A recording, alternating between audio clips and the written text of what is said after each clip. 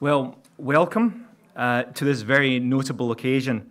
This is the first meeting to be held in person of the Initiative for Co-Regions in Transition in the Western Balkans and Ukraine. So it's fantastic that we've come together as a community today. Our last annual meeting was online, so this really is an opportunity for us to collectively network together, and it feels quite a special occasion and quite notable. I'm delighted to say that we have over 350 persons involved in this year's annual meeting.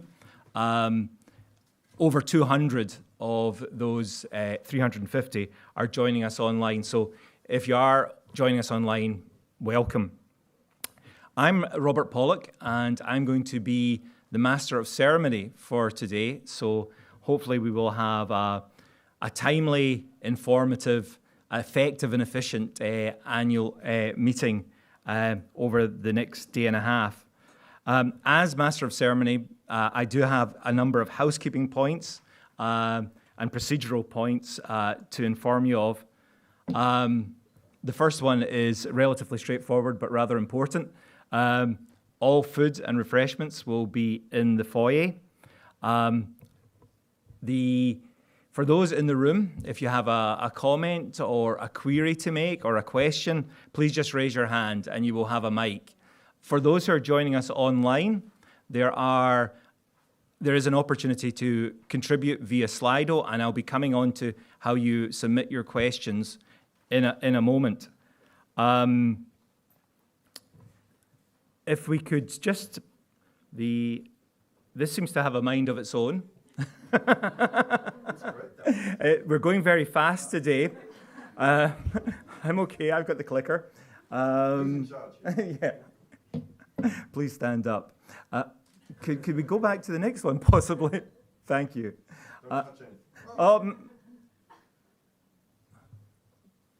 Bear with us, please.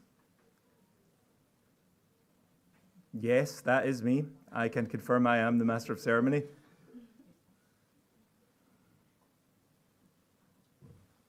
Can I? No. Everything works except the clicker.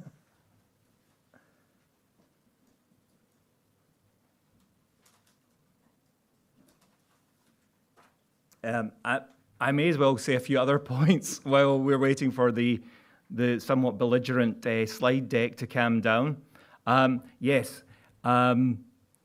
You will have noticed that there's different coloured lanyards, and these are to identify where delegates come from. And there are the colour codes. Obviously, for orange is Bosnia and Herzegovina, red is Kosovo, blue is Montenegro, grey is North Macedonia, black is Serbia, yellow is the Ukraine, and green is the rest. So other actors involved in coal phase-out in the Western Balkans and Ukraine. And please do use the opportunity of the coffee breaks, the lunch breaks, and also the cocktails which we'll be having after today's meeting to network. It is very important. A couple of final points, housekeeping points, is do remember to put your phones on silent. And secondly, it is, all the today's presentations will be available online after the event. So no need to scribble furiously. If we could move to the next slide, please. For those who are joining us remotely, it is important to use the Interacto app, and for those in the room as well. So if you wish to understand what is being said during the course of today's annual meeting, please download the Interacto app at app.interacto.io and enter the code WBUA 2022, and please plug in your headphones and select the language channel. And for those who are joining via YouTube, download the Interacto app again, but enter the code WBUA/online, and that should give you access to the translation services and select your language channel. And if we could have the next slide, please. Thank you. We are now coming to the substantive part of the opening session, now that we've got rid of procedural matters. And we had 2 keynote speakers. Unfortunately, at the last minute, literally at the last minute, Maciej Popowski from DG ENER has unfortunately had to go away on business to Strasbourg. However, I'm delighted to say that Matthew Baldwin is joining us to give the welcome and keynote speech this morning. Matthew Baldwin is Deputy Director General at DG Energy. He has had a distinguished career in the European Commission, Brussels Policy Environment, having previously held Director General post in DG Move, the Director General for Mobility and Transport, and DG Trade. His career has allowed him to view EU policy development from a range of perspectives, including as an advisor to a former Commission President and as head of cabinet to a commissioner. Prior to joining the European Commission, he was first secretary at the UK's permanent representation to the EU. So I cannot imagine a better person to give the keynote as we begin to consider phase out in the Western Balkans and how we achieve that in a just and fair manner. Please, Matthew, you have the floor.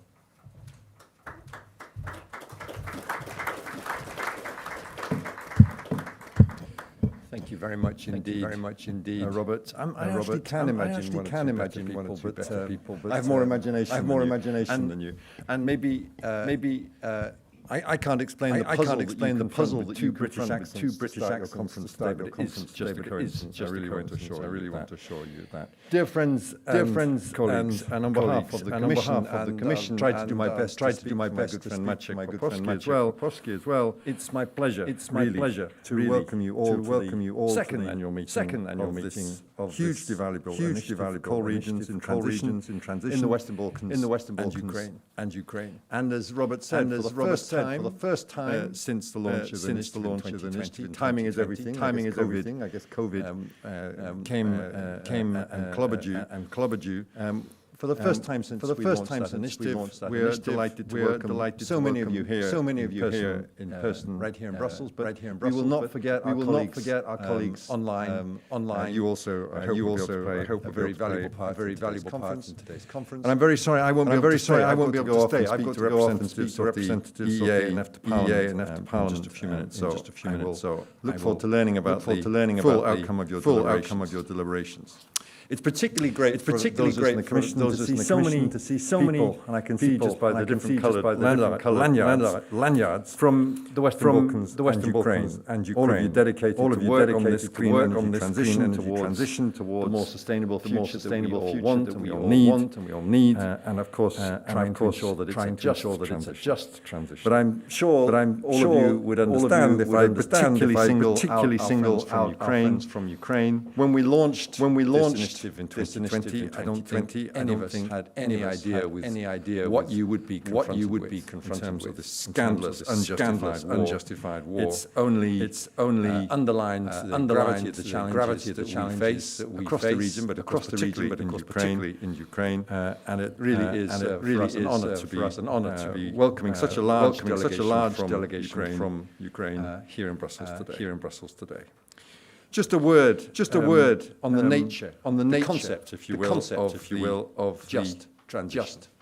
For us, it's a key pillar of the European Green Deal. Blueprint for EU's economic policies 2019. Because the just transition is the context. It's the envelope, if you will, by which we can continuously support all the stakeholders in the coal regions affected by the transition. Each region is different. There's a tendency to colour in on the map. These are the coal regions. When you're all different, your own needs, and of course your own challenges. But the importance of sharing those experiences, collaboration, broader stakeholder involvement, is shared across all those regions with the EU, with our own painful experiences of coal transition that we have had and are still ongoing.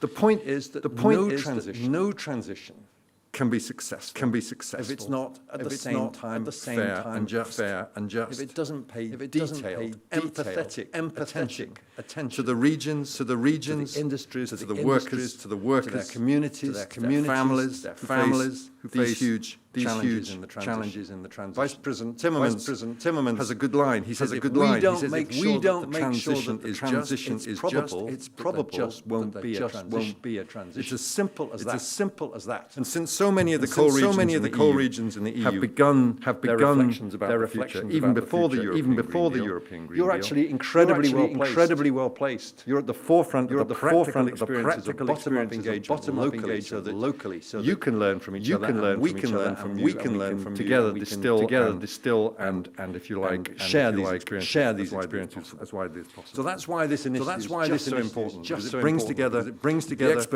expertise, and experience from the coal regions within the EU, together with those of the Western Balkans. We've got to exchange the lessons that we've learned. We've got to exchange the best practices. And thereby we can support the coal regions by identifying the most relevant ways join forces and join shared goal in our shared goal to phase out coal.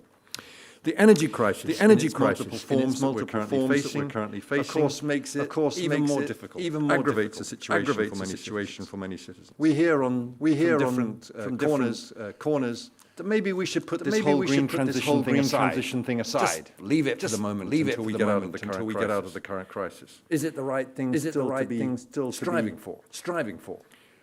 What we think in the Commission is that Putin's war on Ukraine means that we need to move even faster, even more coherently to reshape the energy system we share towards a greener and more sustainable That's the focus of Repower EU.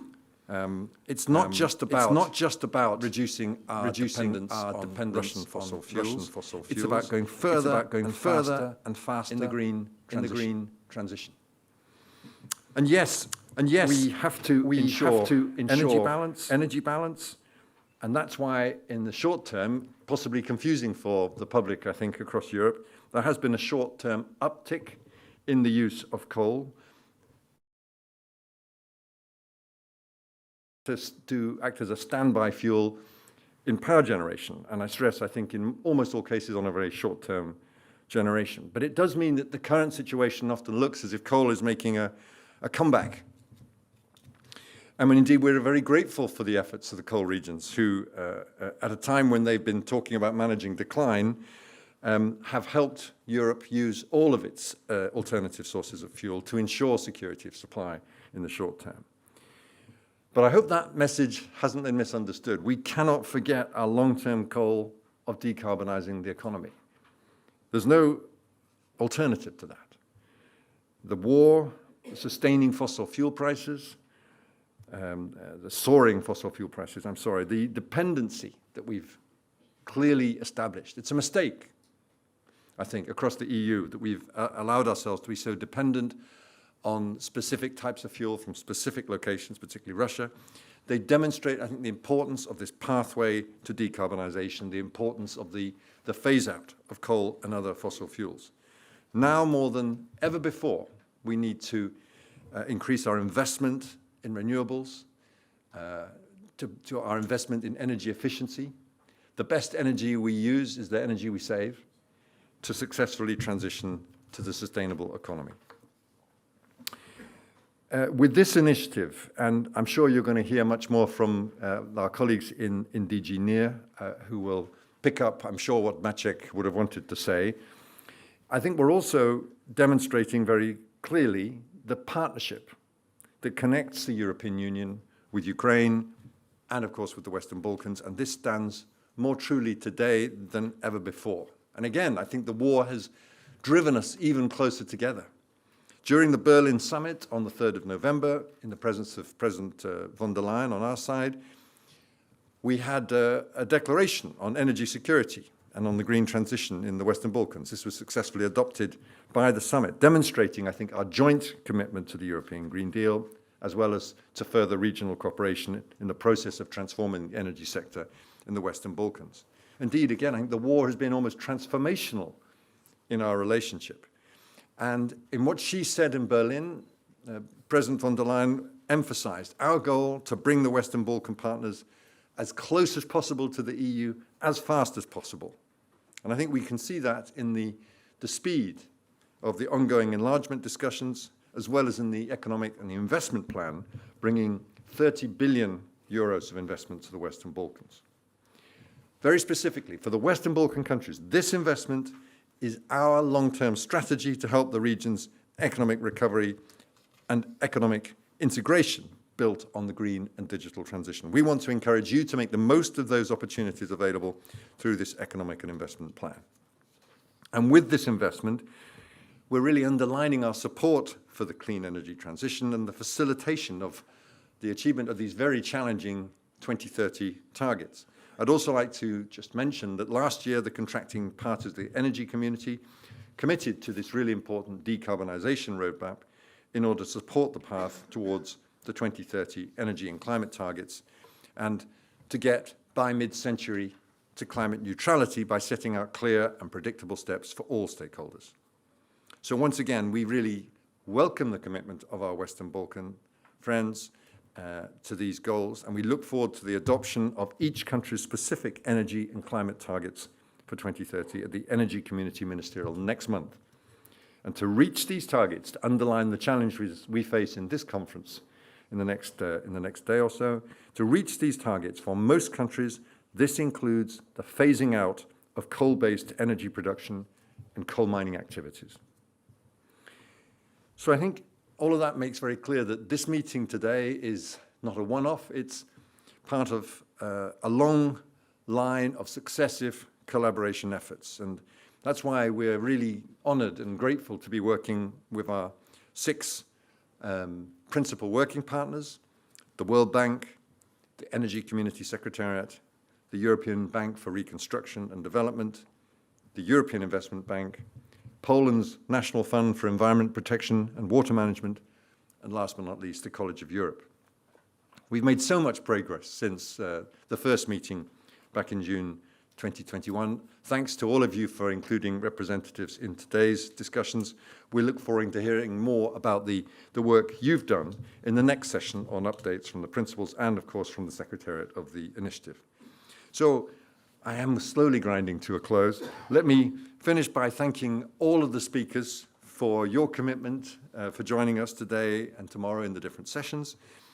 We look forward to hearing what you have to say about the energy crisis, about stakeholder engagement, about environmental remediation, about human capital development, and of course, vitally, about financing the just transition. We're very proud, I think, that we've achieved an equal representation of speakers, both in terms of the diversity of sectors, but also, of course, vitally in terms of gender. And I think, if I may, just then in closing, simply say the following, that we in the Commission see this annual meeting here, today and tomorrow, as another important step in this good direction that we've established. We are committed to continuing this exchange with the coal regions of the Western Balkans and Ukraine. I hope we have fantastic, vital, fruitful discussions, meaningful exchanges in all the breakout sessions and all the coffee breaks, and particularly in the cocktail tonight. I wish I could join you, while we work on our shared vision for the future, and we can move forward as one energy community to achieve this essential objective of climate neutrality by 2050 in a just way. Thank you very much.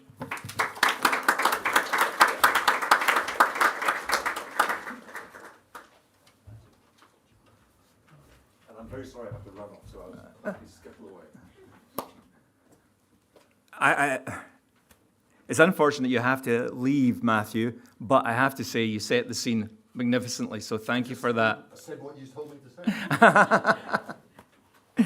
No, not at all. I think what was so striking was the unequivocal message from the European Commission that despite the challenging times we face, we are fully committed to a just transition, to decarbonisation, not only in the European Union, but in the wider neighbourhood of the Western Balkans and Ukraine. So thank you again, Matthew, and good luck with the conference today.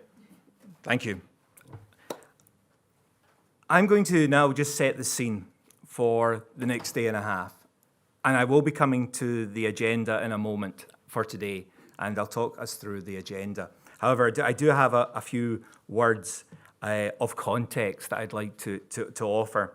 You know, As we've heard from Matteo, matters have changed markedly since the initiative was launched in 2020, and it would be foolish to say otherwise.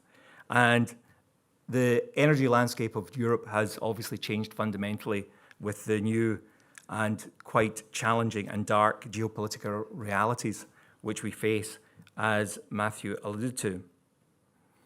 However, as observed by Matteo, this new paradigm does give us an opportunity to actually move faster to reshape the energy systems towards a greener and more sustainable future in both the EU, but also in the Western Balkans and Ukraine.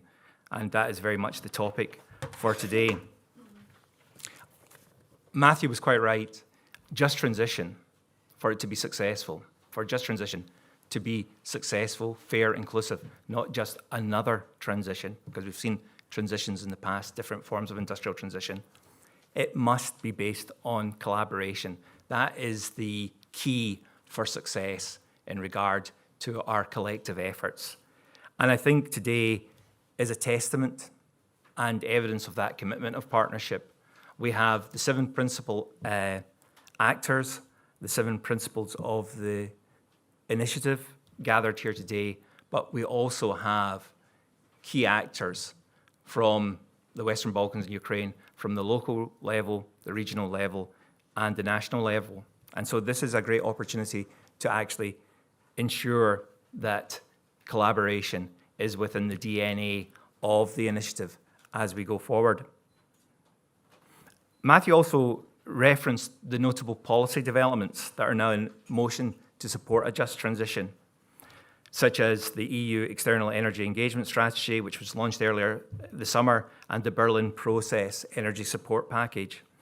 And over the next day and a half, we will be hearing more about the support that is being offered by the 7 partners of the initiative: the European Commission, the World Bank, the Energy Community Secretariat, the EBRD, the EIB, College of Europe, and the National Fund for Environment Protection and Water Management. And we'll be hearing how those 7 partners are working together to promote support a just transition in the Western Balkans and Ukraine.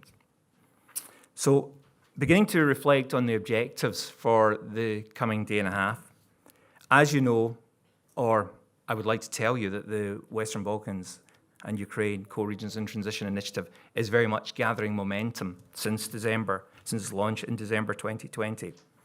We have had the successful introduction of exchange programs between Western Balkan and EU stakeholders, and in the very near future, we will have commencement of tailored regional workshops in the Balkans and webinars on just transition. So today, this day and a half, is really an opportunity to build on that momentum, increase the momentum.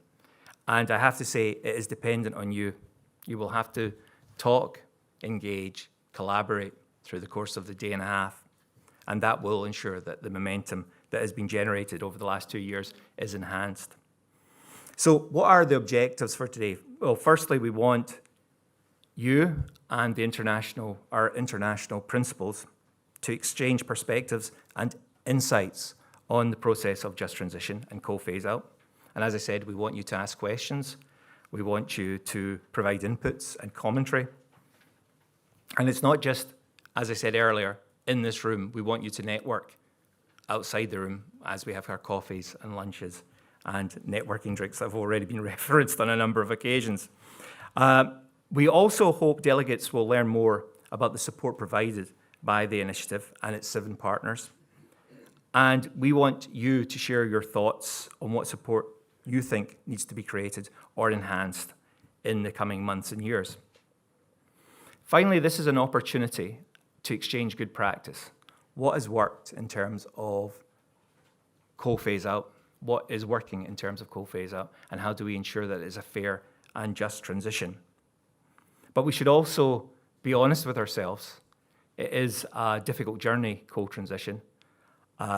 And there are examples of things not being so effective. So we should talk about the good practice, but we should also talk about the challenges and less successful practices.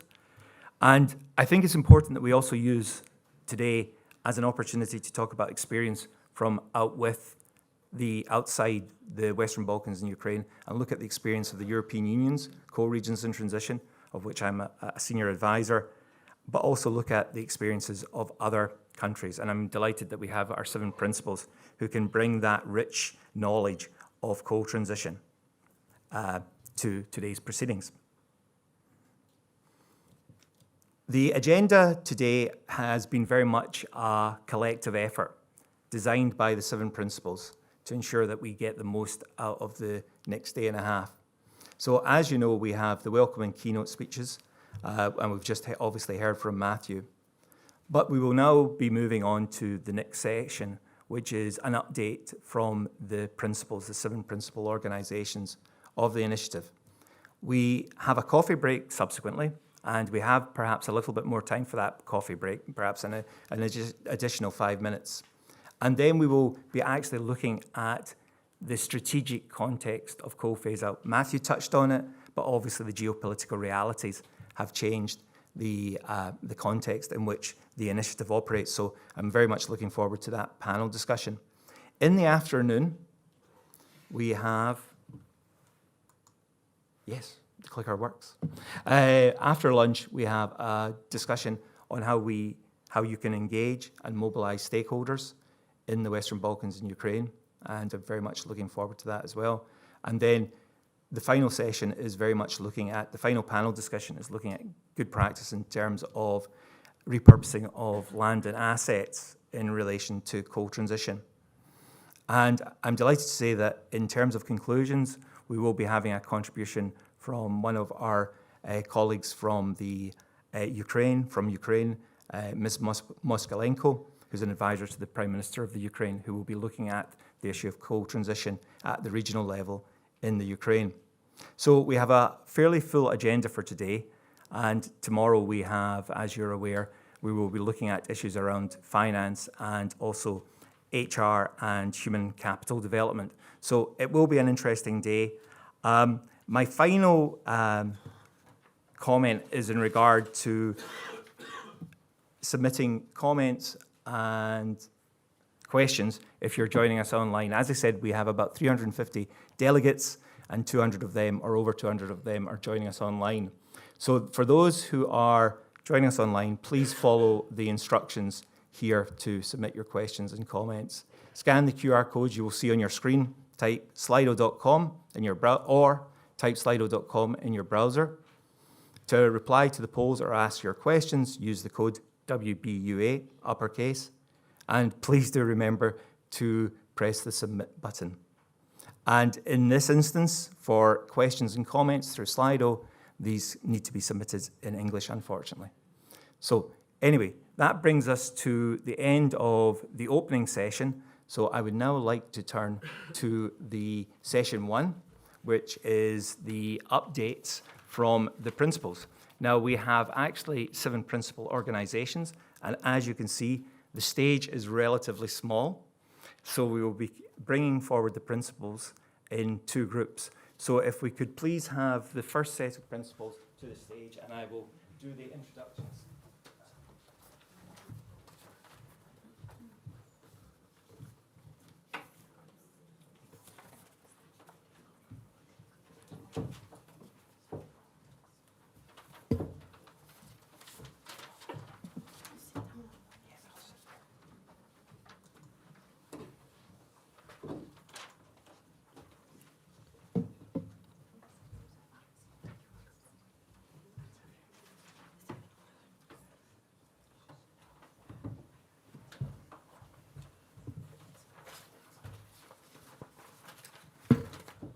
Okay, that is our first group on the stage. So just to give you some context for the next hour and a half, this is an opportunity for each of the principals to give insight on their respective activities and policies to promote coal phase-out and just transition in the Western Balkans and Ukraine. It will be an opportunity for the principals, the representatives of the principals, to highlight the support opportunities which they can provide you in your specific context and what are future planned developments. I think also it will demonstrate, with having the 7 principals on the stage, that this is very much a joint initiative, and that there are many complementarities between the work of the respective organisations and the totality of the initiative. And obviously, finally, we will have an opportunity to ask questions of the principals. So what we plan to do is have the first three principals giving their keynote speeches or their overviews of their activities, and then we'll take Q&A from the room and online, and then we will ask the next four principals to come to the stage.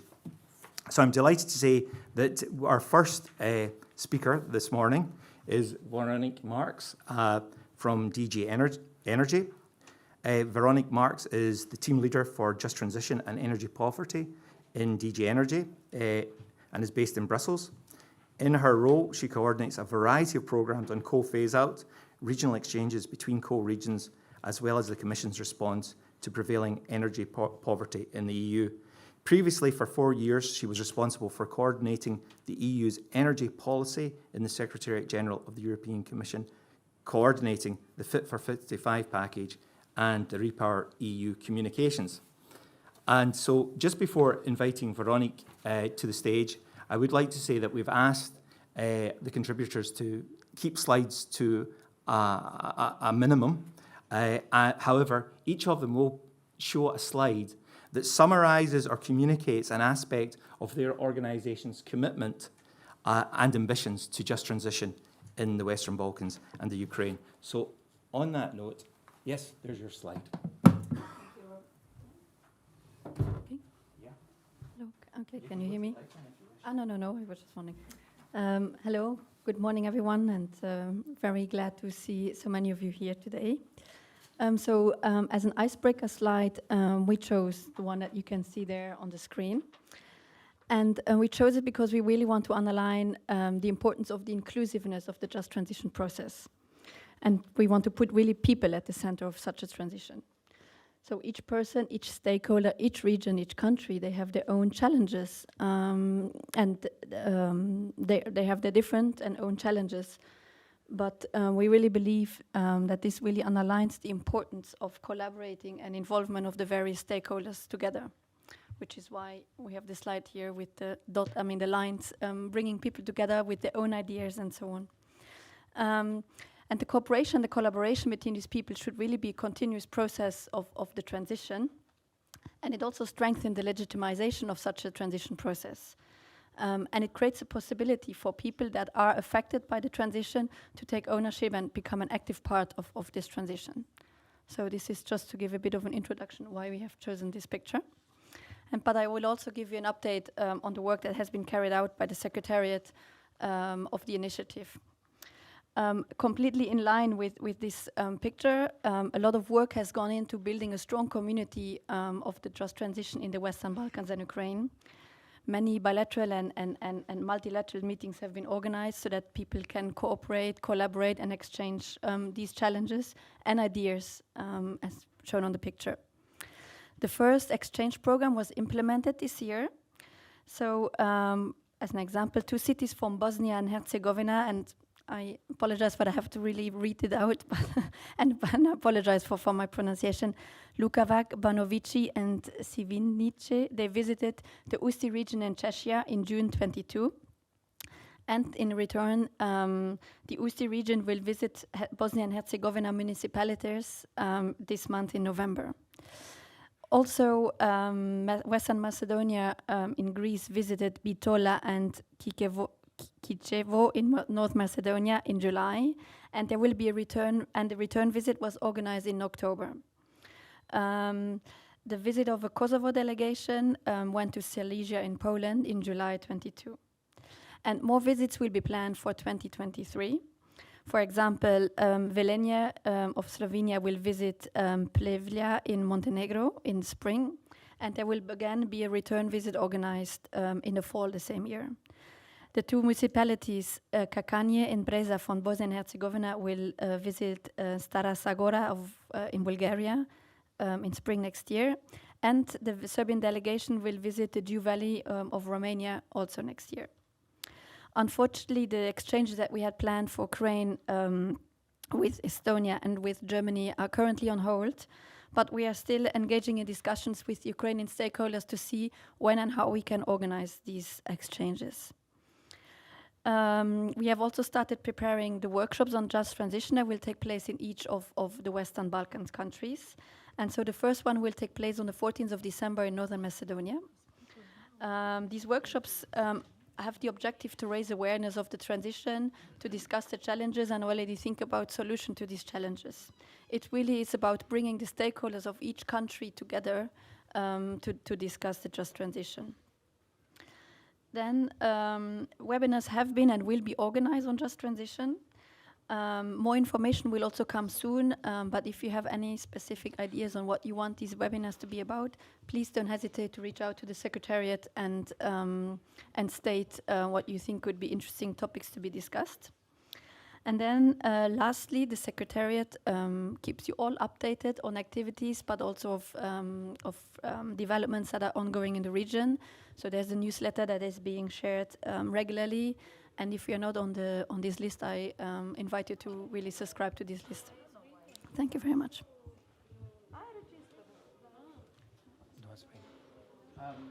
Thank you, Véronique. I think what that demonstrates is that there really is, as I said, a genuine momentum in the initiative, both in terms of the exchanges, the planned workshops, etc., and the webinars.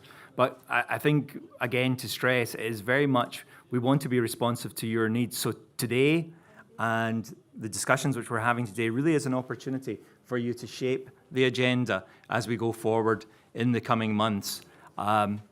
So thank you very much, Véronique, for that insight into the activities of the European Commission. As I said, you know, this is very much a collaborative effort. It is coming together of the 7 principal organisations. And so over the course of the morning, we will be hearing their respective activities, but also how they complement each other. So I'm delighted to be asking Aleksandra Huurdeman of the World Bank to now contribute his views in regard to their activities in the Western Balkans and Ukraine. Just by way of background, Lex is a senior gas expert at the World Bank. He has been in that role since 2010, and he's worked across the globe in the oil and gas sector for a number of decades.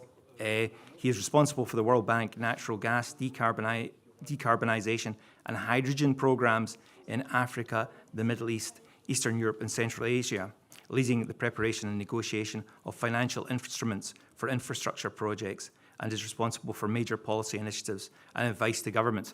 So again, an ideal representative to be giving the views of the World Bank today. So I will just hand over to Lex. Please, you have the floor. Thank you, Robert. And good morning, ladies and gentlemen. It's a pleasure to be here, and I will try to summarize the key achievements of the World Bank over the past year. And it's been a busy year. I've chosen a picture of a land reclamation after our mine closed, which you immediately recognized, of course.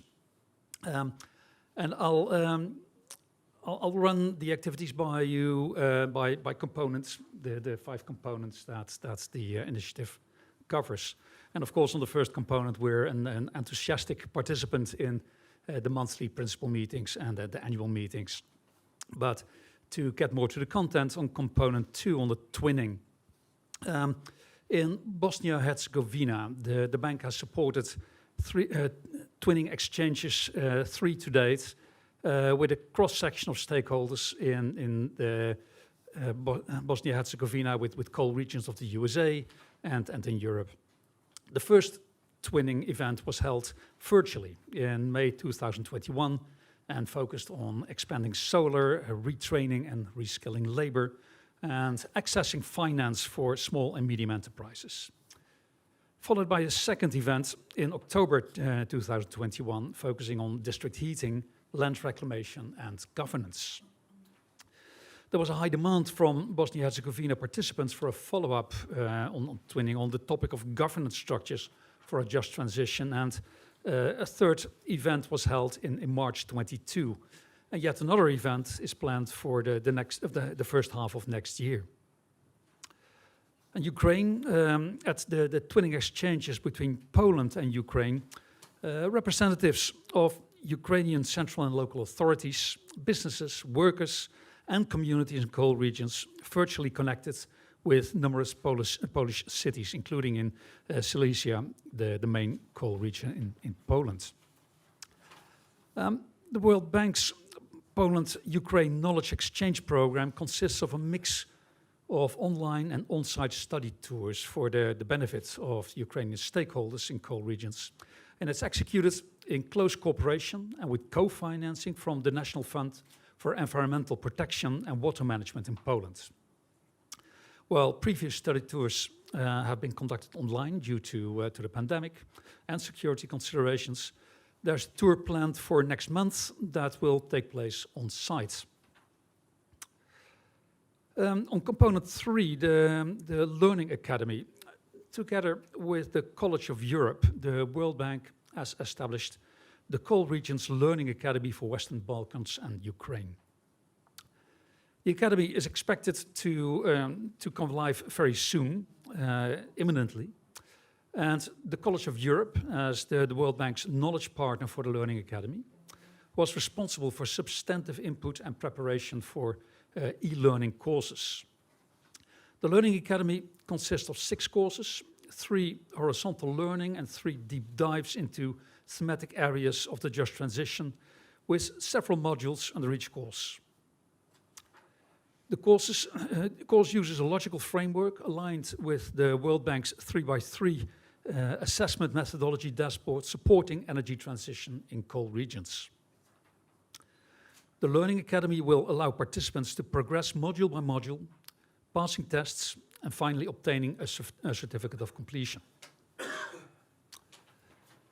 On the fourth component, technical assistance to pilot regions, what I can report is that in Bosnia-Herzegovina, the Just Transition roadmap is nearing completion and will be disseminated to stakeholders next month. And the roadmap synthesizes 2 years of analytical work addressing key areas of the 3x3 matrix: government structures, stakeholder engagement, alternative energy solutions, job diagnostics, and active market labor policy systems, and land repurposing. Preparation for a landing operation titled Pilot Approaches to a Just Transition in Select Coal Regions of Bosnia-Herzegovina has begun. And the proposed landing engagement will build on the roadmap findings to repurpose mining lands in Banovici, Cenica, and Kaško, support development of renewable energy sources, and implement early-stage social protection, reskilling, and economic opportunities for workers and communities. A cost-benefit analysis is also underway. A Western Balkans coal region in transition public perception survey has been carried out.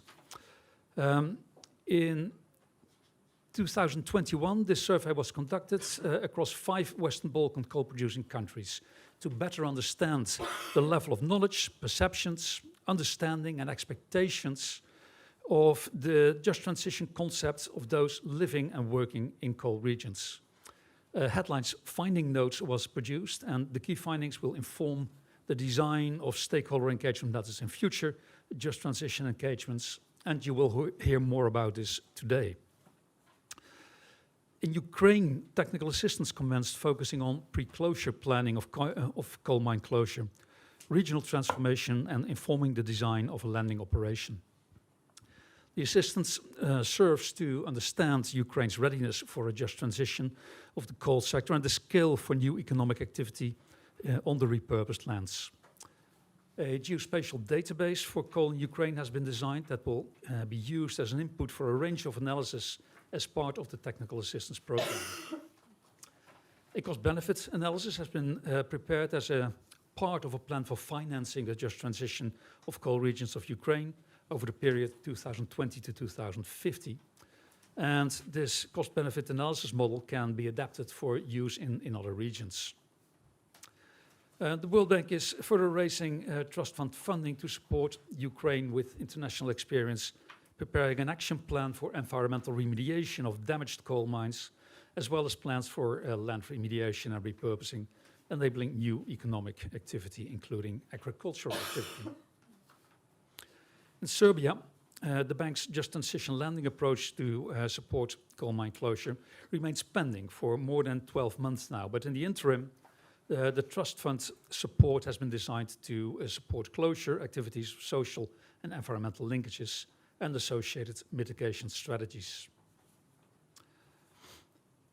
For component 5, financing transition projects, like I said, the main findings from the Bosnia-Herzegovina roadmap form the broad contours of a potential lending operation that's now under discussion with the country and with entity authorities and their respective utilities. The World Bank team has also started a dialogue with the government of Ukraine on a multi-phase programmatic approach to a lending operation. However, given the current circumstances in the country and the priorities for the country, preparation of this operation is likely to stall until further notice. In Serbia, we hope that we can soon move forward with the lending operation. And with that, Robert, I'd like to conclude and hand back to you. Thank you, Lex, for those insights into how the World Bank is contributing to coal phase out in a just and fair manner in the Western Balkans and Ukraine. And you gave a real sense of the breadth of activities and the breadth of geographies covered.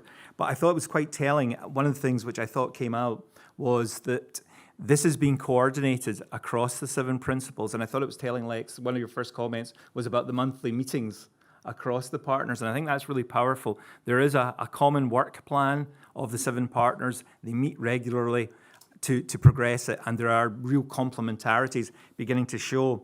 But I also thought it was very interesting, just how things have progressed since the launch in December 2020, and how there have been, innovations. You talked about online study tours, and I know from experience that the online study tours have been very effective and very highly regarded. You talked about the establishment of the Learning Academy with the College of Europe. And having been involved with the development of some of the modules, I know the quality of the material, the reference to surveys of need, cost-benefit analysis, modelling, technical assistance. There is a lot going on. So thanks for giving that insight. And I think it really gave a real complementarity to what Véronique was saying about the European Commission's ambitions and activities. So the final panelist in this first session is Artur Lorkowski, who's director of the Energy Community Secretariat. Artur was formerly the vice president of the management board of Poland's National Fund for Environmental Protection and Water Management, and we'll be hearing more from them in a moment.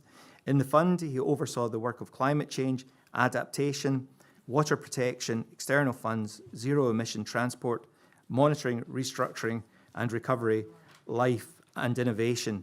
So it was quite a significant portfolio of activities. Previous to that, Artur was the Deputy Director at the Ministry of Foreign Affairs, responsible for energy security and climate change. And between 2018 and 2019, he served as a special envoy of the Minister of Foreign Affairs for Climate Affairs. So Artur, please, over to you. Thank you very much, and thank you for inviting the Energy Community Secretariat to report on the progress we achieved last year in the implementation of the Just Transition Agenda in the Energy Community Framework.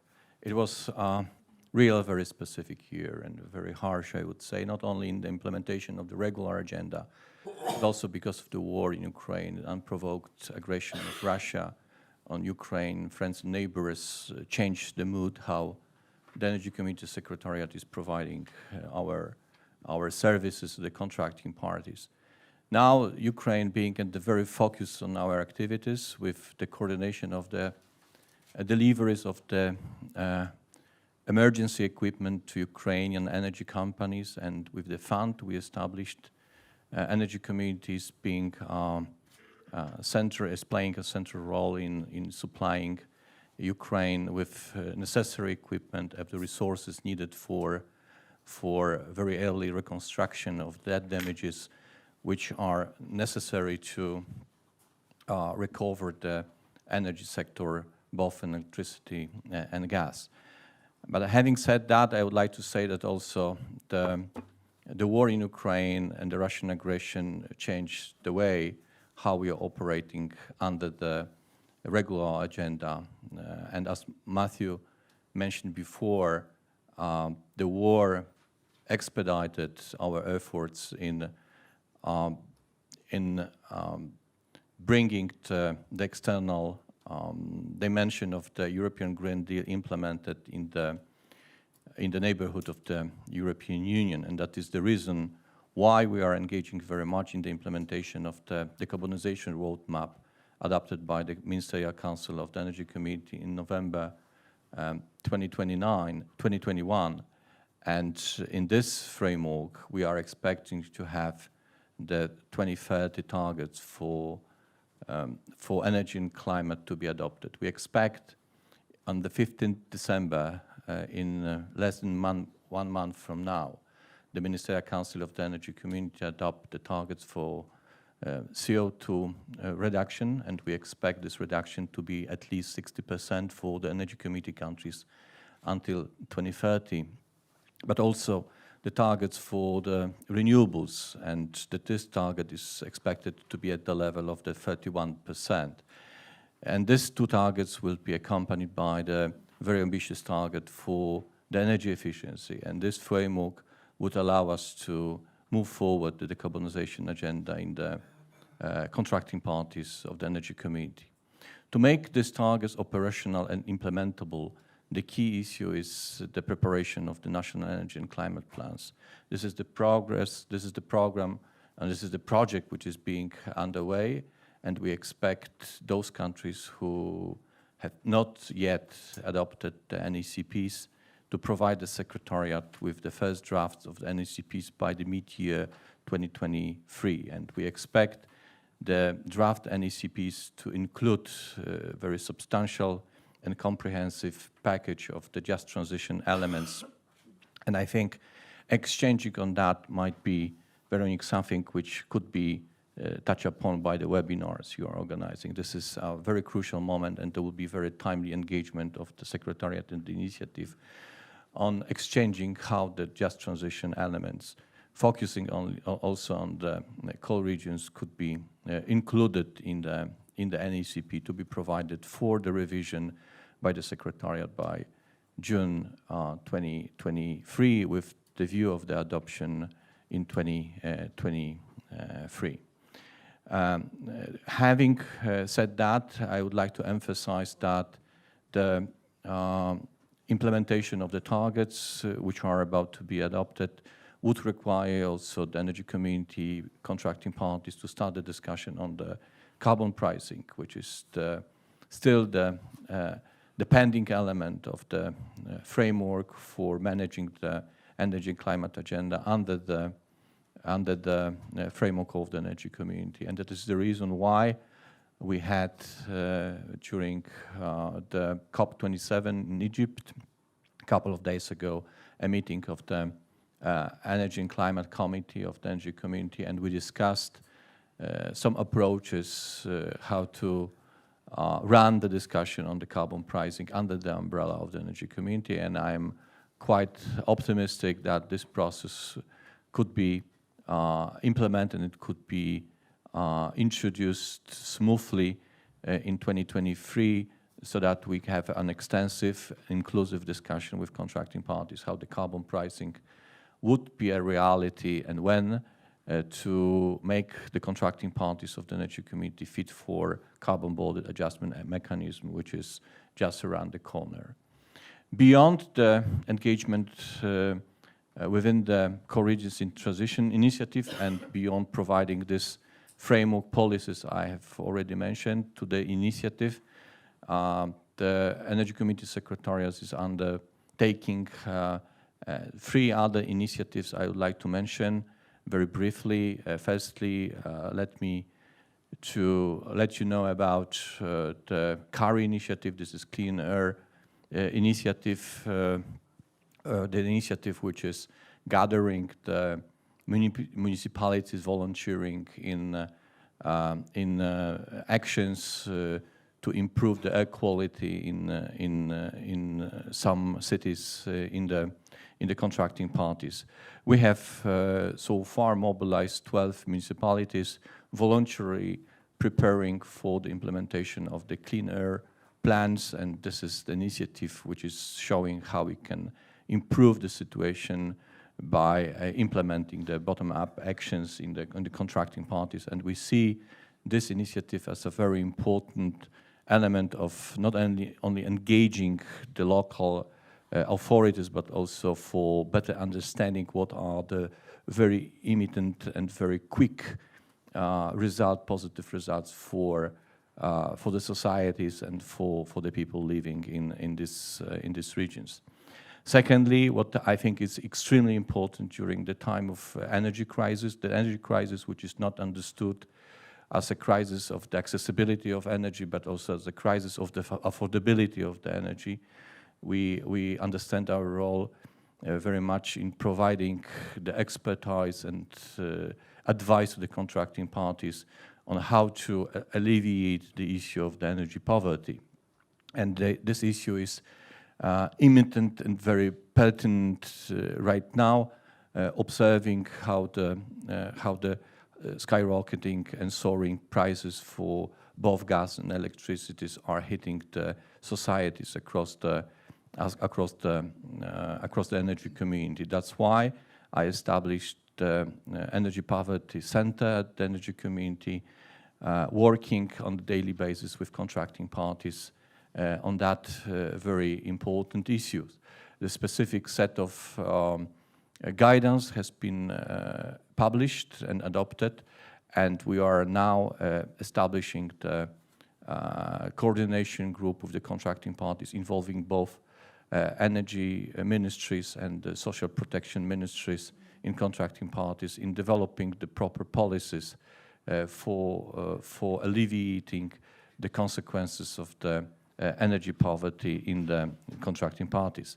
And finally, what I think equally important is the gender agenda by the adoption of the Code of Conduct and the participation in the initiatives. Now, Energy Community Secretariat is mainstreaming the gender agenda in our activities, and we see this point as a very important element and very important angle we should look at just transition activities and more broadly the energy transition in the contracting parties. All of these elements have been discussed during the Just Transition Forum organized by the energy community before the summer break in Sarajevo. This was the gathering, collecting the decision makers and non-governmental organization discussing, the practical ways how we can move forward the transition in the energy community countries. And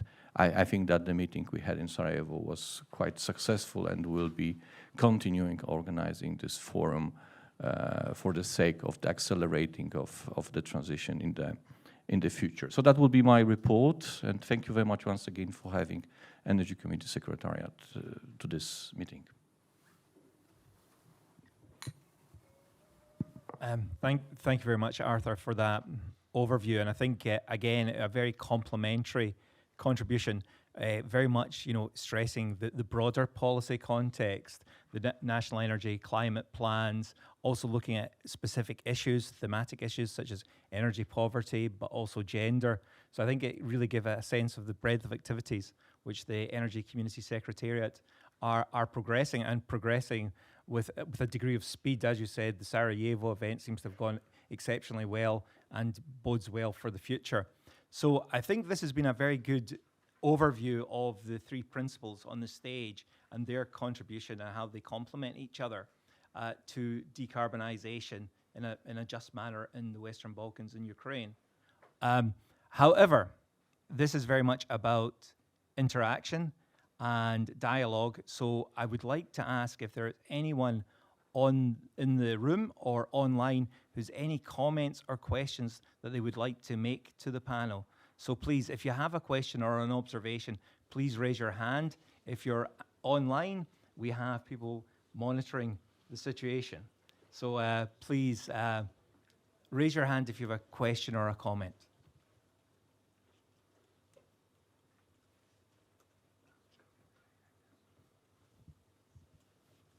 I see you're very pleased with the contributions this morning and feel that everything is being progressed satisfactorily. Well, we do actually have a comment from one of the delegates. So please introduce yourself. Thank you. Yes, good morning. My name is Corona Zierold. I'm working for Industry All Europe. We are a trade union federation representing 7 million workers, including in the Western Balkan countries. My question to you basically is, you are talking a lot about just transition and the measures that you are thinking about in terms of energy poverty, reskilling, upskilling, and so on and so forth. I'm just wondering in how far you are engaging as well with the trade unions in the region, because, we feel quite... we have coined the concept of just transition since the 1980s, I think. And for us, it's quite important that trade unions are at the table, are involved in the discussions and an active partner. So I'm just wondering. I also was wondering on the energy community. A question to you, maybe to the Secretariat. We used to be involved also in the so-called social forum of the energy community. We had a memorandum of understanding on the social dimension of the liberalization of the energy market, and this has been abandoned. I'm just wondering if that would not be even more important to get back together and discuss the social dimension with the trade unions. So that was basically my key concern. How are you engaging with workers? Thank you. Thank you for that question. I think that is a question that could be addressed by many on the panel, but can I perhaps ask Artur from the Energy Community Secretariat to lead on this one? Thank you very much for the second part of the question, actually, which is somehow relating to the activities of the energy community. My understanding is that the Just Transition Forum I have just mentioned is exactly the place we can discuss the social aspects of the transition. And the social forum, it used to be a forum of cooperation. It has been transformed into the Just Transition Forum. You can see right now. So. I would assume that the invitation has been sent to the trade union representatives to take part in that event in Sarajevo, but for sure I will keep my eye on that this invitation will be sent next year so that you will have a proper representation of the trade unions and the workers in the discussion on the transition in the energy community during the Just Transition Forum next year. Thank you. Thank you. Lex, any perspectives from the World Bank? Yeah, thank you. And I'm very happy with this question because this allows me to re-emphasize that a just transition can only work if it's inclusive, and that means involving all of the stakeholders. And there are many, and clearly the labor unions are recognized as an important one amongst them. So in our work, we've had regular contacts with labor unions, both at international level and at local level. So yes, very much part of it. Inclusiveness is key. Véronique, any final comments? No? I can only echo what has been said. Okay. Our motto is also the inclusiveness. So, I mean, of course, with industrial also, especially, we have been in close contact also in Europe, but also in the Western Balkans. And next year when the first national workshop will take place in North Macedonia now in December, but when the others also take place next year, of course, we will make sure that trade unions are invited and can voice their concerns. Thank you, Véronique. We have another question or comment, please. Well, it's a comment. I'm Dennis from Bosnia and Herzegovina, and I was a part of this exchange program, where we actually involved the trade unions in the exchange program, thanks to the Secretariat. So the visit, we went to Usti region, where we had a meeting of a trade union representative from Bosnia and Herzegovina with the trade unions of Czech Republic. And during the return visit, the trade union from Czech Republic also had a meeting with the trade union in Banovice coal mine. So it's already happening on the ground, and it was done in cooperation with the Secretariat with this exchange program. Yeah. Thank you for that clarification. We do have time for one more question or one more comment from the floor, so please just show your hand if you wish to make a point or make a query. Okay. Just a question that I was reflecting on when you were speaking.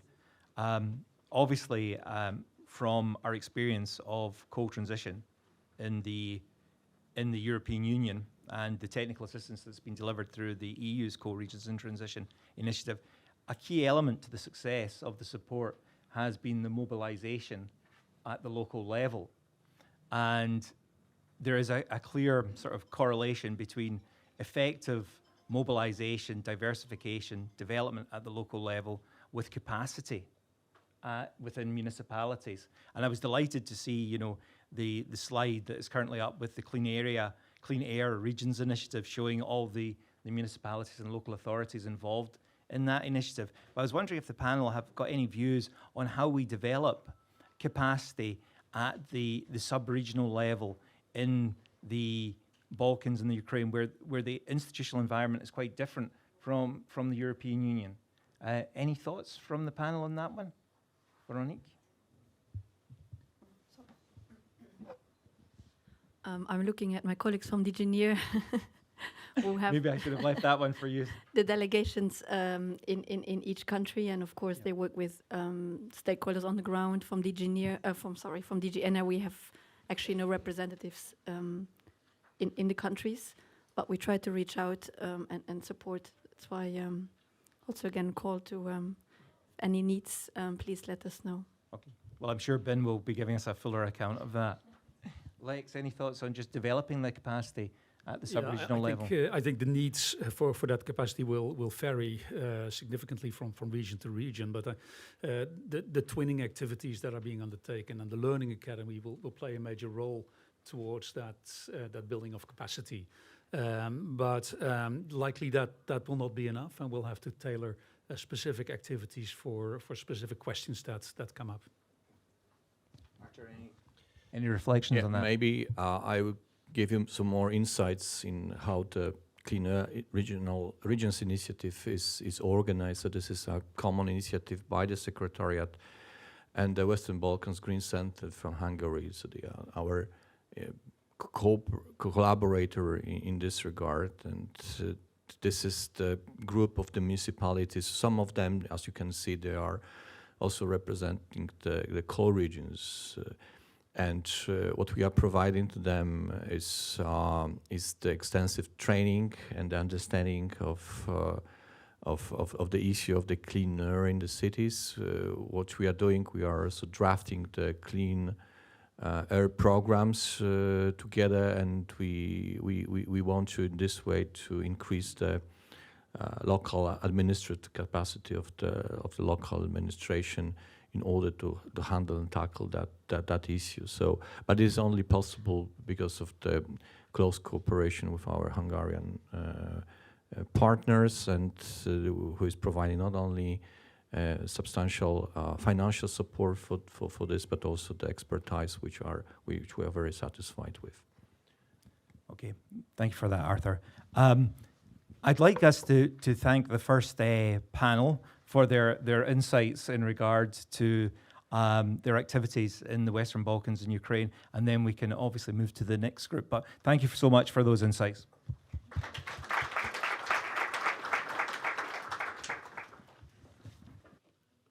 If we could have the next four, please. Thank you.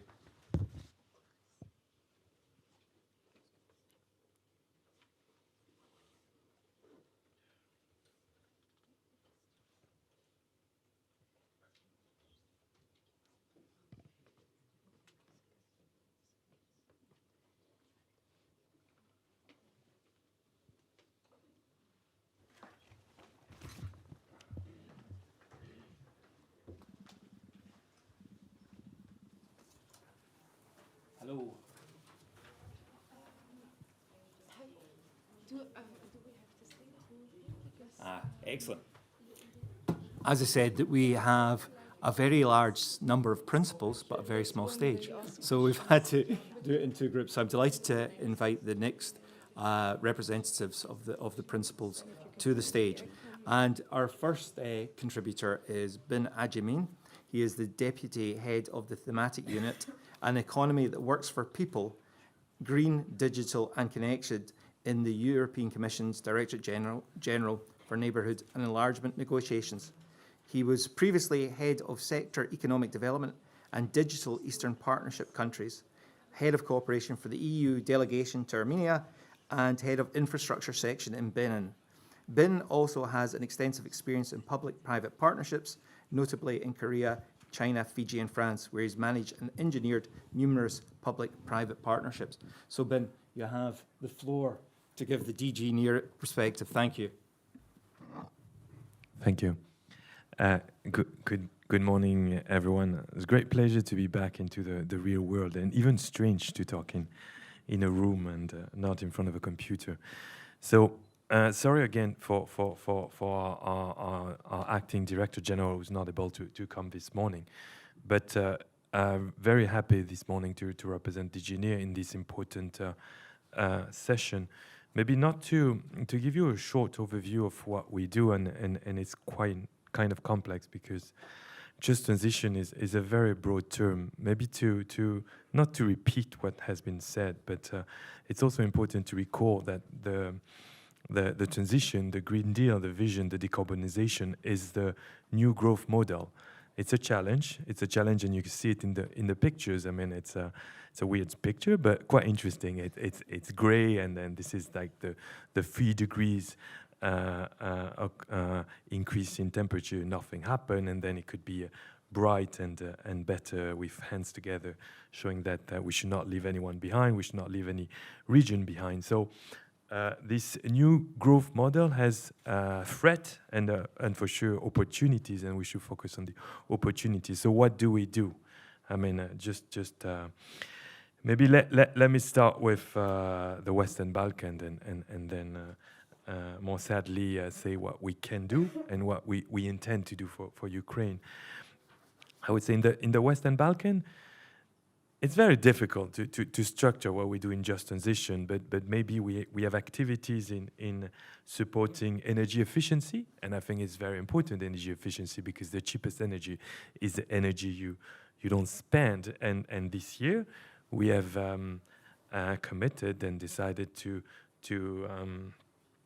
invest an additional 100 million euro into the regional energy efficiency program in the Western Balkans, and up until now we've already supported 10,000 households, 1,000 SMEs to improve their energy efficiency. It's a lot and it's not a lot.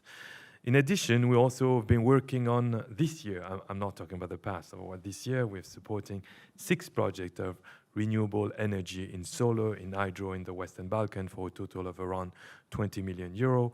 We also worked on energy connectivity, because energy connectivity support not only integration into EU energy market, but also efficiencies.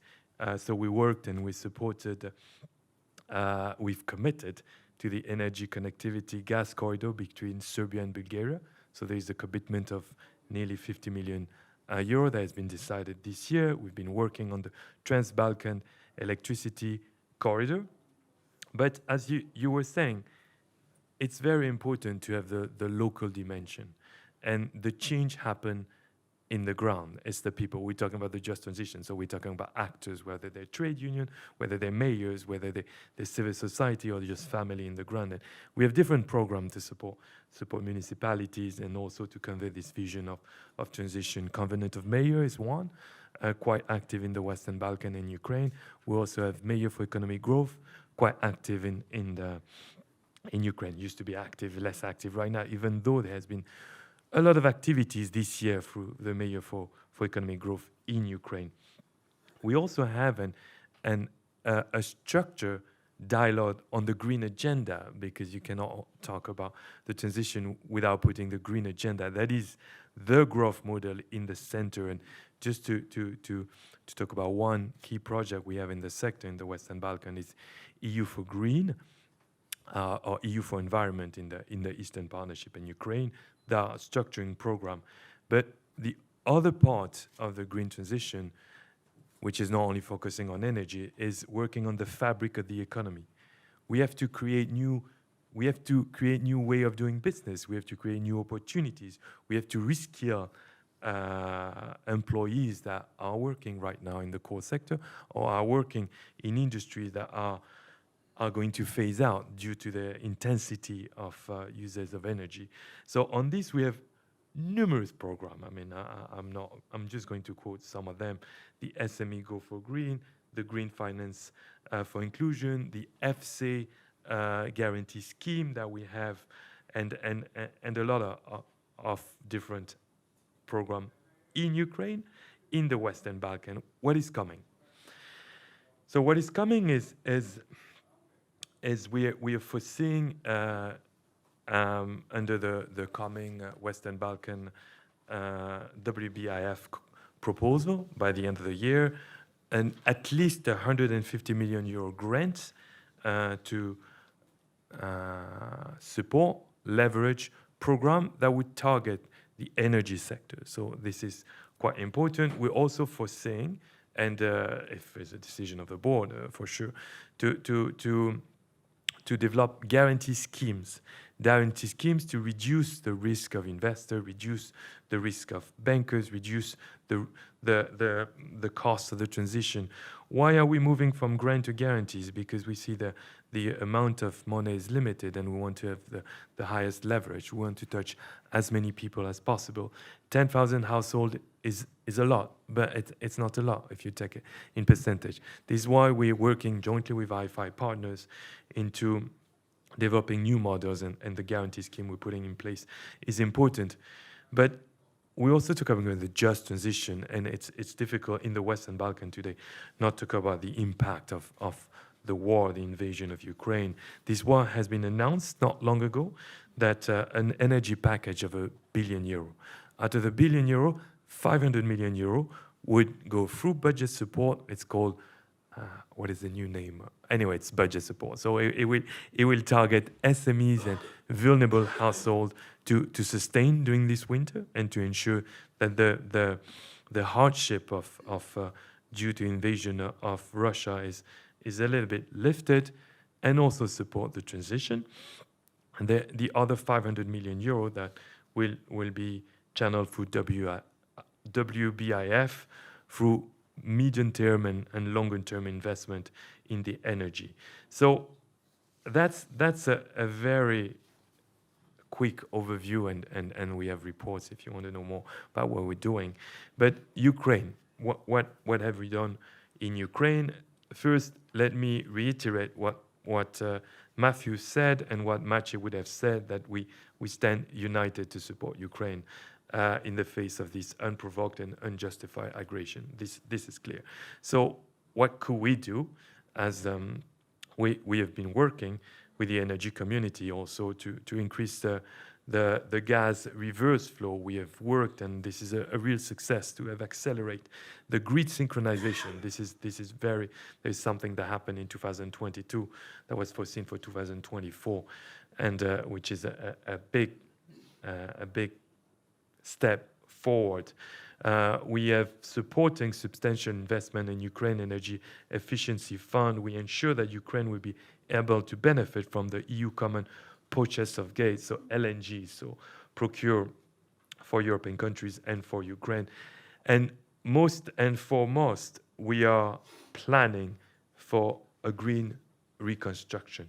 I think what we're aiming at is the reconstruction of Ukraine, and the reconstruction that would leverage the benefit of this transition, and that we ensure that the transition is protective of the environment, in line with the vision of having a European climate neutral continent, but also inclusive of citizens, inclusive of our region. So that's the what I could say about what we have done for Ukraine, and might have been a little bit long, so thanks a lot.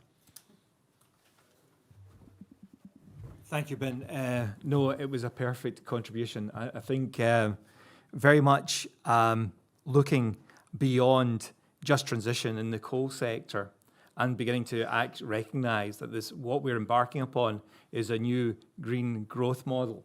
And I thought that was a very powerful point. Many powerful points, actually. But it is just transition is the legitimacy on which this new economic model will be based. And I think it is very important that we actually achieve this just transition in regard to coal communities, because it will demonstrate to other industrial communities that there is justice, there is fairness in this new green growth model. It is an inclusive model of growth. So very powerful points, Ben, and obviously finishing on the Ukraine was very appropriate and timely. I would now like to ask Anna Vasylyeva of the EBRD to give her thoughts in regard to the initiative.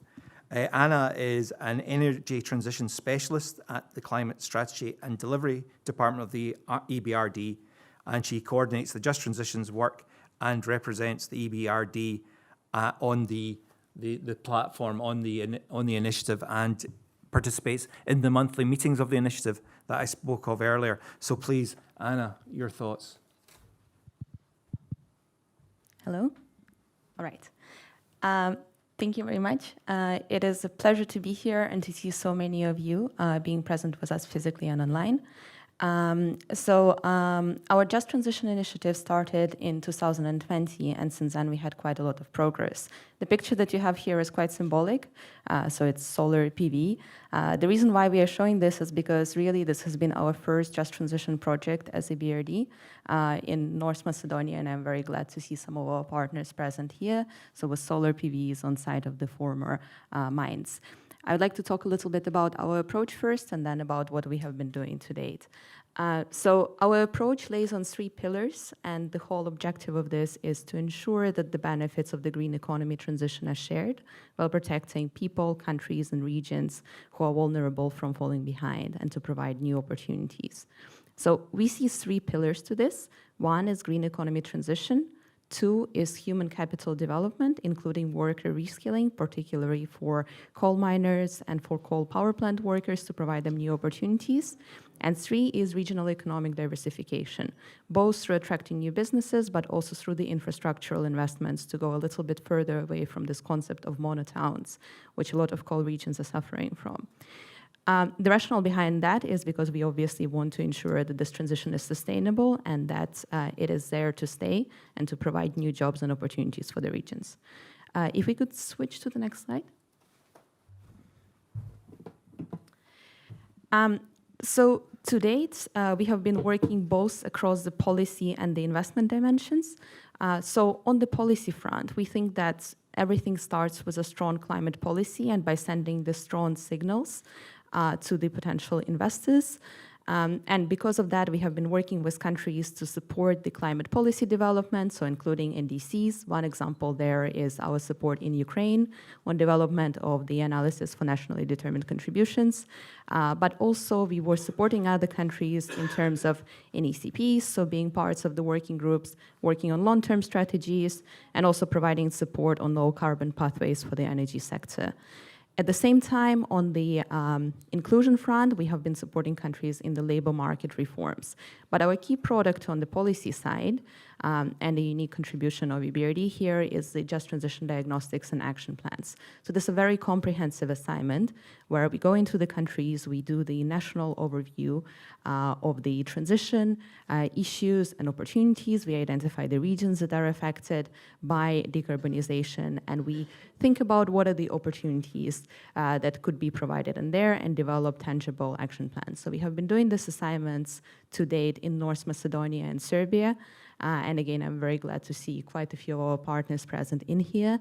And stakeholder engagement is really key, coming back to the previous questions, because we had the project working group established for these assignments with broad participation from key ministries, from utilities, from regional authorities, as well as from labor unions and NGOs present at that, because we believe that stakeholder engagement is crucial to achieve just transition.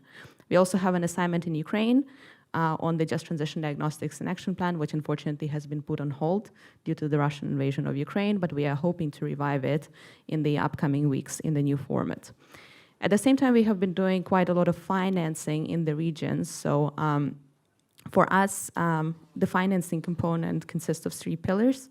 So direct financial support, but also mobilizing finance and looking into the technical cooperations assignments as part of our transactions. So here I would like to highlight a couple of areas, such as, for example, support with not only technical due diligence, but also with upskilling and reskilling of workers. Again, some of the examples that we have here from North Macedonia, but also working to support corporate climate governance. And I think this is quite a new area that we are bringing here to the table. So in terms of supporting our clients and supporting utilities in terms of developing corporate climate governance plans, thinking about transition planning at company levels and making sure that it's inclusive. So incorporating the strategic workforce management dimension in there. So I would also like to briefly touch upon our growth areas and to give you a little bit of flavor of where we are going to head going forward. So for us, we see 3 growth areas. One is this transition planning, which I have been just describing, and looking to scale it up and make sure that we don't only have national level plans, but we also look at it at the company level for this integrated approach. Second is looking into the bonds and looking into the potential for both sustainability-linked bonds, sustainability-linked loans, but also at the same time into the transition bonds and sustainability bonds. We have one example of Just Transition bond in Poland, and we are hoping to scale that up and to look into other regions, including Western Balkans and Ukraine. And the third area is looking into the comprehensive packages. I think, from COP, from last week's, a lot of you have probably heard about the energy transition mechanisms, which are just and which have been launched for a number of countries, including South Africa, including Indonesia, and a lot of others. And we hope that that type of an example could potentially down the line be replicated in Western Balkans and Ukraine, in other regions, which are very important. And one example that I would like to bring here is actually an example that we have from Egypt, which we launched at COP in terms of our NUAFI initiative. So looking into comprehensive package for gas transition, an initiative supported by EBRD, working with European Commission, but also the Egyptian government. And the reason why I'm bringing that up, because we are talking about the decommissioning of 5 gigawatts of gas, adding 10 gigawatts of renewables, grid investments, and ensuring the renewable supply chains resilience, at the same time ensuring also just transition for the workers. The reason why I'm bringing all of this up here, the Egyptian example, is because I think we could scale that up, and because I think a lot of the challenges and a lot of opportunities here are very similar to what we have seen so far in Western Balkans and Ukraine. And those big comprehensive financing packages are really essential to bringing this forward. Thank you. Thank you, Anna. I'm conscious of our time, so we will. It's always the way of things. You think you've got lots of time because a speaker has dropped out, and then suddenly you find you're actually chasing your tail again. So we will keep this session. We will keep to the agenda time. Please be assured. But Anna, thank you for that contribution. What really struck me, just having listened to these contributions, these back-to-back contributions, is just the menu of support that is actually available for actors in the Western Balkans and Ukraine. You were touching on private sector governance support. You were talking on just transition diagnostics, leading to specific action plans, fundable action plans. So there is this wealth of support for actors engaged in co-phase out. I will now hand over to the European Investment Bank. It seemed only appropriate that the EIB should be following on from the EBRD. And the contributor of the principles, or rather the representative of the principle this morning, is Matteo Rivellini, who is head of Enlargement Division in EIB Global. He's an experienced manager with unique expertise in infrastructure, migration, blended finance, and development finance in the Western Balkans, Italy, and Central Europe. He's currently the head of division in charge of lending operations in Slovenia, Croatia, and the Western Balkans at the European Investment Bank.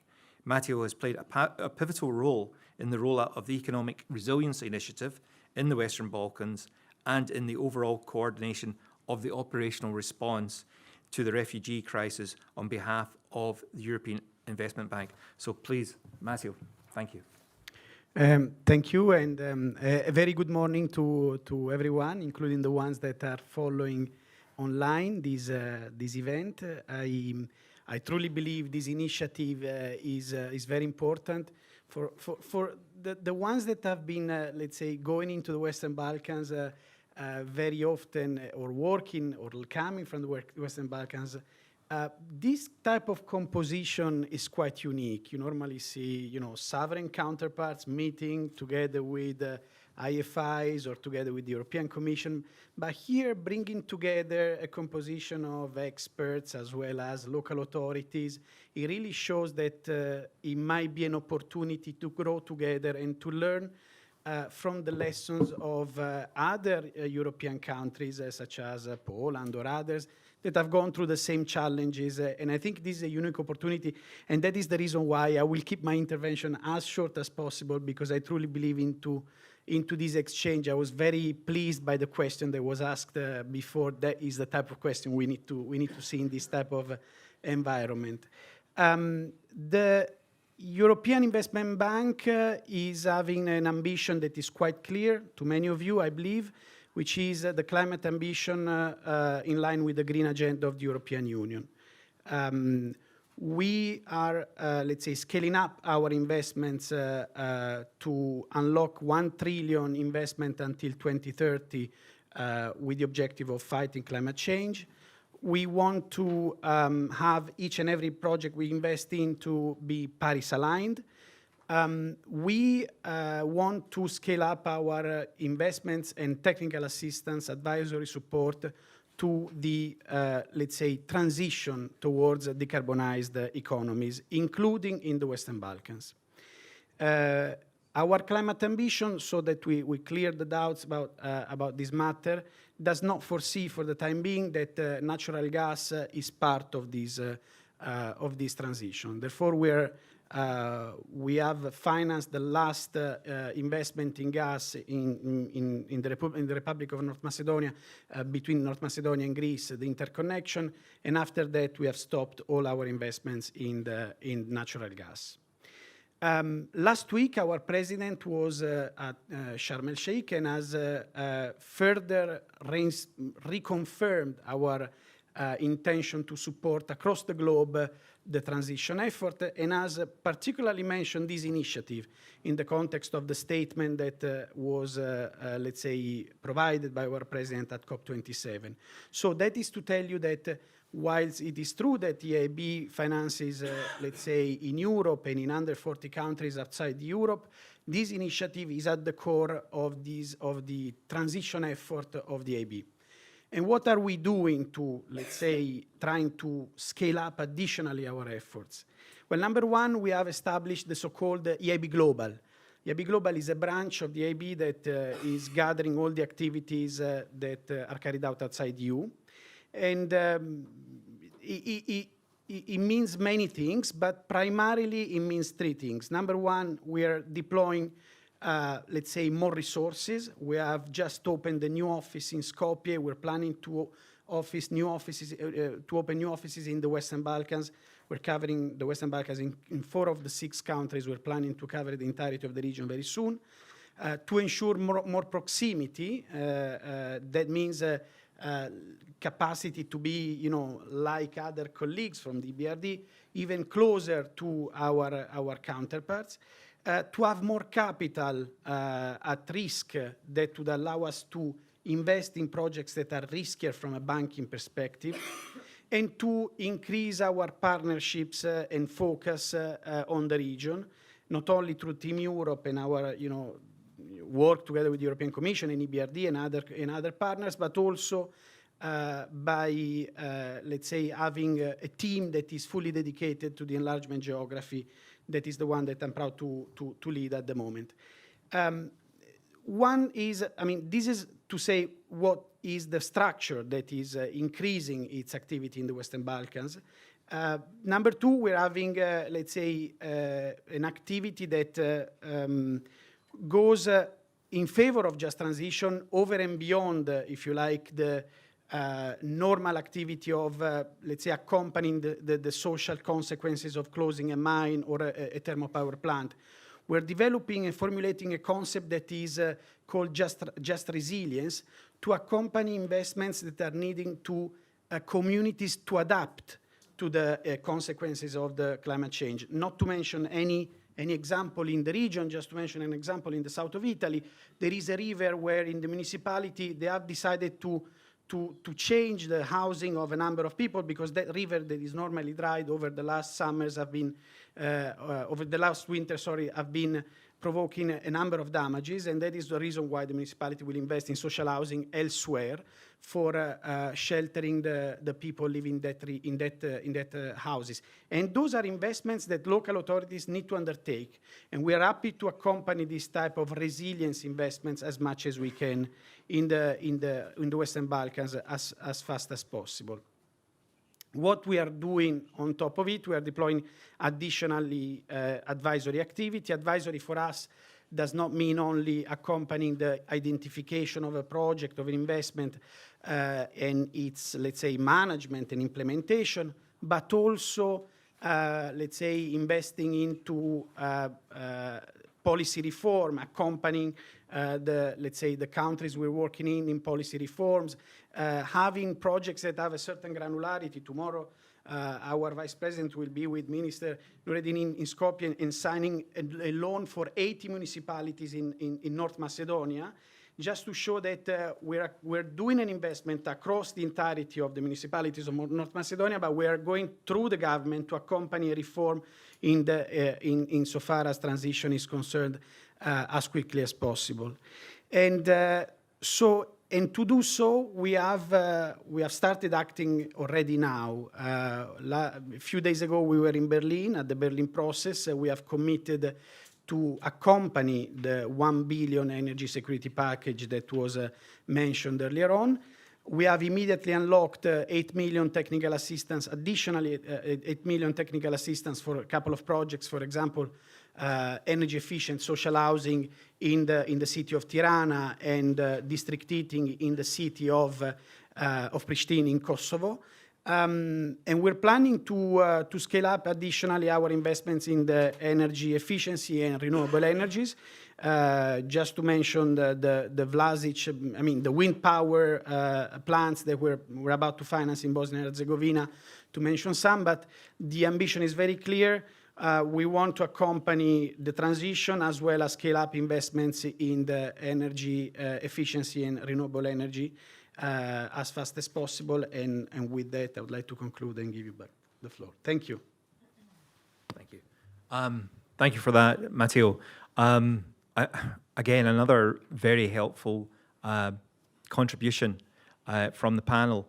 I think it clearly demonstrated the EIB's commitment to the initiative, but also your ambitions in regard to decarbonisation in the Western Balkans and Ukraine. I thought you made a really interesting point or a very powerful comment at the outset of your discussion, where you said it's about growing together. And I think that's what the initiative is about, the Co-Regions in Transition Initiative for the Western Balkans and Ukraine. It's about growing together. And it's not just about the principles growing together, the 7 principles, but it's also the actors at the local level growing together in this approach to decarbonisation. And I thought your slides really gave some insights into the opportunities for activities and support at the local sub-regional level. I also thought your point was very powerful about we have to learn from our experiences in the European Union, and I think that is a key learning point for today that we will probably explore later. But anyway, in the interests of time, we do have Marta Babicz, and Marta is an environment and energy policy expert responsible for EU funds, EU fund programming and institutional cooperation at the National Fund for Environment Protection and Water Management, and that is Poland's largest green projects implementing agency. So over to you, Marta. Thank you. Thank you. Given the portfolio of the eminent speakers taking the floor prior to my intervention, I was certain they would do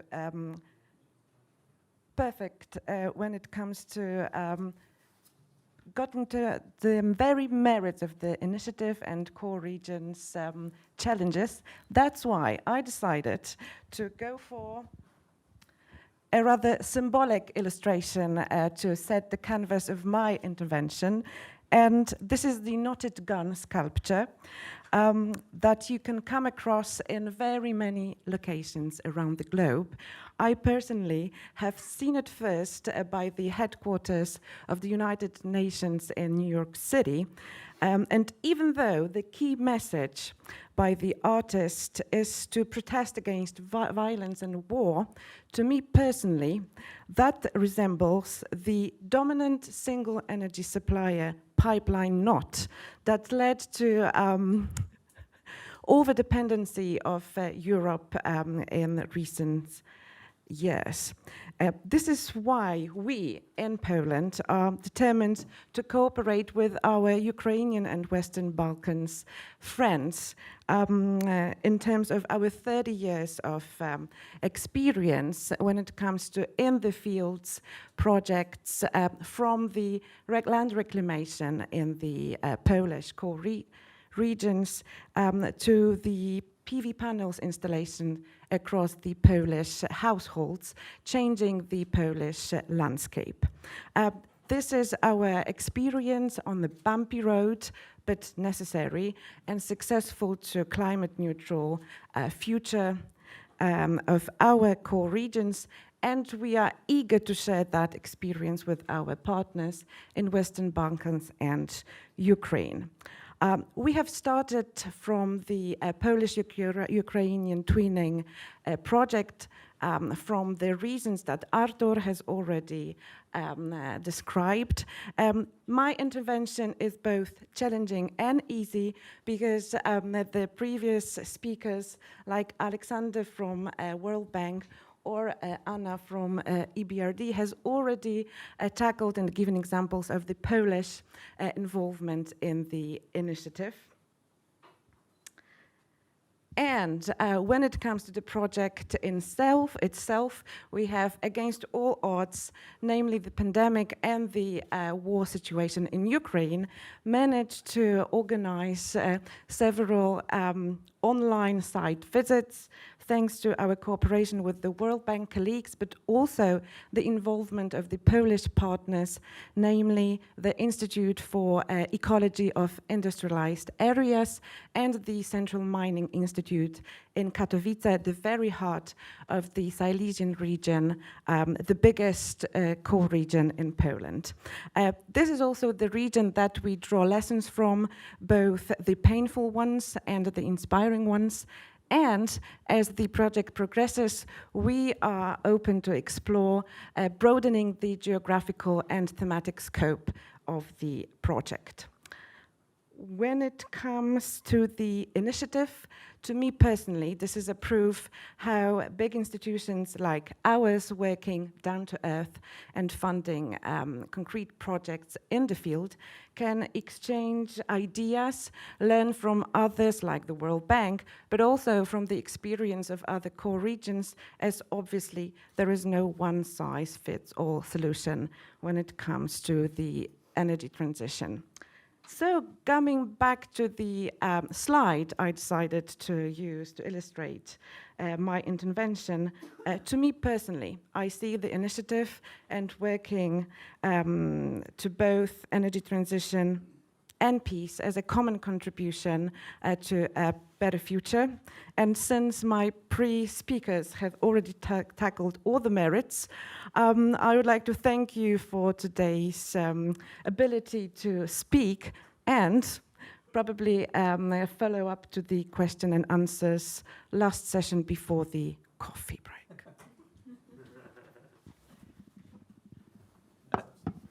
Yeah. Thank you, Marta. A very powerful image indeed, and one that, as you said, stressed that just transition is not just economic, but also about peace and security. So a very powerful image to finish on. Obviously, we have 10 minutes or so, 5 or 10 minutes before the coffee break. So please do put your hand up if you have a question or a comment. One at the back, please. Hi everybody, my name is Konstantin Krynitsky. I'm the head of energy department at Ukrainian NGO Eco-Action, and I'm here also as a part of a larger Ukrainian delegation of co-town mayors, NGOs, regional administrations, and some representatives from the national authorities. And I don't have a question per se, maybe more a comment and reflection, and I would like to reiterate and support what Mr. Adjemian from DG NER said earlier, because I can imagine that from the point of view of the principal actors of the initiative of the Secretariat, it's quite a conundrum what to do with Ukraine since the start of the Russian full-scale invasion in February, how to approach Ukraine. Is just transition really a priority for Ukraine right now? Because we are trying to survive, and let's be honest, we don't know what will happen like in March, how many generating capacities we will have. Russia is specifically targeting our energy system. And my reflection, my comment would be that just transition is very important for Ukraine, and should be, but in a much larger context of the reconstruction.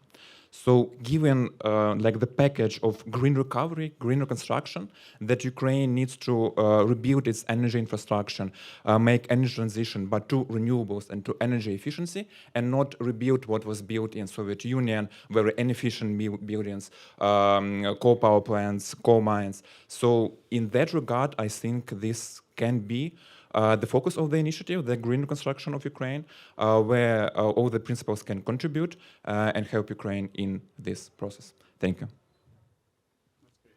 Yeah. Thank you for that. A very powerful comment, one that is quite sobering, you know, and brings a degree of realism, very sharp realism to the panel's discussion. So I see that you're keen, Marta, to respond, but please, Marta. Thank you so much for that comment. And to give you an example, as part of the Polish-Ukrainian twinning, mid-December this year, even though the environment, the general environment is more than difficult, we are just right now organizing an on-site visit of Ukrainian delegation in Silesia region. Yes, half a year ago, we would actually wonder whether it's safe, whether it's good time to do it. But now we are determined more than ever. If we are to be ready for green reconstruction of Ukraine, we need to act already now. And together with the World Bank and the Polish partners in Katowice, we will organize a first on-site visit. So I hope that would be an inspiring proof that we are already on the way there. Thank you so much for that remark. As an EBRD and a proud Ukrainian, I would also like to say a few words. I fully agree with you, and I think right now the immediate support for the critical energy infrastructure is a priority. We are committing 3 billion euros as EBRD for investments in Ukraine at the moment. But at the same time, I think in the reconstruction phase, just transition should remain a priority, particularly because a lot of the mines, particularly in eastern Ukraine, have been flooded as a result of the Russian invasion and as a result of them not being taken care of beyond the state of repair. So there will be needs which are, you know, completely irreversible, and there will be a need for further investments there and for further support of communities. And at the same time, I think you bring a very critical point in terms of how do we as Ukraine and how do we as IFI partners really help you in terms of rebuilding back better, right? So not reinvesting back into the polluting assets, thermal generation, but thinking about what can we do in terms of currently destroyed infrastructure, how can we replace that with low carbon alternatives, and what support would be required as Ukraine rebuilds for the longer term future. Thank you. Thank you, Anna. No, just a word to say, really, truly excellent comment and remark, because you may have seen the discussions that have taken place at COP27.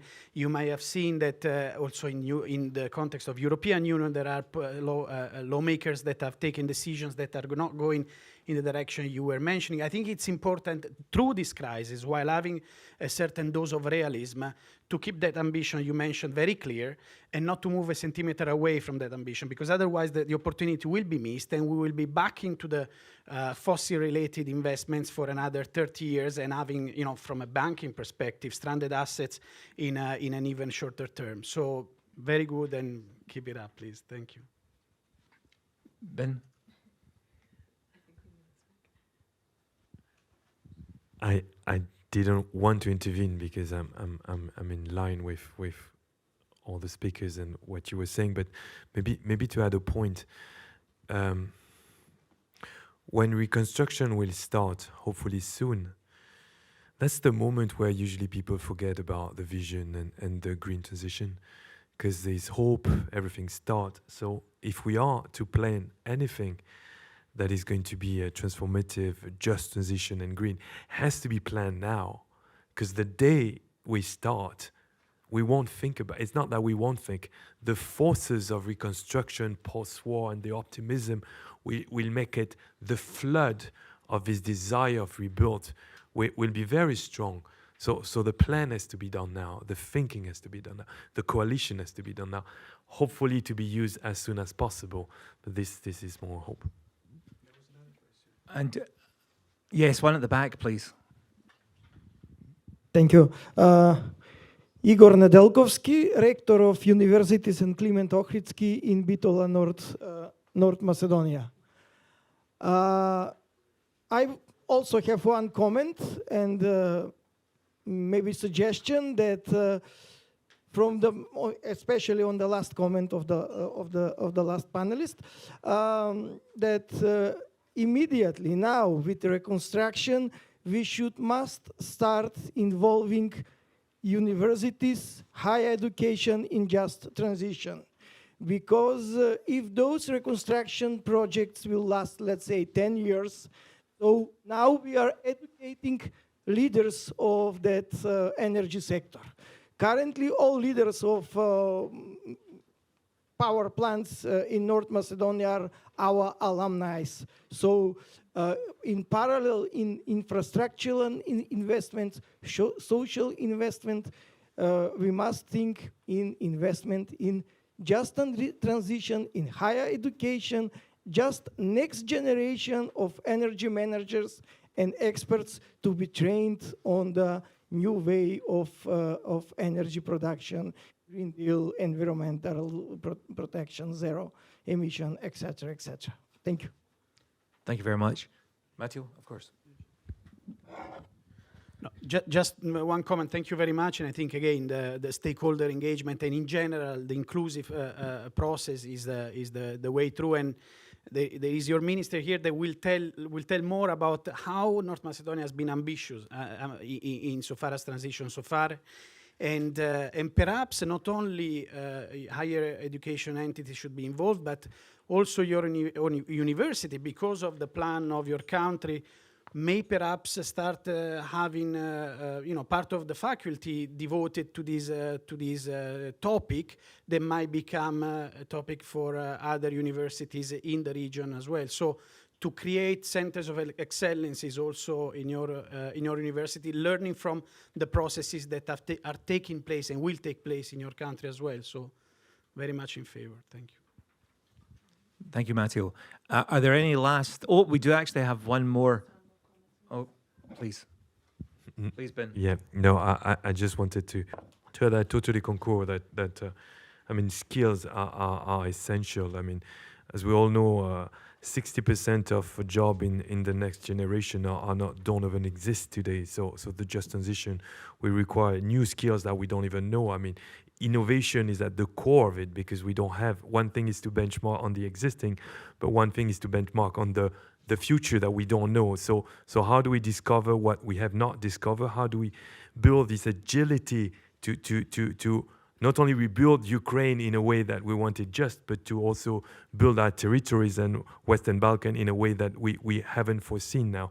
So the thought, and in this sense, the European Commission has been, in the European Union has been supporting, I mean, the region, enlargement region and the neighborhood region in the education journey. And it's very important to work on this mindset of discovery and mindset of innovation to build Build Back Better. It's less fashionable to say it, but it's what we was talking a lot like a couple of years ago, 2 years ago.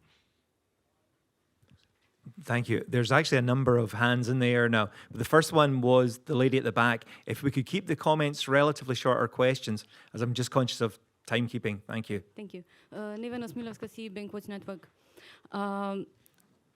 The coal regions have a great opportunity of using the green agenda for the Western Balkans and making themselves the pilot projects for implementing the full 5 pillars of the green agenda for the Western Balkans.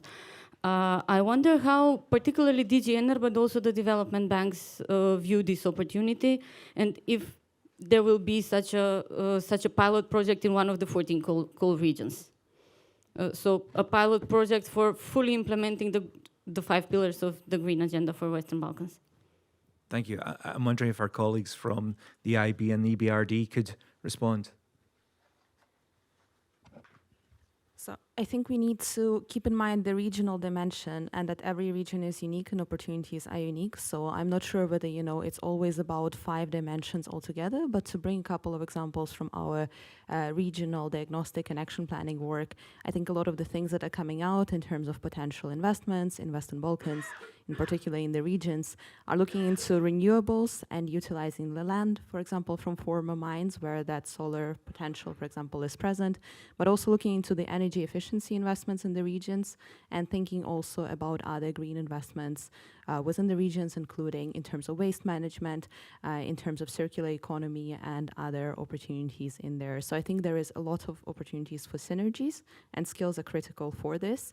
But I think we need to keep that regional dimension in mind and the strength of each territory. Thank you, Anna. We have one more contributor here, please, if we could have the mic down to the front or closer to the front. Thank you.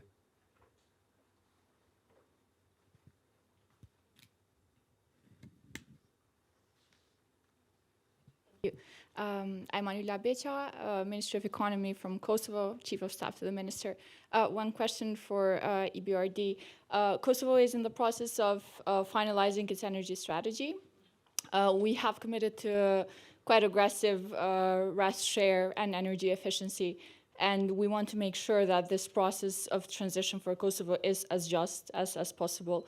In that process, we are one of the countries that we haven't went through the process of conducting the just transition diagnostic. So I wanted to ask more on what this diagnostic really entails, and after that, the action plans and the financial ability of the action plans, are these two related? Can we work on making both of them implementable in Kosovo? Thanks. So I think the examples that we have, particularly in North Macedonia and Serbia, are very replicable for a country like, for Kosovo. And I think it's important, just to outline very briefly what we do. So at the national level, we map out the decarbonization scenarios that the country has already committed to, but also looking into the potential other decarbonization scenarios which might be a little bit more ambitious, and effectively doing the stress testing, then looking into how that is going to affect particular regions, so looking into coal mining regions, looking into regions which are reliant on power plants for employment, and then thinking about what can be done in those regions. So in terms of economic opportunities across those 3 dimensions that I shared before, so green economy transition, human capital development, and also regional economic diversification, and identifying concrete investments which can be supported as well as required policy decisions and also governance arrangements, and then thinking about how that can be turned into the concrete action plan. And the ownership always remains with the national stakeholders. What we do is we provide that support in terms of the analytical advisory, and then looking into, obviously, how can we structure those financial mechanisms and what can we do to concretely support it, because in the end it's all about investments and what really happens on the ground. So I think that's why I particularly like our example in North Macedonia, because we already started providing some investments on the back of our work, and the integrated approach really works. In Serbia, we are a little bit at an earlier stage of the development because we started that approach later, but I think this approach can be very much replicable to Kosovo.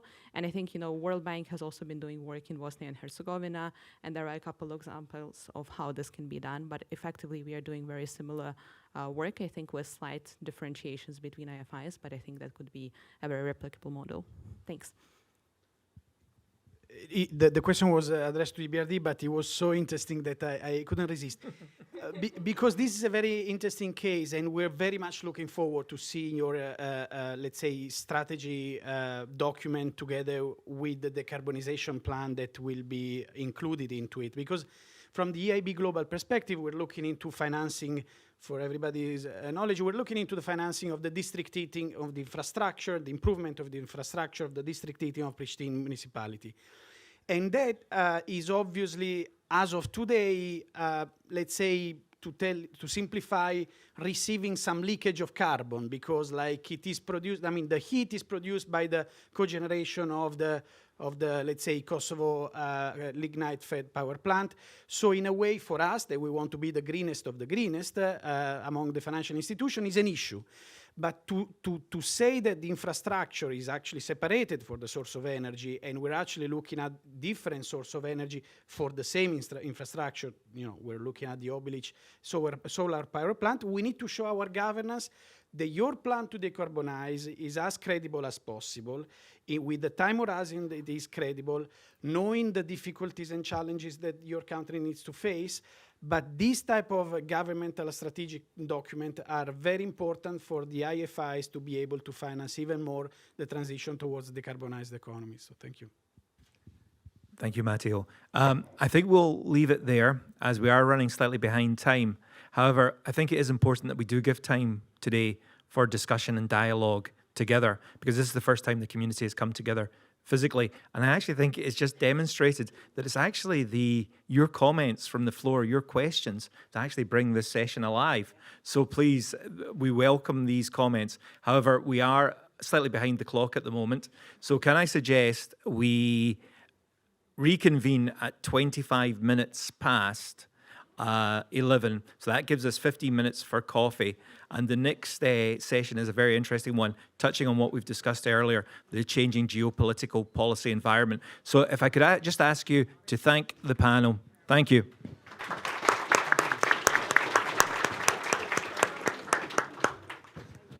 Take our seats. Thank you very much. We're already behind time, which is not a problem. I did say I encourage you to all network and talk. I just didn't think you'd do it so enthusiastically. So that is great. We are now moving on to the first panel discussion of the day, a thematic panel discussion that is. And this discussion is based around the strategic approach to coal phase-out. Has the energy crisis become a game changer? And to be honest, this has almost been like the unwanted guest at this our discussions today. It's come up on a number of occasions. And so it's good that we have one panel dedicated to that question, the changing geopolitical economic landscape and its implications for coal phase-out. So I'm delighted to say that we have got a very learned panel chaired by or moderated by Adam Schwetsch, who is head of the European Green Deal unit at the Energy Community Secretariat. And contributors will include Aleksandra Tomczak, who is a cabinet member of Executive Vice President Timmermans' office at the European Commission. We also have Naser Nuredini, Minister of Environment and Physical Planning from North Macedonia, and Victoria Gryb, the Chair of Energy Security Subcommittee and Chair of Just Transition Inter-fractional Group, the Verkhovna Rada of the Ukraine.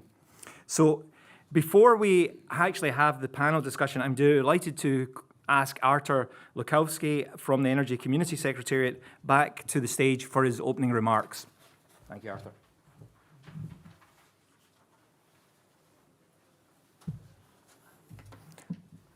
Thank you very much for inviting me again to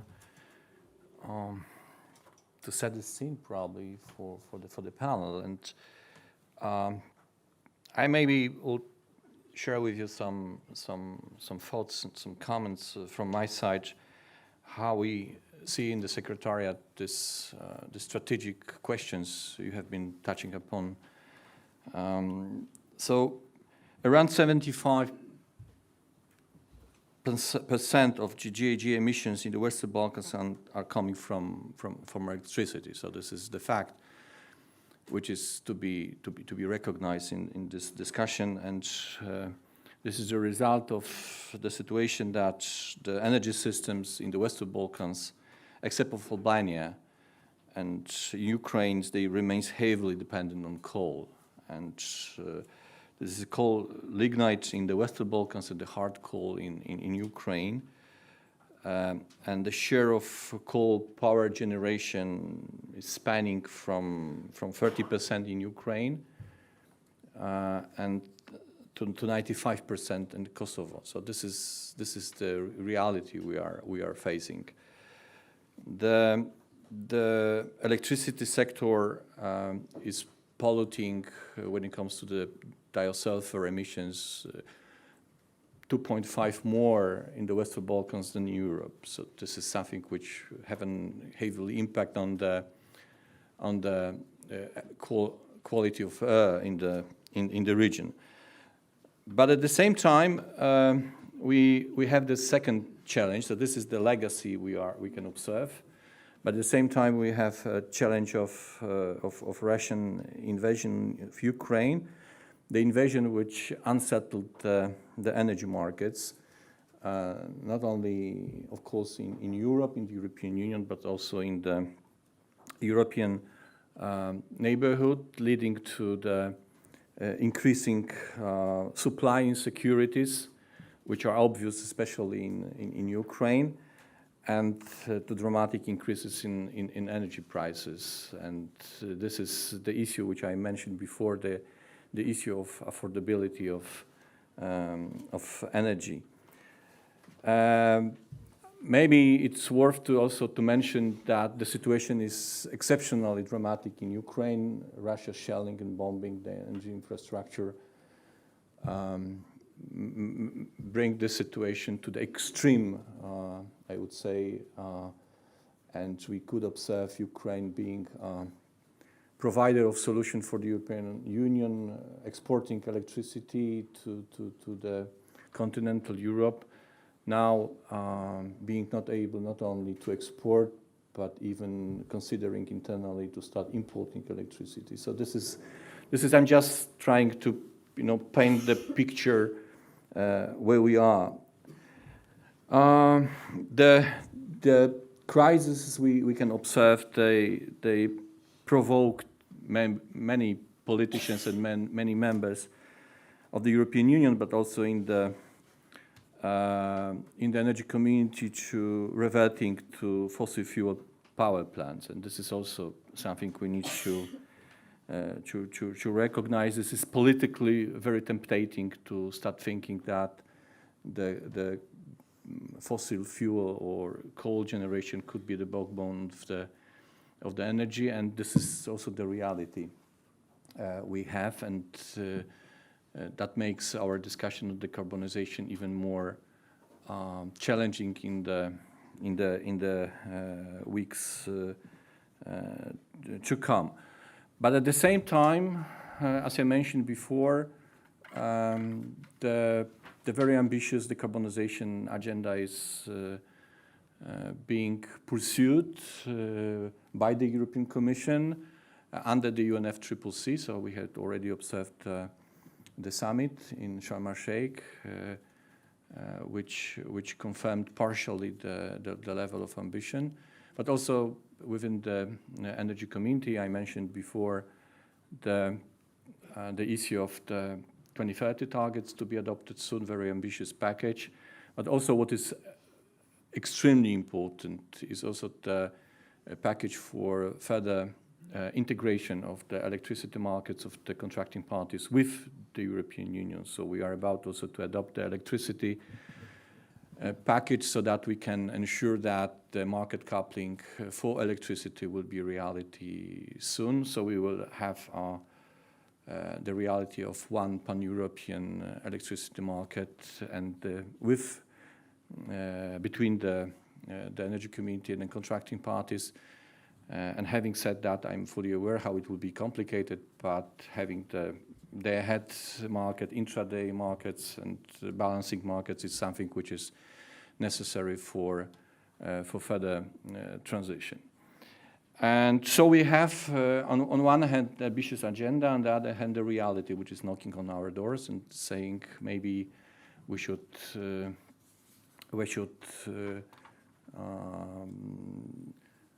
reconsider the approaches. And I think that the aim of this panel is exactly to give us more insights on the political deliberations we are observing in the contracting parties and trying to figure out what might be the ways out from the situation. From the perspective of the energy community, our intuitive answer is more ambition is needed right now. But the issue is, how to ensure the more ambitious to be the reality. And that is the reason I think it would be very nice to hear from the panel what is the strategy, the mid and long-term decarbonization post-crisis exit strategies, so that we can see what are the pillars of the actions to be taken to prevent the situation that the current crisis lock in the systems in the carbon realities, and how to avoid these lock-ins and how to move forward better. And what is the most important element, I think, that beside the regulatory framework which is being offered by the energy community, what kind of enablers are to be offered to the region, both in the Western Balkans and in Ukraine, to move this transition forward. And meaning by saying enablers, I mean the just transition support, including the financial support for this process. And as it has been mentioned by our colleagues from DG ENER, a lot is being offered. The issue remains, however, how this support is being right now channeled to the projects which are expected to drive the process of transition. But also, this is a very important element, how the crisis is undermining the financial capabilities of key players in the countries to be an active part of this transition. And what we can observe, for example, is the deteriorating financial situation of the energy champions in the region, which is the fact. And the question is, to what extent these companies, which are now playing the key role on the market, could receive, and if yes, on what conditions, the support which could be making them the driving force for transition in the future. So that would be my introductory remarks to this distinguished panel. I hope that I will hear at least some of the reflections on the dilemmas I'm sharing with you right now, and I hope that you will also join the discussion. And I'm not taking the job of the moderator, that would be your job, but I think this is very important what you're stressing, this involvement of the audience in the discussion. So this is where we are, this is our dilemmas. Let's give me the answers,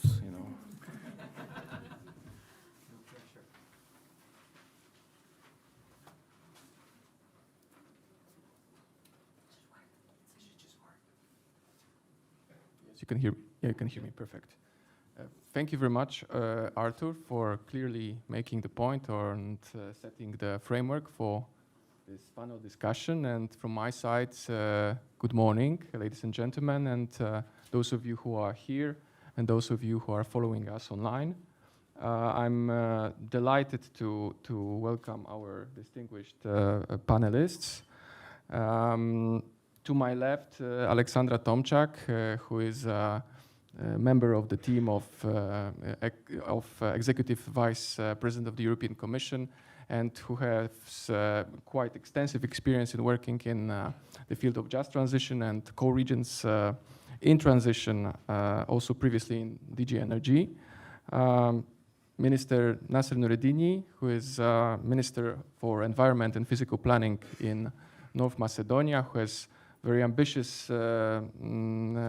policies on your agenda, such as the decarbonization strategy, the coal phase-out, and issues related to carbon pricing and readiness for a carbon border adjustment mechanism. Welcome. And especially warmly welcome to Mrs. Victoria Gryb, who came to us directly from Ukraine, who is a chair of the Committee for the Security of Energy Supply in the Verkhovna Rada, and also the chair of the Just Transition team in the Parliament.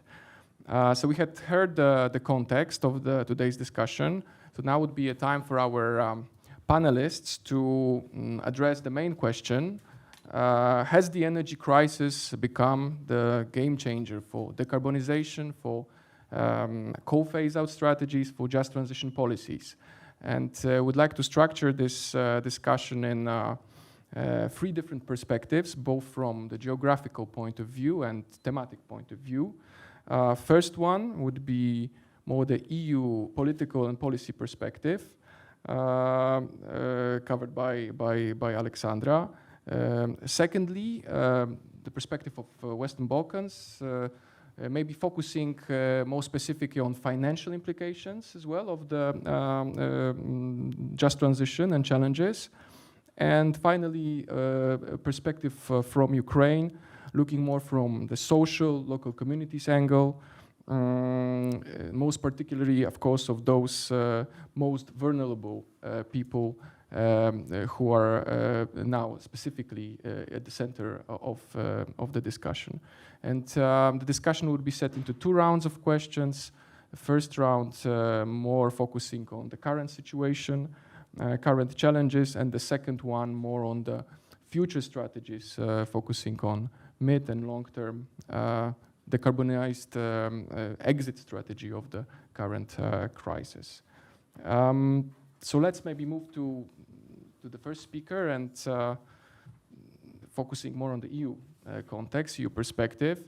EU policymakers certainly have been under pressure when it comes to acting effectively, considering the energy crisis and energy war and war in Ukraine, and yet to maintain the specific approach as a trendsetter remains a key issue when it comes to the climate policy. What would be, from your side, your opinion, your point of view when it comes to whether the approach to just transition has changed? And if yes, from the policymaking perspective, what would be the main challenges to maintain the EU credibility as a trendsetter, as a European Green Deal exporter also to our closest neighborhood? Yeah, thank you, Adam, and good afternoon, everyone. It's very nice to see a lot of familiar faces and also meet new stakeholders. As Adam said, I have been working in DG Energy before joining the Vice President's team, where I was working on coal regions in transition, and I come from Silesia, which is probably a region that some of you have heard of if you're working on just transition. So to jump on the question of the energy crisis directly, I think it is fair to say that we are facing a difficult winter, and that next winter is going to be even more difficult. It's probably not as difficult here in Europe as it is for Ukraine, but our destinies are interlinked. So, so the more Ukraine suffers, the more also the EU suffers. What does this mean? We have committed ourselves to assisting Ukraine also on energy security And even though we can now say that this winter we're going to be on the safe side when it comes to gas supplies and electricity availability, we know that Ukraine is being targeted when it comes to essential and strategic energy infrastructure. So we are in this together, and we stand ready to support Ukraine in the energy availability and security. I think what the last 6 months or 7 months have shown us is how fast we can act when we are under pressure. In February this year, we were still importing 40% of our gas from Russia. Today, this is down to 9%. I don't think anyone who has been following the energy issues has expected that this reliance could go down so fast. So I think what this shows us is transition can happen very, very fast. And it probably can happen much faster than we all anticipate. Why am I starting with this? Because what I can see talking to coal regions in Europe is, even though they see that they have never achieved such high production levels of coal. For example, in Poland, we have beaten some records. When it comes to coal production, we have increased in the EU our use and emissions from coal. At the same time, I think the awareness of the need to transition in the regions that are the most directly impacted, the coal regions, has never been higher. Why? I think it's because for such a long time we have been focusing on the concept of phasing out and not so much on the concept of phasing in. And what's happening right now is that renewable energy technologies are being phased in, not even for political reasons, even though we obviously politically support this transition, but for reasons of economics. Renewable energy technologies have decreased their cost. I have been observing this market for the past 12 years since I wrote my master's thesis on the future of coal. Back then, solar technology was 10 times more expensive than it is today. Simply the cost competition has become totally unbearable for coal assets. And that means that this movement of phasing in means that the phase out is actually not only not questioned, but actually probably happening much faster here in Europe than in the past. And maybe to substantiate these claims, these are not just words or sort of wishful thinking. We have been receiving the just transition plans of the coal regions in Europe over the past months and analyzing them. And we were a little bit worried, I must say, that come the energy crisis, we would see major U-turns on some of these commitments. We haven't seen any of that in the plans that we have adopted up to date. We have adopted the Greek just transition plan. We are discussing with the Polish authorities the Polish just transition plans. We see that this evolution is definitely there and not being changed. But it's true that over this winter and next winter, what we will see is higher consumption of coal. And we have, I think, a very difficult task in the EU to also explain this situation outside of the EU, because when we go to Sharm el-Sheikh, when we go to COP27, we are asked, hold on, your climate plans are totally on hold, and you're doing a U-turn, you're doing exactly the opposite of what you were saying. But this is just a temporary, I would say, hike. And by the way, we all know that coal resources, unlike renewable resources, they are finite. So in many of these coal deposits, and I think in the European region, whether it's the EU or Southeastern Europe, Western Balkans or Ukraine, coal mining is a relatively old industry. So we're talking about old coal fields. These deposits are running out. So if anything, if we are mining coal faster or more in some of the coal regions today, it will also mean that these resources will become depleted faster. unless we make new investments in new deposits, in opening new mining fields.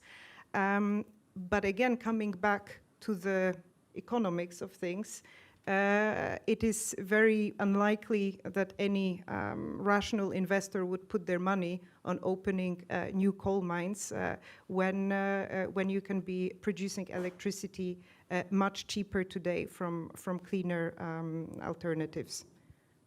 So maybe that to begin with. Thank you very much.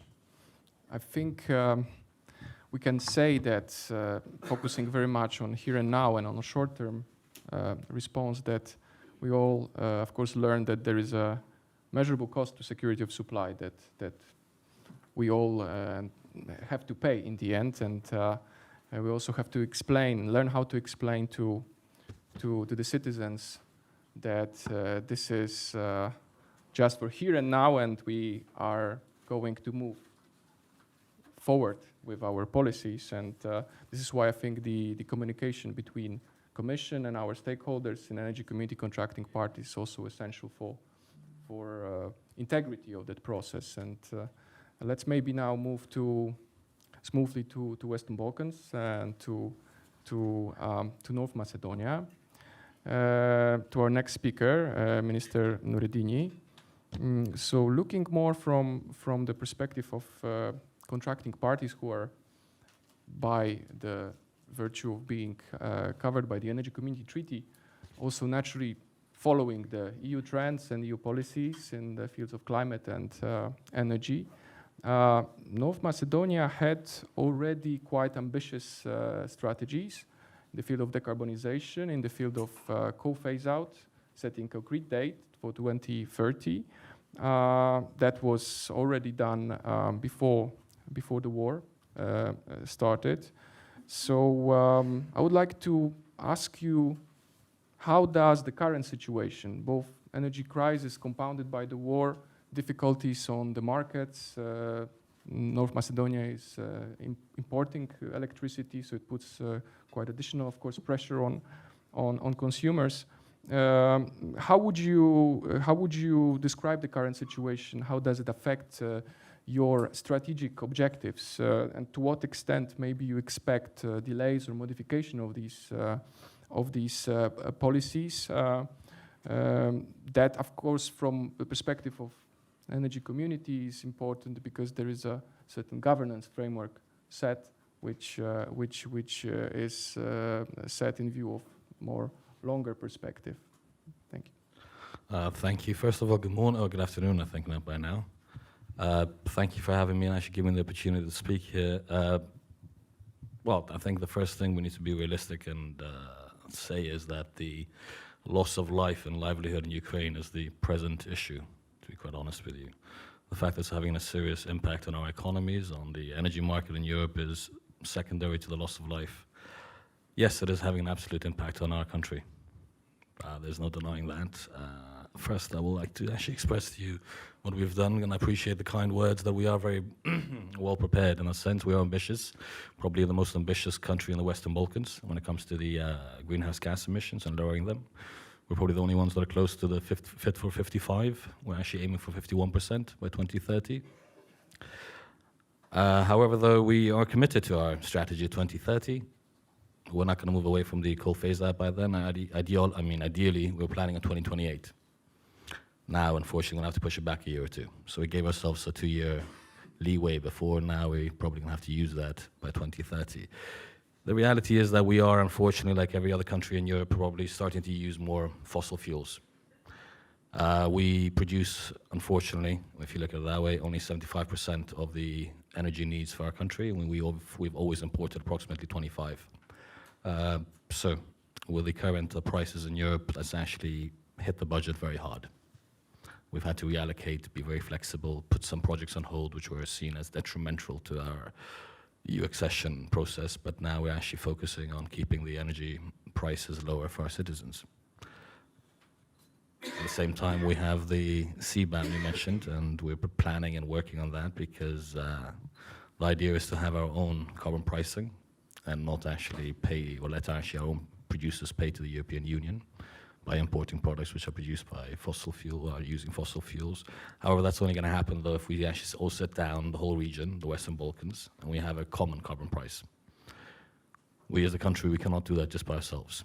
If we do that by ourselves, then we're actually going to potentially to be putting a obstacle for our own economy, and the other countries will actually continue as they are. So we either do this together, and the energy community is actually being rather helpful here to try and actually coordinate all of us to see how we can do that.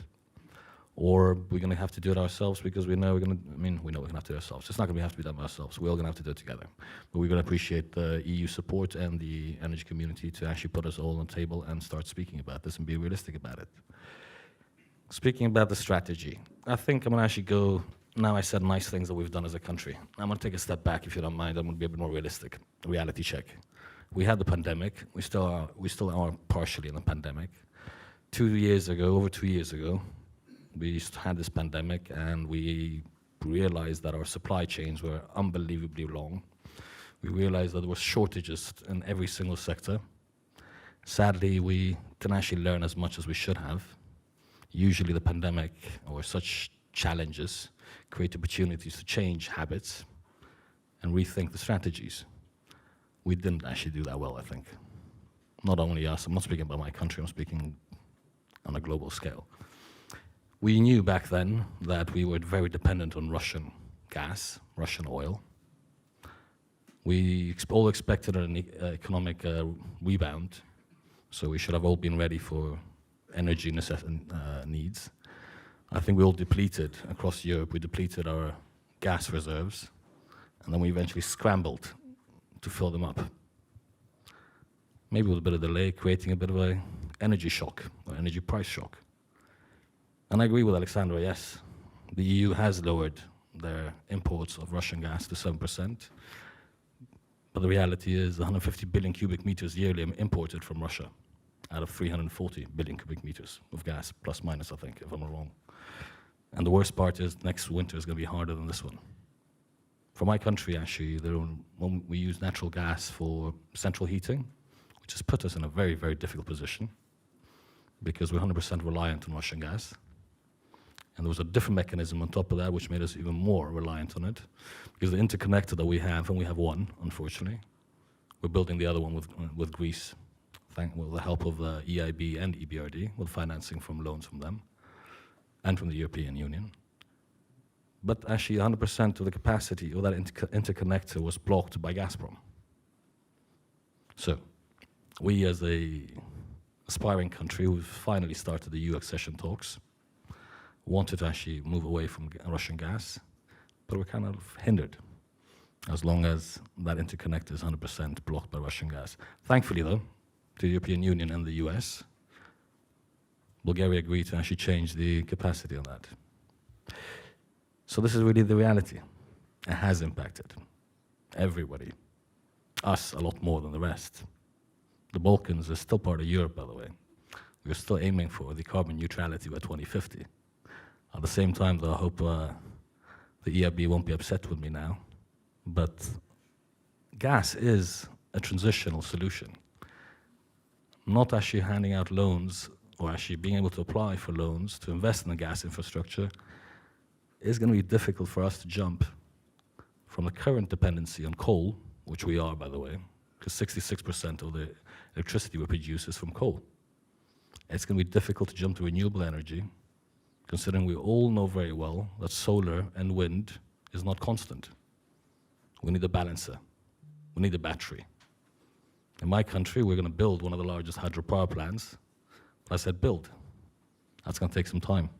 We're in the final phases of evaluating that project. It's a PPP, and we're going to start building it, but that's going to take the next 7 years. So we're going to be ready by 2030 in that sense. But in the meantime, all the solar and all the gas, and all the wind, it's not going to balance the energy grid. Hence here, what we need to reevaluate is, again, a regional energy strategy, because all of us have different energy needs at different times of the year. We Macedonia, the North Macedonia, need more energy in winter. I'll take our first neighbor, Albania, they need more energy in summer. So we can be complementary towards each other, or with Serbia, Montenegro, Republic of Kosovo, or Bosnia. So this is how we need to think in the Western Balkans before we finally become members of the European Union. Thank you. Thank you very much. I think you made a clear point, and I think we do indeed need in this discussion, we do need indeed a reality check or reality checks each time we discuss issues in the context of midterm and long-term perspective. And I think what you said confirms that one of the solutions for your country, but also for the whole region, which shares similar problems and challenges, is, and this is about security of supply, this is about affordability and market integration, finding a good market design for the future, and also it's about the decarbonization strategy. The solution to that is the integration. It's more of a regional approach, more of a regional governance of all these key challenges. And I think along these lines, we all work together here, but also in the context of our legal framework within the energy community. One of the key roles as well, of course, in this process is the engagement of stakeholders and engagement of communities at the local municipal level. And I think, needless to say, that all members of these communities here are in solidarity with their peers in Ukraine. So let me move to our third speaker today. We, of course, can observe that the consequences of the war in Ukraine affect communities, municipalities, and people unequally. As during months of full-scale war, coal facilities are particularly under constant fire, which puts additional pressure on mining communities, and that is related to damaged infrastructure, to human displacement, to environmental concerns, which were very much immediate concerns. Please, Mrs. Gryb, could you give us your perspective of the current situation, and also, I think, given the context of the meeting today, what our community could do more to help Ukrainian co-regions communities? Thank you, Adam. Dear friends, I'm sure I can say that because I'm really deeply grateful to you for your enormous support to my country while we are fighting against Russian aggression. We are fighting for our democracy values. We are fighting for our existence. We are fighting for our will to live freely in a democratic world. Unfortunately, since the full-scale aggression of Russian Federation, we've lost already hundreds of thousands of people. They've been killed, they've been wounded. Millions of them, they've been pushed to become refugees. And thank you very much again for European Union countries, for Western Balkans countries, for all prosperous world for supporting Ukraine in this war. Otherwise, we wouldn't survive. But I believe with your assistance, with your support, we'll definitely will. And we not only will survive, we'll win. I have no doubts about that. And now, when we have not only the military front, but energy front as well, we need really to move forward quickly. Before the full-scale invasion, we've set up in Ukraine very ambitious goals. We developed strategies for coal mining phase out. We've developed strategies at local level as well. Unfortunately, those strategies, they can't be implemented at this stage. But what can I say? I think we need to move forward. We cannot wait. And the sooner we start, the better. Thank you for mentioning from the EBRD perspective that you will come back soon to implementation. maybe not implementation, but revisiting now those strategies we've been already set up. What we need now, we need immediate help to survive this winter, because our energy structure, our energy infrastructure suffered almost for 50%. It was ruined. So today we need finance, but not only finance. We need technical solutions as well. We discussed that with Artur Lorkowski from Energy Community Secretariat. And we are, by the way, very grateful for your support to Ukraine, because devil is always in details. We all understand that. Even if we'll get some financial support now, but we won't have technical solutions and implementation, immediate implementation, it will be very difficult for Ukraine to survive this winter. But we must do that. We don't have another choice. And Aleksandra said that actually we have even more quicker transition, which we planned from the very beginning. We don't have a choice. We need to move forward. We cannot allow the authoritarian powers to weaponize the energy. We all understand that they use that now as a weapon. That's why maybe at European Union it was big decline in using gas. For Ukraine, before the full-scale invasion,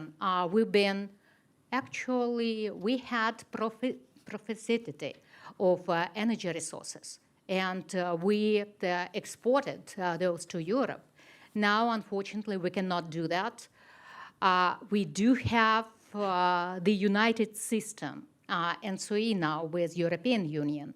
But unfortunately, because of last bombing, we cannot really rely fully on that. Because, we can get electricity from Europe, but we cannot distribute it further to the country where we really need it. If we're talking about current needs for Ukraine, we do need accumulators, we do need transformers, we do need other equipment, energy equipment, and I am talking now to all of you. Please work with your governments. Please work with your businesses as well, because we need to find technical solutions now. We cannot wait until further time. In 3 months, it can be already late. Artur said that actually March will be like the period when we'll realize if we were successful or not. Again, we don't have a chance to lose. We must win. That's why we really rely on your assistance. If we're talking about local communities, definitely all local communities in the east, in the south of my country, they need even more help because we have the front line over there. And we need generators, we need, again, transformers. For communities which have coal, we need generators because without electricity, they cannot even use coal heating system, which we have at some places. So please, we have representatives here from our local communities, from Dobropilya, Andrei Bondarenko, from Pavlograd, where they do have coal heating system, but unfortunately, again, they do have big risk now for not having enough generating electricity capacity. Please help us at this stage, because we really try to defend not only Ukraine, but we are trying to defend Europe as well with European values. And when we're talking about, again, some stuff, what else do we need now? We need to think already how we can retrain our coal miners. Because at this stage, for example, we stopped extracting coal from 11 mines since the beginning of Russian invasion. But unfortunately, not in a proper way, because those coal mines, they just flooded. And it can be big ecological catastrophe. We need to think about that. We need to think that those coal mines, which we have now not under Ukrainian government control, we don't know what's going on over there, but I'm sure they don't use appropriate procedures for close mining. And we need to work with them as well in order really to start working on that. Otherwise, it will be ecological catastrophe not only in Ukraine, because world is very small. We all understand that. We are all neighbors.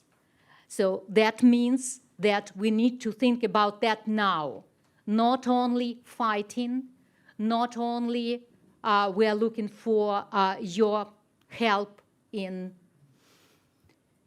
some weapon, but definitely in energy supplies. And again, in Ukraine, we are trying to be consolidated now. We don't want really to be, to ask you for assistance from different sources. That's why maybe in Verkhovna Rada we just recently formed that subcommittee on energy security. We are working with the Cabinet of Ministers. We are working with energy community, with Minister of Foreign Affairs. We are trying to speed up the process and to make it more efficient. Because one thing, just to send everybody the wish list of the equipment which we really need. Another thing is to make it sure that we need what we really need now. And when we're talking about further work on just transition, I agree for 100% that we need to involve coal mine workers, representatives from the trade unions, definitely also regional authorities, representatives from the regions, because sometimes they know much better what's going on over there, even than at national level. And when we are trying now to explain to them that it's irreversible process, that's true, because we don't have another possibility for all that stuff which was ruined or will be ruined. We need to find green solutions. That will be our investment in that fight between evil and the democratic world. That will be our response to those guys who are trying to push us now. And I believe that exactly we can find now a lot of different solutions which will be new. Because, for example, in Ukraine, we'll need to do demining. And I'm sure that coal miners, they will be perfect for that. The only thing, we need to start training them now. We need to do the same programs as European countries, they provide now for our military guys. Maybe we need to train them in European Union. So we need to make strategies. At the same time, we need to make some concrete steps and actions. Thank you. Thank you very much.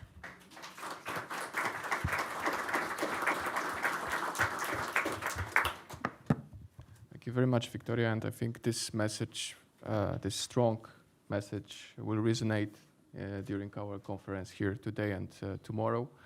And I think that against this backdrop of urgent and immediate needs that Ukraine and Ukrainian coal communities need, it is equally important and equally difficult also to understand about the future and what next, what should be the strategy. Created by our own hands.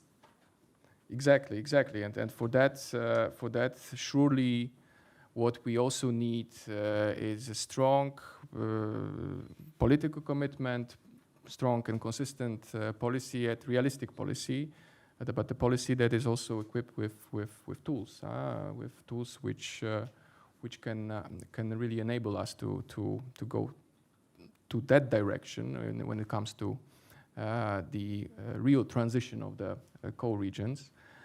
So let me maybe go back here to Aleksandra.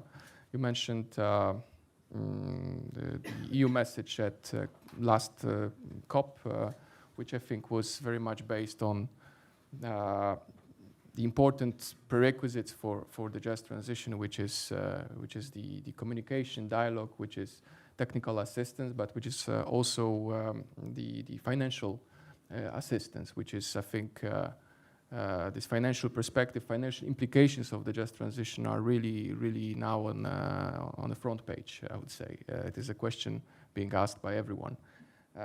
And how would you maybe, in that context, given that our partners, of course, are not yet EU members, so they don't have access to all the tools that EU member states do have, so as to enable them to go through the just transition. Do you believe that additional instruments related to just transition, such as, for example, the EU flagship just transition mechanism, are needed for the region? And if yes, how would you see it, and what would be your perspective on that?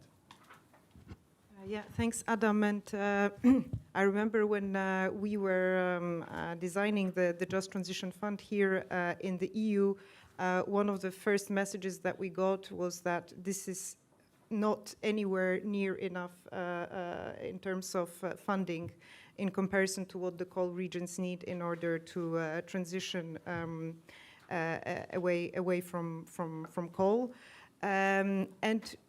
And I must say that over the past few years, okay, the Just Transition Fund has taken quite some time to pick up, because our member states have been focused quite a lot on the recovery and resilience facility and fighting the pandemic and preparing all those plans for green recovery. But what we have seen is the signaling effect of the Just Transition Fund, and the fact that it could build momentum by requiring the regions to prepare the plans, requiring the central and regional authorities to speak with the stakeholders. That had an immense added value already. So many of the regions that we talk to, they say, well, actually the amount of money that we're going to get out of the Just Transition Fund is not a huge amount, and this is somehow a drop in the ocean of the needs that we have. But we want to have the Just Transition label. We want to be part of this Just Transition regions family, because we want to signal to the investors community that we are now open for investments in new sectors. So I think that from the perspective of lessons learned on the Just Transition Fund in the EU, so far it has been a very useful instrument, but there is no expectation that it will cover all the costs. And I am pretty sure that, you know, even without having a dedicated instrument in the region, we can already advance quite a lot on on creating this momentum. And when it comes to dedicated instruments, I think there are colleagues from DG ENER in this room who can be more specific on this question. But I think we have when it comes to financing transition, we have a much bigger question right now, because we are in a situation where the energy crisis has become or let's say the cost of living crisis in Europe and in other places, but especially here in Europe. And so we are under immense political pressure to intervene and to regulate and to intervene in the prices, to regulate prices. And we know that the reasons for that are totally justified. We need to protect vulnerable consumers. At the same time, we are in a moment where we need private sector to be part of this transition, because no public authority can carry the cost of this transition on their own. So I think what we will be doing in the EU and with our partners to protect vulnerable consumers, get out of this energy crisis, and at the same time maintain this market, which is interesting for private investors, will be absolutely key in how fast we can advance on this path towards just transition. And I wanted to say one more thing, because we talked about, I think you mentioned the base load and the need to balance the intermittent renewables. I think, looking at simply the energy balances, and I think this big question that many people ask themselves, where will we be in 2030 in terms of our energy balances? Okay, we will put the accelerator as much as possible on renewables, but in the end of the day, when the sun doesn't shine and the wind doesn't blow, what is going to be the source of energy that is going to balance these things? Is it going to be more coal now that gas has become sort of, more scarce and more expensive, more unavailable? At the same time, coal is becoming also more expensive. Is it going to be batteries, flexibility? Is it going to be nuclear? Some countries are investing in nuclear. I think this is the sort of the $1 million question that many people would like to see being answered. Probably, what at least the way we are approaching this from the EU is that the very first thing to do is to reduce our energy consumption right now, and this is what we're doing. We're putting this framework that everybody has to make an effort to reduce their gas consumption by at least 15%.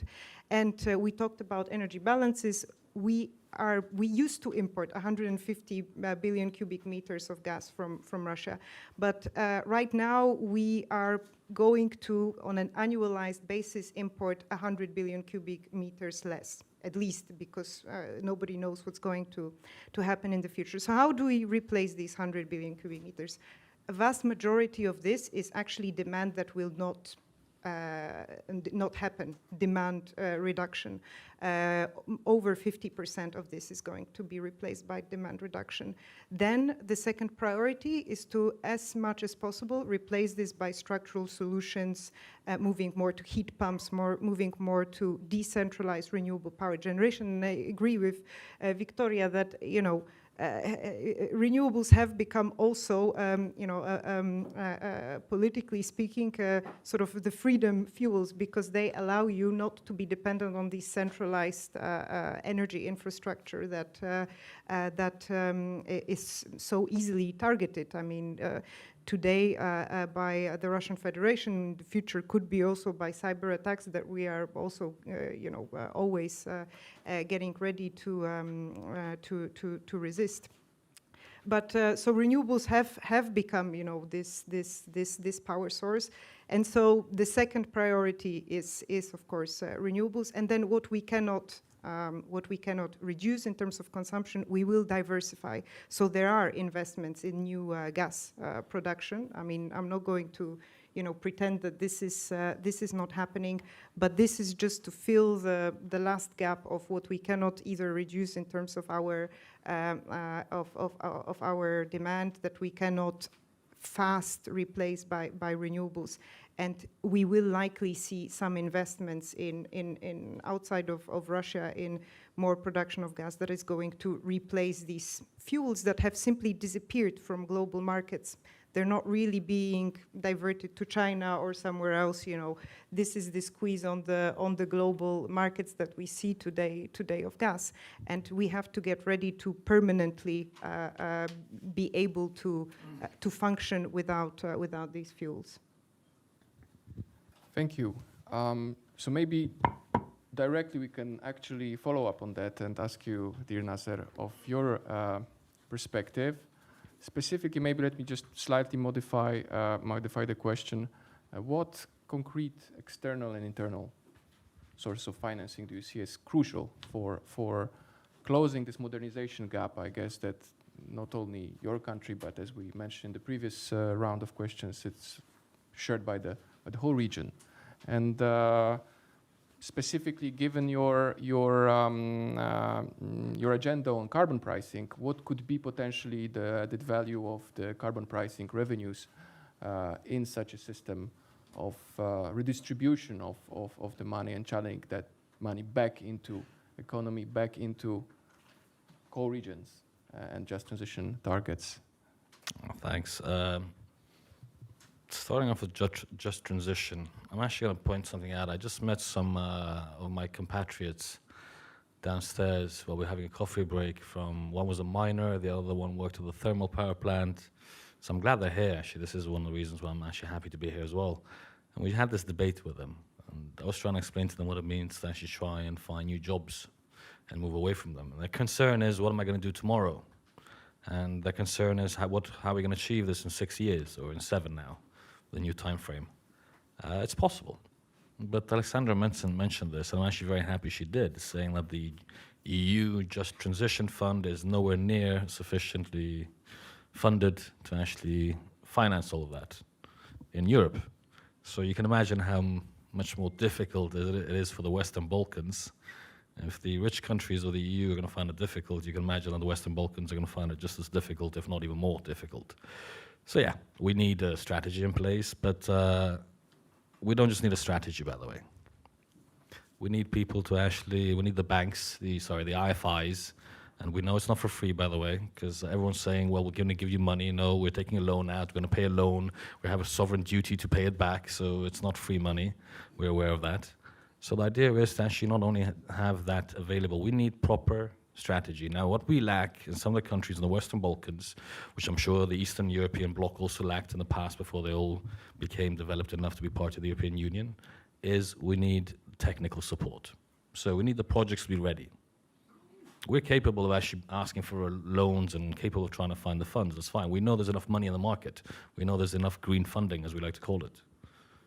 But what we need is actually the technical support to get the proper projects in place so that we can try and implement them. We need to learn. We need the best practices out there.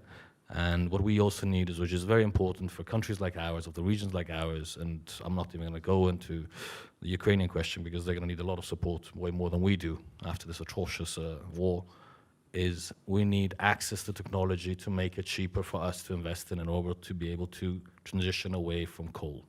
To make the whole greening process, as we call it, to make it more affordable and easier for us. We need access to the technology and we need it to be cheaper. I was hoping Aleksandra, being the member of a cabinet of the executive VP, Mr. Timmermans, was going to mention hydrogen, because I know he's a very, very big supporter of that. Hydrogen is the storage, by the way. This is why I left it open earlier, and I thought this one was going to be, the topic was going to be opened up. Hydrogen, storage, green hydrogen is part of the future.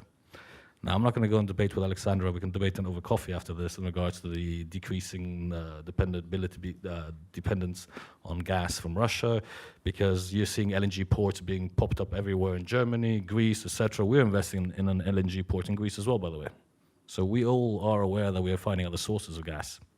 Unfortunately, it's not going to be that easy for any of us, I mean the whole of Europe, not just us Western Balkan countries, to immediately become, not use gas anymore.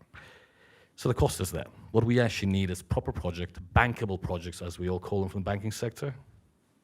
Bankable projects, which then we can actually walk around, try to find funding, may it be through loans or through grants, etc. Because yes, the EU does support the Western Balkans a lot when it comes to funding, but this is a costly transition. At the same time, I appeal, I always do this, do not compare the Western Balkans, do not put us the same standards as Central and Western Europe. It's costlier for us to walk away from coal.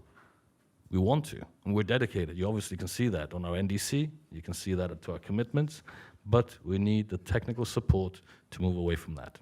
Because I don't think there's a single European bank or Western bank, maybe an IFI or a commercial bank, which is going to give us a loan to invest in coal power plants. Actually, not even gas anymore, according to EIB, but EBRD, thankfully, still until 2024. So we're rushing, we're coming, by the way. So there is a strategy, we need that. What would the Western Balkan countries need? And as You mentioned Victoria, as Ukraine, I'm sure will need a lot more than all of us, is going to be the technical support to try and implement this in the near future to actually achieve this 2030, especially the 2050 targets for Europe, because we are part of this continent and we would like to have the same strategies, long-term strategies in place. Thank you very much. Given that we are slightly behind the schedule, I think we need to open now the floor to the questions and answers from the public. Please, if there are any questions in the room. Sorry, where is my second question? We just okay. So maybe just Victoria. Then I'll make it very short. I'll try. Yeah. I'll try to make it short. I'm really glad that Aleksandra mentioned stuff about private companies, private business, and reimbursement actually for vulnerable. Because what we have now in Ukraine, we do have some problems with that. Yeah, we cannot really raise prices for energy. At the same time, we cannot afford, energy company, they cannot afford now dealing not in the market environment. And they need money for development. I think we need to think all about that, about programs which will subsidize the actual vulnerable people. Unfortunately, we do have a lot now in Ukraine. We all understand that. But please, when we'll work on such programs, think about that. Thank you. Thank you very much. Okay, now it's time for questions from the public. So if there are any, please raise your hand and say where are you from and which institution do you represent.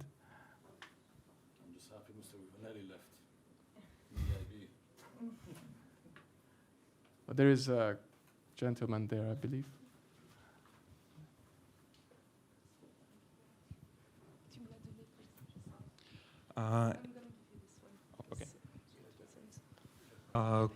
Konstantin Krnitsky, head of energy department at Ukrainian Enjoy Action. And the name of the panel is Strategic Approach to Coal Phase Out, and I wanted to highlight one of the pitfalls, and I think Aleksandra also mentioned it briefly about the potential fossils lock-in. Last year, Ukraine announced for us unexpectedly that Ukraine joins Power in PASCO Alliance and sets the coal phase-out date for state-owned generation for 2035. Since Russian invasion started, those plans, as I understand, were put on hold. But then this July, a Ukrainian government presented a draft recovery plan. There was a big conference in Switzerland, and I will quote, thermal generation, phase out coal generation after the war ends, and once extra capacity is secured from nuclear and or gas biomethane ramp up. So this potentially phasing out, because this is huge for Ukraine. Just saying that Ukraine will phase out coal, this is huge, like huge news on official level, on the official strategic document. But then making the priority gas, and making the priority maybe nuclear, new nuclear, maybe with Americans, maybe some other countries, other companies. There is also the question, is this a real solution, and what it will mean for our energy transition? So, and I'm not sure that this is like the best solution. So I wanted just to highlight the potential pitfalls of just trading coal for gas in Ukraine's reconstruction process. Thank you. Victoria, I knew that would be some questions related to Ukraine, so please. Konstantin, you raised very important questions, and believe me, we don't have the final answer yet. Yeah, we are working on the revising energy strategy at this moment. Our Minister of Energy, they are working with McKinsey company, I believe, and we will try to consider all the side effects of the war, but we need to make sure that we do have enough energy for our people and, by the way, for our European friends as well. So we'll try to combine, but look what we have now, and what I know for sure, that by 2030, we want to raise our renewable sources of energy till 25%. By the way, one day in May, in 2021, we had energy on energy balance from renewables. It was more than even from thermal power plant. So we are moving that direction, but at the same time, we definitely will need coal for at least 5 years, I'm sure. We can say that we can make it sooner, and we'll try doing that. But I made some consultations before this presentation as well, and a lot of our stakeholders from the government, from city level as well, they're saying like maybe a 5-year period. But I think for us, it's not really a long period of time. Today is 2022. If by 5 years we'll try to make a big change, it will be much faster than we actually were planning to do it before. Thanks. Thank you. Victor, I see you're raising hand. Thank you. Hi, everyone. My name is Victor Berishai, and I come from Climate Action Network Europe. There is a lot to discuss what was said today, and I will maybe concentrate on one very important thing, and that is to what we are actually transitioning to. And in this reality check context, I would like to complement what has been said so far, that the energy crisis of this year is a follow-up on the energy crisis from last year, when there was no aggression of Russia on Ukraine. There was scarcity of gas in the EU market, and which has driven the energy crisis even from the last summer, even in spring in Italy and Spain. So it is very much evident that the fossil fuels have a very small flexibility options when it comes to if we want to move to something else, how to adapt to a market where there is a scarcity of it. And we have examples from last year how much the renewable energy has actually cushioned the crisis. And now, even today, while the EU, and I very much appreciate what Aleksandra said, although in the end I am not sure if this is the right way, but filling in the gaps, if this is the challenge of the EU, the challenge of the Western Balkans when it comes to gas is whether we actually transition fully to gas. Because this transition on gas in the Western Balkans never actually happened as it happened in the EU. And we do not have the gas infrastructure that to actually transition to it. So my comment would be, is it actually necessary that we transition to gas and spend all of that money on the infrastructure to build infrastructure from ground up, because it does not exist? The gas is very much limited in the Western Balkans. That is why the renewables, first of all, energy efficiency being put as the main transition fuel, actually, and renewables. And I must definitely echo what Minister Nuredini said, the need for regional cooperation, and that is the only thing that actually the Western Balkans can rely on. Transitioning from one fossil fuel to another fossil fuel, we really do not see it happening. And again, to echo what Minister Nuredini said, and we cannot express solidarize with them enough, is that there needs to be a concrete financial planning, concrete financial actions into how to actually we achieve this. I will not hijack the floor anymore. Thank you for the time. Thank you. Maybe I would just ask whether there are any more questions from the audience. There is one here, I see. Gentlemen, I think. Okay. Good morning. My name is Robert with the World Bank. I'd like to ask about the role of the private sector when you're talking about delivering technology, fast action. What's the role of the private sector in this conundrum? And also, under which framework, maybe, that we should develop?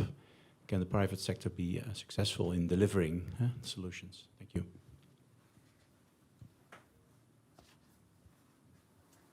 Maybe. And I can give my perspective. Okay, maybe Naser and Victoria. Victoria and Naser, please. Sorry. Thank you for this question. We all understand private sector is private sector. It's all about business, yeah, and profit. Without government support, unfortunately, I really doubt that we can get a lot from private sector at this stage. But if it will be political will and government will provide some kind of insurance for private sector, for example, for Ukraine, who is going to invest now in Ukraine?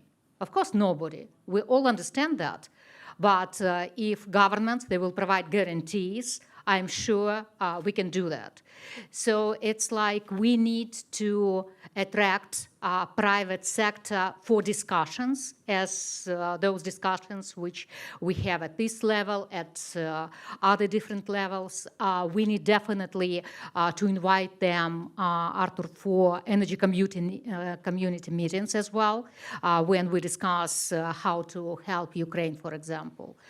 So they also must be involved. Otherwise, we won't be able to succeed. Thank you.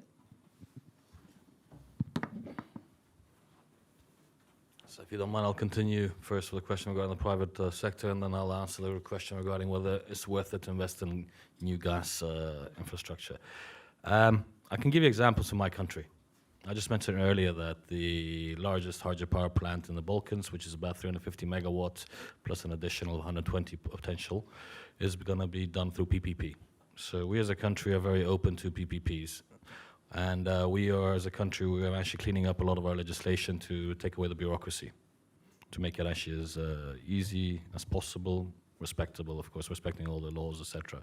We've also actually have a law on strategic investments, and energy is one of the key sectors we're looking at. So we have actually quite a few European companies who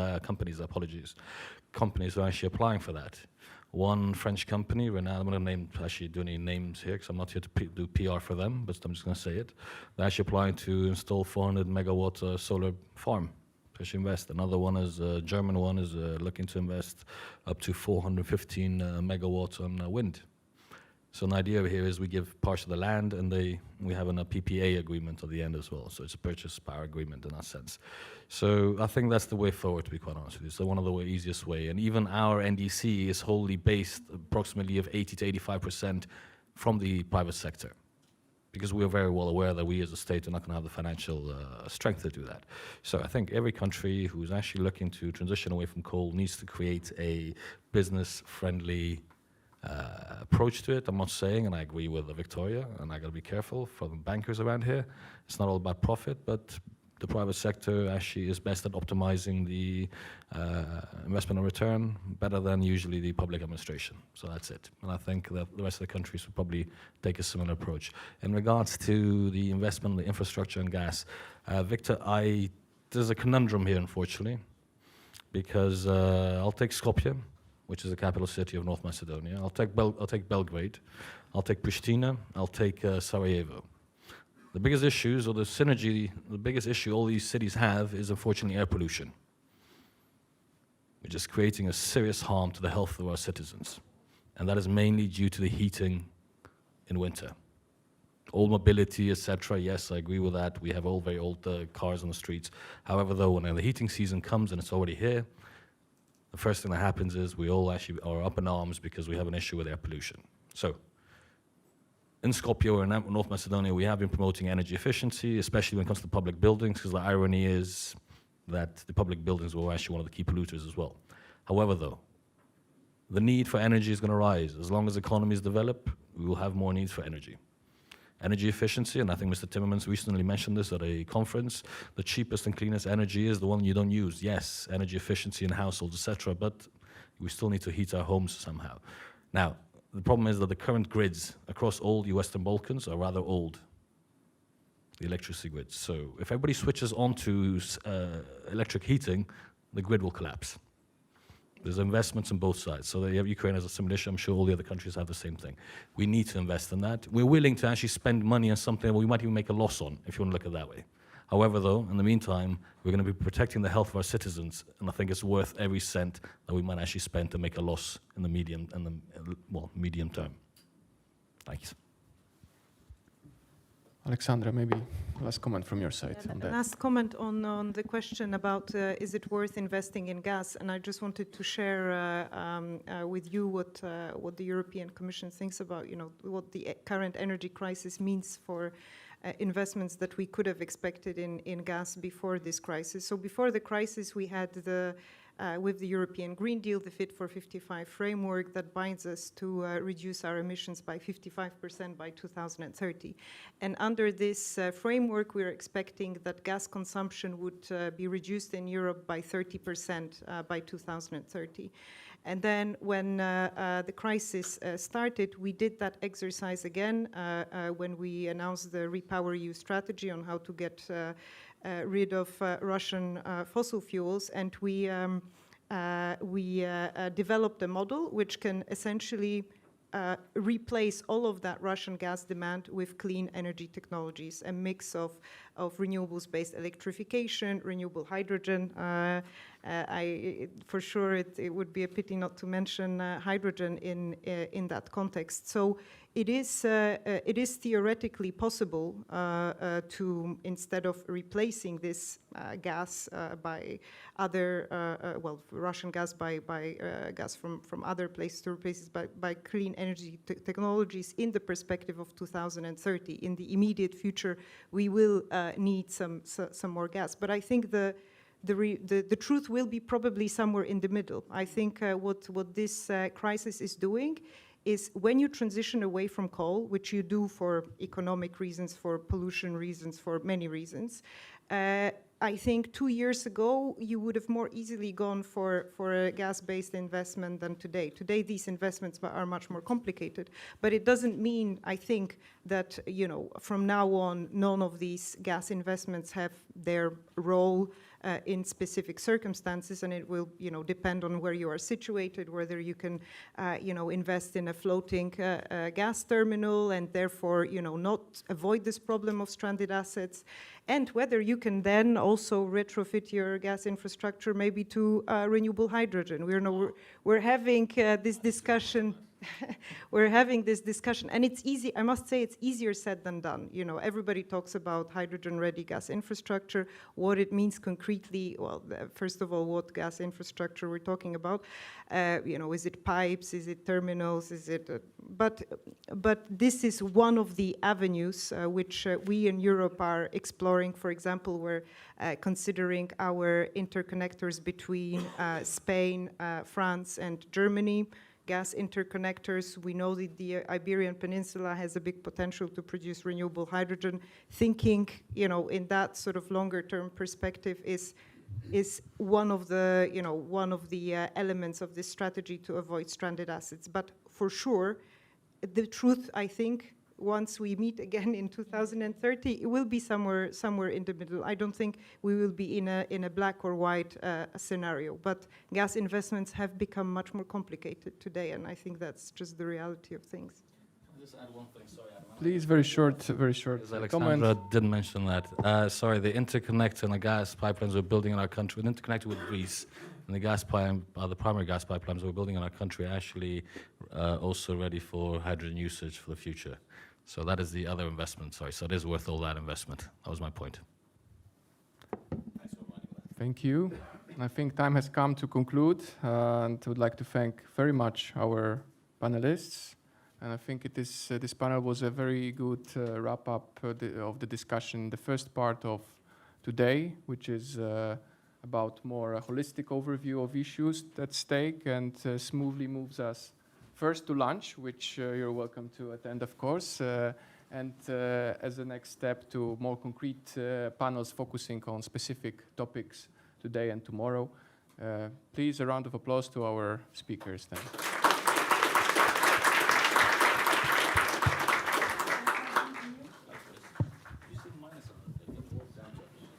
We are just about to commence our second panel discussion for today on stakeholder engagement and just transition. However, I am conscious that a number of people will need to use the Interacto app. So I just want to run through the guidance for using the Interacto app for those both in the room and joining us online. So the guidance is in front of you. As you're aware, we have a range of languages available through all the relevant languages. If we could perhaps go back a slide. Thank you. For those in person in the room, please download the Interacto app at app.interacto.io and enter the code. It's important you enter the code WBUA, that's all uppercase, 2022. And obviously, plug in your headphones and select the language channel. For those who are joining us via YouTube, again, download the Interacto app, app.interacto.io, and enter the code WBUA, all uppercase, _online. And again, please plug in your headphones for those joining us outside the facilities today and choose your selection. And make sure you are muting your sound that is coming from YouTube, as it will distort the quality. Okay, moving on to the next slide now.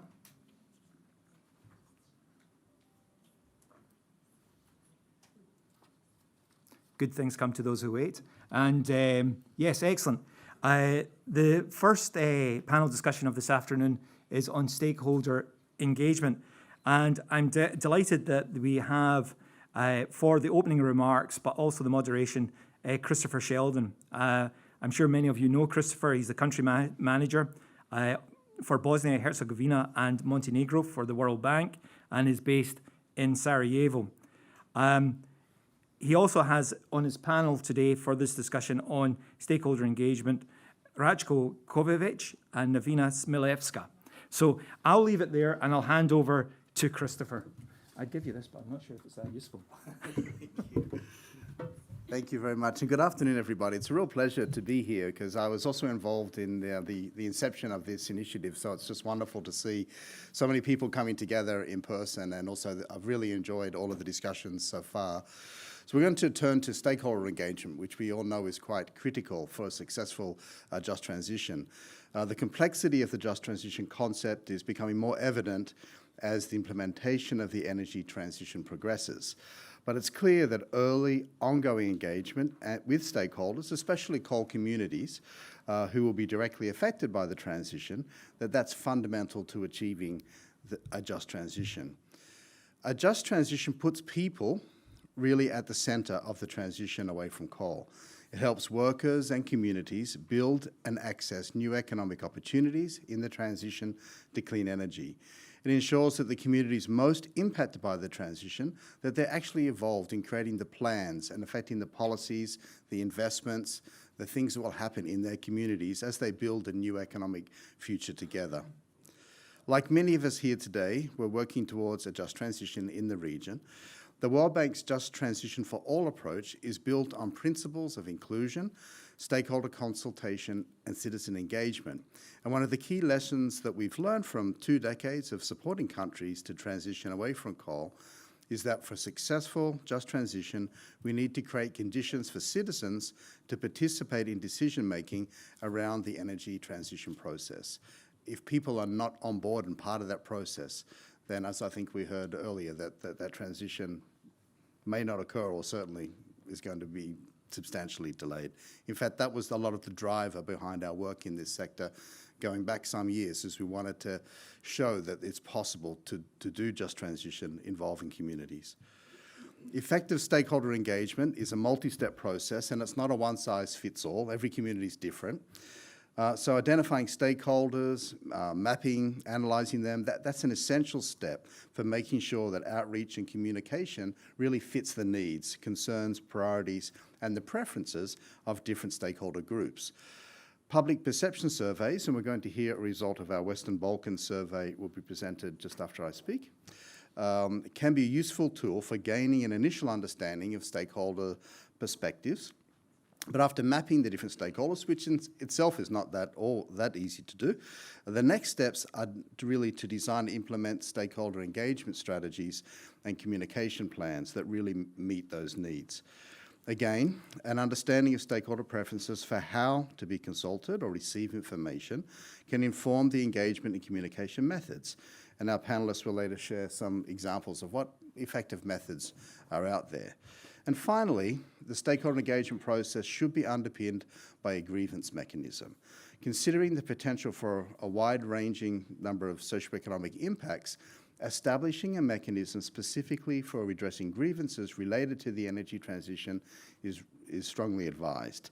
It can serve as a useful feedback mechanism for continuous improvement of the just transition implementation. So you learn and you make adjustments as you go along. So I'd now like to invite Justine Sylvester to present the results of the Western Balkans Coal Regions in Transition Public Perception Survey. And following that, I will open the panel. I'll introduce them after you speak, Justine. Please go ahead.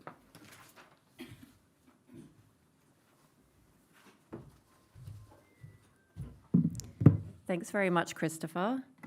Hello, everybody. I'm Justine. Hello to everyone online. Thanks very much for joining this stakeholder engagement session.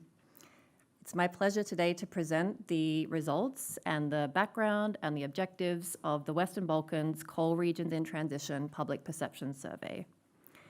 As Christopher mentioned, the complexity of the just transition concept is becoming more evident as implementation progresses. Yet we still don't have one single universally accepted definition of what is the just transition and what exactly does it entail.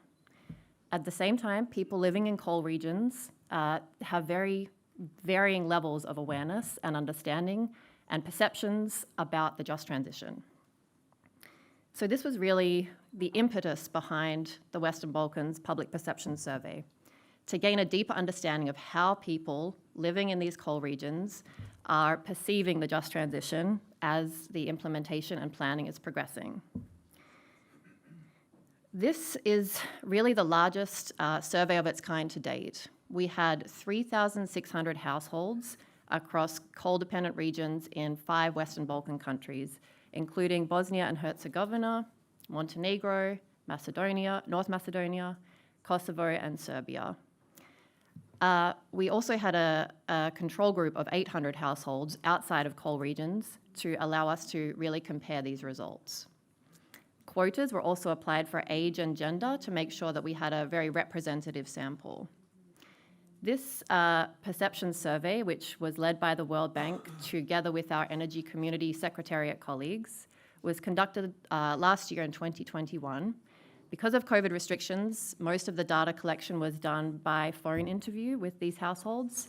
And there was also a qualitative dimension. So in-depth interviews were held with 15 different organizations, like trade unions, like civil society organizations, and private sector actors to gain really more of a qualitative understanding of their perspective on the just transition. The survey design, the questionnaire itself, had 26 questions covering 4 different categories, including the understanding of people of the just transition concept, their perceptions of it, their expectations of it, and also a citizen engagement category to try to better understand how citizens want to be engaged in the just transition process. And importantly, civil society organizations like Bankwatch, they had valuable inputs into the design of this survey, and we'll hear from our panelists later on this. So today I've extracted several key headline findings from the perception survey, which will be used to frame our panel discussion. But before I dive into these findings, I want to take a few minutes to kind of gauge our own perceptions as we're all working on the just transition. How do we think people in coal regions are already understanding and aware of and perceiving the just transition? So if I could kindly ask you to take out your mobile devices. Is there an explanation on Slido? No? Here we go. Please kindly scan this QR code. And I'm told that you can also go to slido.com to enter into Slido. So this is a kind of a meta experiment to do our own audience perception survey.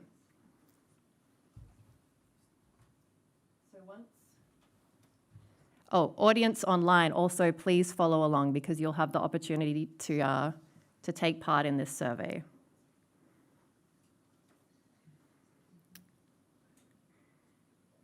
So, thank you. Everyone can see the first question, I hope. So in many coal regions across the Western Balkans, we've seen that planning has already begun, and in some cases implementation has already begun. So the question is, what percentage of people in these coal regions do you think are already familiar with the concept of the just transition? We see results coming in. Do you think it's 20%, 5%, 80%, or 100%?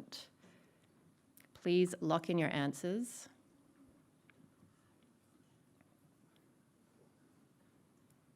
Okay, I'll just give a few more seconds.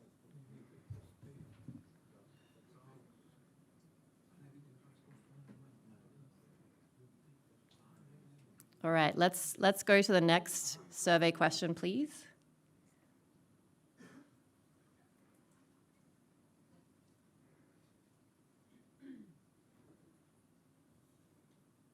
Thank you. So the next question relates to the impacts of the just transition, what people are expecting the impacts will be. We heard from respondents of the survey that they're expecting both positive and negative impacts. In terms of positive impacts, the improvement of global and local environmental conditions was the top expected positive contribution of the transition. The question up here is, what do you think are the top two negative or main concerns of people? And don't forget that the survey was people living and working in coal communities. Okay, we have some interesting results coming in. Almost everyone believes that job losses and rising unemployment will be the top concern. So we'll find out during my presentation. If we could move to the last survey question, please.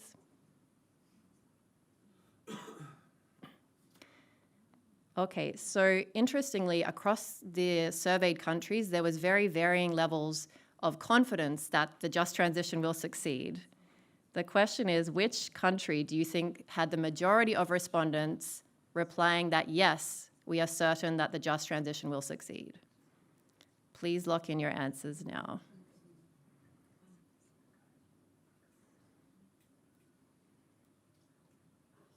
Interesting. I think we've heard a lot from North Macedonia today, so maybe these are influencing the results. Just a couple more seconds to vote.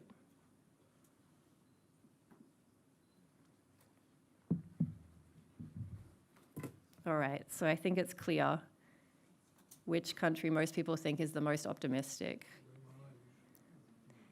Thanks very much for participating in this survey. Yes. I think we can show my first slide now, please. Great, thank you. All right, so now, as I said, I've extracted some of the key headline findings, and the answers to these poll questions will be revealed. Firstly, respondents were asked if they are familiar with the concept of the just transition. And you can see that, perhaps surprisingly, perhaps not, only 20% of those across the Balkans said yes, they are familiar with the concept of the just transition. And that left 80% of people who are still not sure what the concept of the just transition means. Related to this finding, when respondents were asked what is the main mode of communication that they would prefer to receive information about the just transition, the top two answers were televised reports on the topic and also televised debates between experts on the topic. So we see TV coming through very strongly as a main method of information dissemination in the region.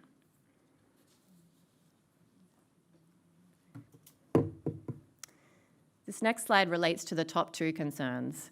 So as you guessed rightly, the main concern across the Western Balkans is the loss of jobs and rising unemployment. And you can see this particularly coming through strongly in Serbia. The second main concern was the increase of electricity and heating prices, which perhaps is not surprising in this context of the energy crisis. Interestingly, we see that the third emerging concern is that there are insufficient financial resources available for the transition to renewable energy sources.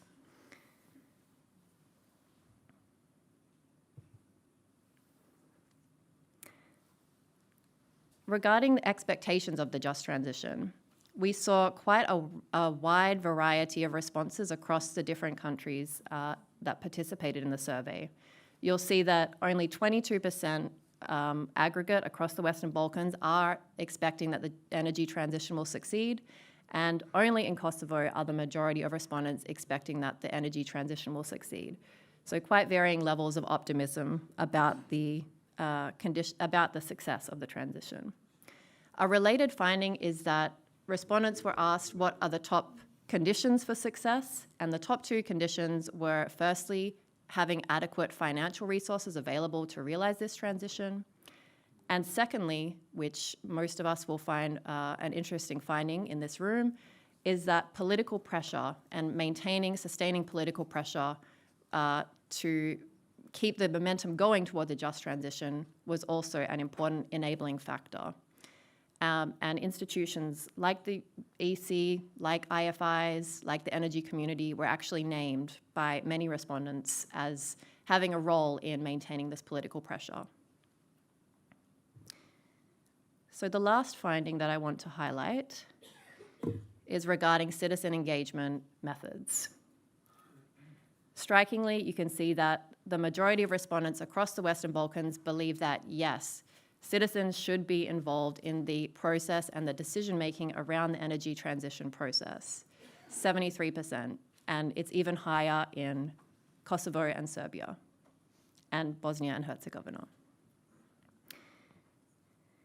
When these respondents were asked what are the main methods by which citizens should be engaged, there were two top answers. The first is through specially organized bodies in their local communities. Almost 70% of respondents believe that this is the most effective way to engage. And the second was specially organized bodies at the national or state level. So this really is indicative of the importance of now setting up these specific governance structures to manage the just transition, and especially to manage this stakeholder engagement process of the transition. So this is my last slide. But now you're wondering, what do we do with these findings? How can we actually use them to inform our stakeholder engagement methods and make sure that they're effective, that they're inclusive, and that citizens are engaged in the just transition process? Firstly, we see that the findings indicate a low level of awareness of the just transition concept itself. So it's important to really scale up these public information campaigns and these outreach efforts now to make sure that there's kind of a common understanding across the region, or at least at country level, about what the just transition is trying to achieve. Secondly, we see that there are a number of topics which citizens are very interested in receiving information about, particularly relating to their concerns about job losses, about increased prices, and perhaps what are the mitigation measures that are being planned around these. We see, of course, that TV is going to be an important channel in this dissemination, and social media was also emerging as another channel for engagement. Finally, we can see a strong desire of citizens to actually be involved in this process. I forgot to mention that a related finding here is that 80% of respondents believe that the voices of youth are important to include in the just transition process. So as we heard this morning from our colleague, I think it was from North Macedonia, it's important to start educating the youth and making sure that they are able to participate in the decisions that will affect their future. So in closing, I think it's clear that citizens want to be engaged. We need to ensure that there is an enabling environment for public participation, And it's a good reminder for us that citizen engagement is really a core principle of the just transition. And as has been said, without the participation of those who are most affected by the energy transition, a just transition will be very difficult to achieve. Thank you.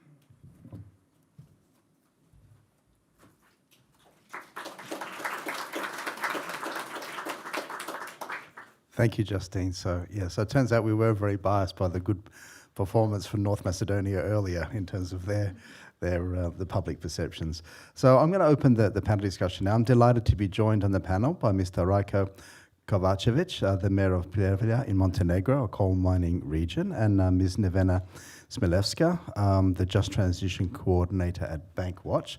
So in this panel, we're going to dig a bit deeper into stakeholder engagement, into the how-to, really examining the complexities and also showing some good practice. After discussion, I'll also open it up for questions to the panelists, but also to Justine about the public perception survey. But I'm also hoping that you will share from the audience some of your experiences and good, and even the practices that haven't worked so well, so that we can all learn together. For those of you who don't speak the local Montenegro language, just remember we have the translation available for you. So, Mayor, let me first start with you about Plevlja's experience. So it's a municipality in the region where preparations for the just transition are already underway. So can you tell us more about how Plevlja is approaching the task of information dissemination, public outreach and engagement on the energy transition with the local stakeholders?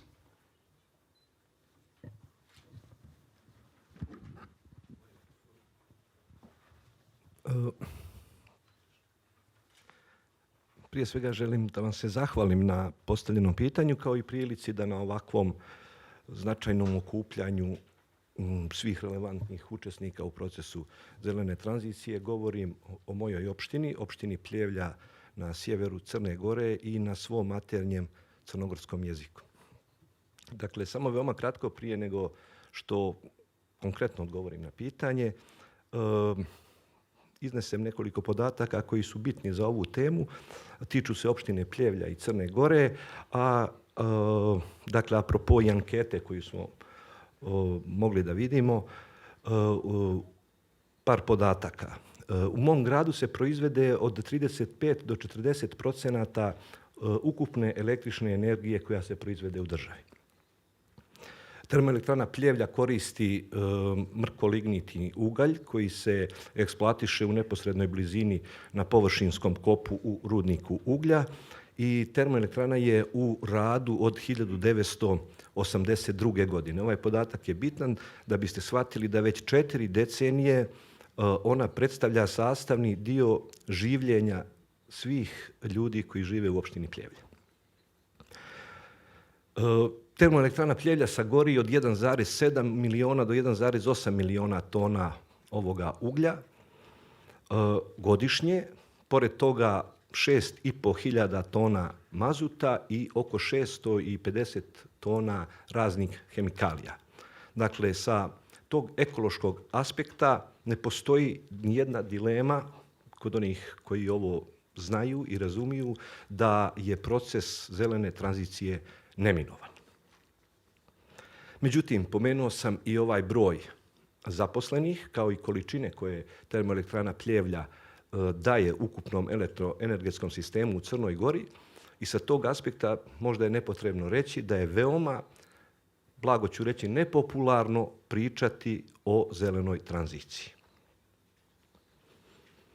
Dakle, čini mi se jednostavnije je daleko i posebno u ovome talasu populizma koji nas obuhvata u svim segmentima življenja, braniti tezu da ne treba zatvarati termoelektranu i da ne treba izbacivati fosilna goriva iz upotrebe.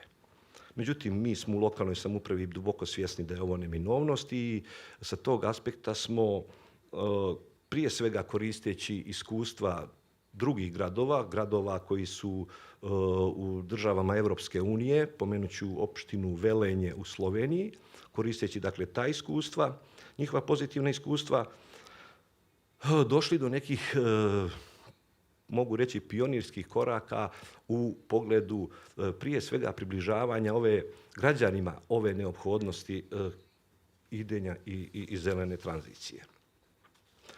U stručnu i finansijsku pomoć kancelarije UNDP-a u Crnoj Gori i Slovačkog ministarstva financija započeli smo pripremu prvenstveno kroz uspostavljanje lokalne platforme pravedne tranzicije u Pljevljima. Nosilac te platforme je kreativni hub koju je uz pomoć već pomenutog UNDP-a i Ministarstva financija Slovačke republike napravio već neke pionirske iskorake u pogledu približavanja ove problematike svim građanima Pljevalja. Vidjeli smo da je to po ovim anketama jedan od osnovnih problema sa kojima se svi mi koji u našim sredinama želimo da afirmišemo ovaj proces susrećemo kao sa jednim od najvećih problema. Namjera nam je da ova platforma, dakle, donese povećani nivo svijesti o procesu pravedne tranzicije među mladima posebno, ali ne samo među njima, već i u ukupnoj lokalnoj zajednici. Osnovni zadatak platforme je da omogući otvorenu javnu diskusiju o problemima i izazovima građana u vezi sa smanjenjem od industrije uglja u Pljevljima i da sa druge strane omogući da se razviju određene zelene, tako da ih nazovemo zelene lokalne politike. Pomenuti hub je prepoznat kao domaćin te ukupne platforme, uglavnom za privlačenje mladih, ali kažem ne samo njih, već i iskusnih studenata, raznih kreativaca, srednjoškolaca i tako dalje. I od huba očekujemo da obezbijedi sve uslove u pronalaženju tih kreativnih rješenja za kojima svi ukupno tragamo u raznim oblastima energetike, poljoprivrede, transporta i tako dalje. Također, tu želimo da osposobimo jednu generaciju kroz učenje novih alata za inovativno finansiranje i razvoj malih preduzetnika i privlačenje digitalnih nomada. Dakle, generalno moramo preskočiti ili se truditi da kod svih naših građana, pa i onih koji su donosioci odluka u ovim preduzećima, da se preskoče te mentalne barijere da bez rudnika uglja i termoelektrane se ne može živjeti. Eto, toliko. Hvala vam. Thank you very much, Mayor. And we'll come back to you for some more details there. Nevena, effective stakeholder engagement requires a multi-stakeholder approach. It's clear that civil society organisations like yours can play multiple roles in the just transition, not only advocacy for policy influencing and accountability, transparency, but also actually being a key partner in public outreach efforts and working directly with coal communities. So in your work, have you seen good examples of how multi-stakeholders, governments, multilateral, CSOs, communities, private sector, so all the stakeholders, can really work together to support public participation in the just transition process? Thank you very much for the question. Only last week I heard a set of presentations from different stakeholders from the Western Macedonia region in Greece. This was the Just Transition Special Authority, the power company, a private company, and all were related to their just transition efforts. And over the previous period, I have also heard the mayor of Kozani, also in Western Macedonia, Greece, and several other stakeholders, including some of our colleagues from the CSO sector. And they all very proudly talk about this just transition process. For the region of Western Macedonia. Therefore, it would probably not be an exaggeration to say that Greece is the front runner in the just transition process.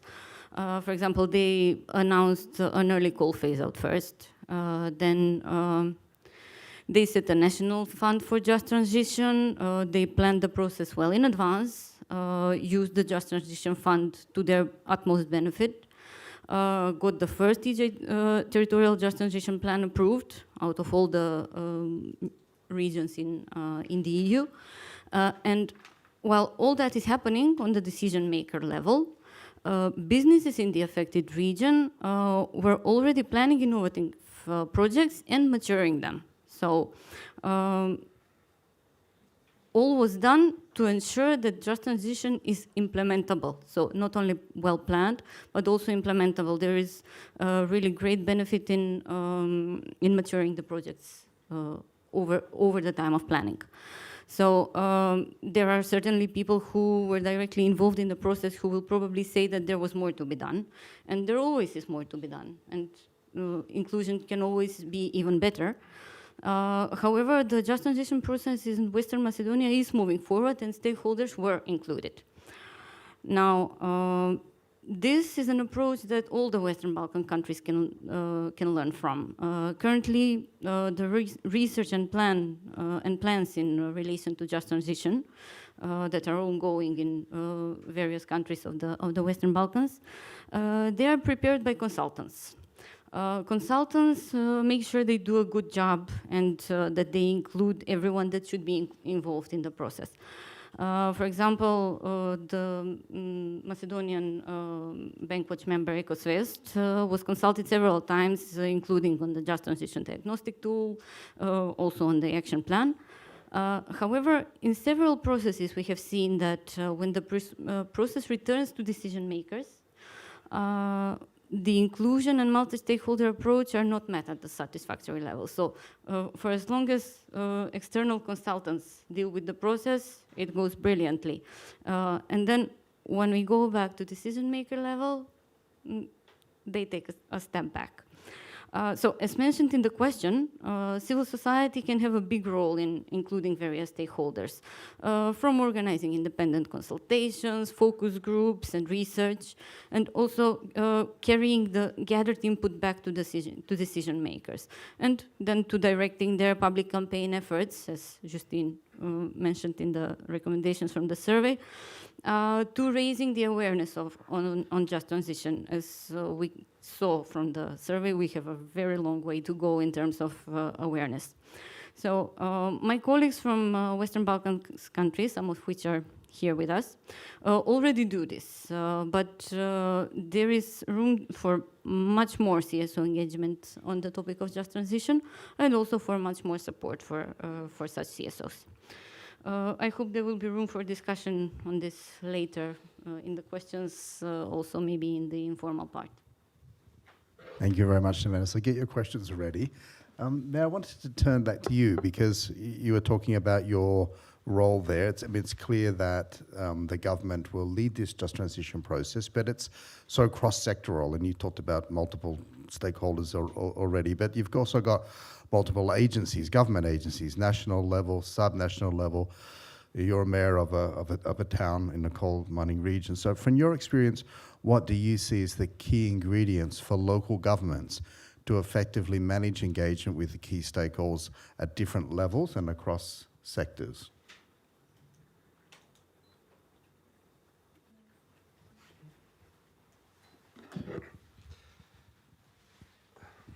Pa dakle, očigledno je da proces pravedne tranzicije treba da predvodi vlada. Dakle, i to je, kao što ste i sami rekli, veliki međusektorski poduhvat i uključuje više agencija. I tu ste apsolutno u pravu.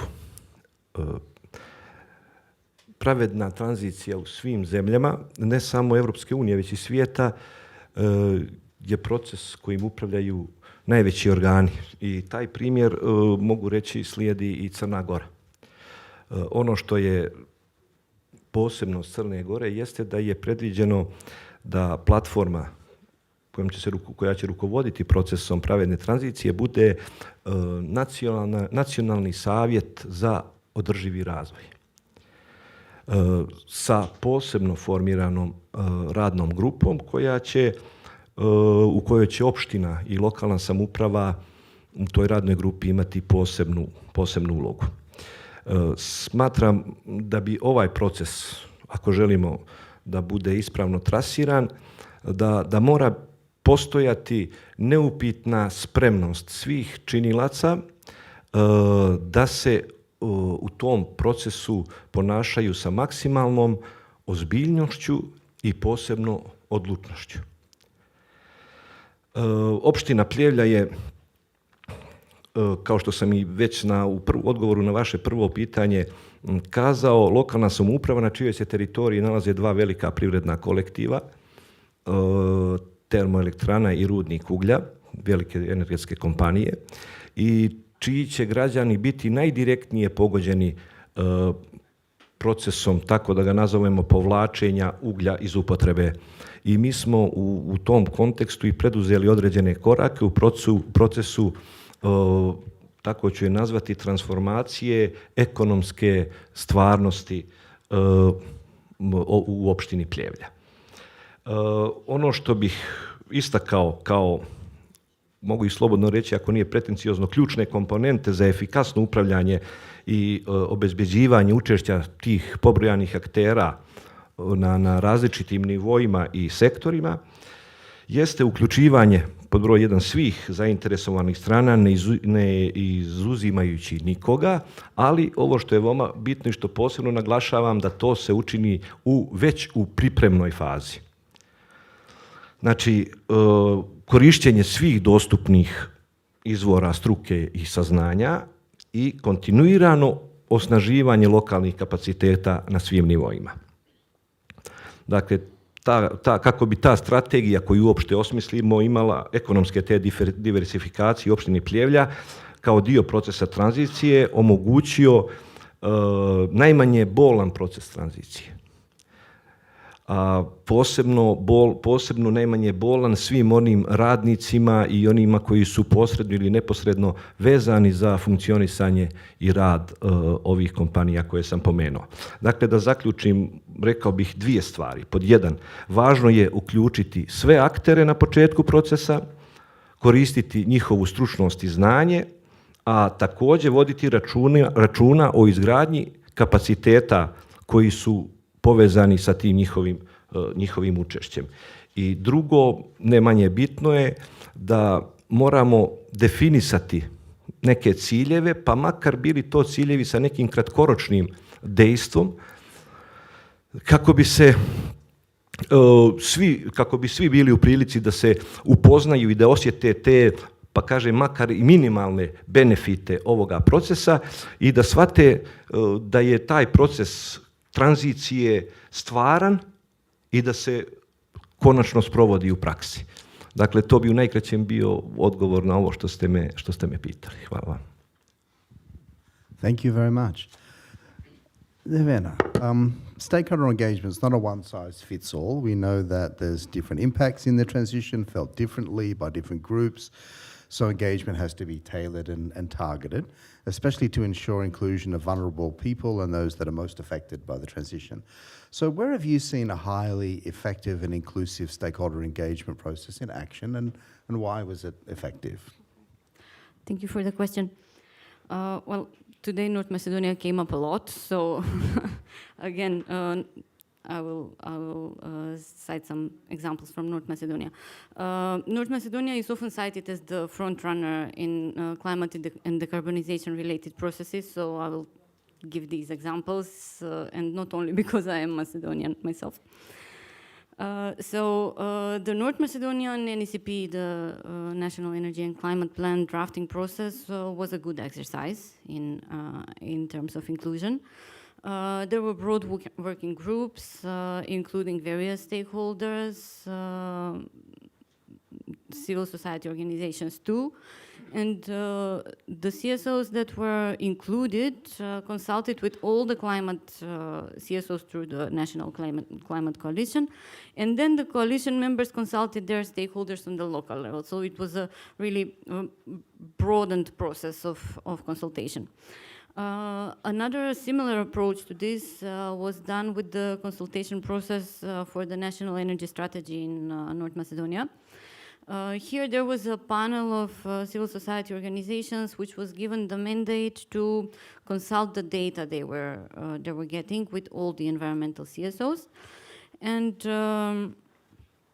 they did a process similar to this one with the Climate Coalition, only this was a bit more broad because it was not only climate CSOs, but the strategy was basically shared with all the environmental organizations because they have a national strategy meeting every year for 20 years in a row already. So during this meeting, there was also consultation done on this.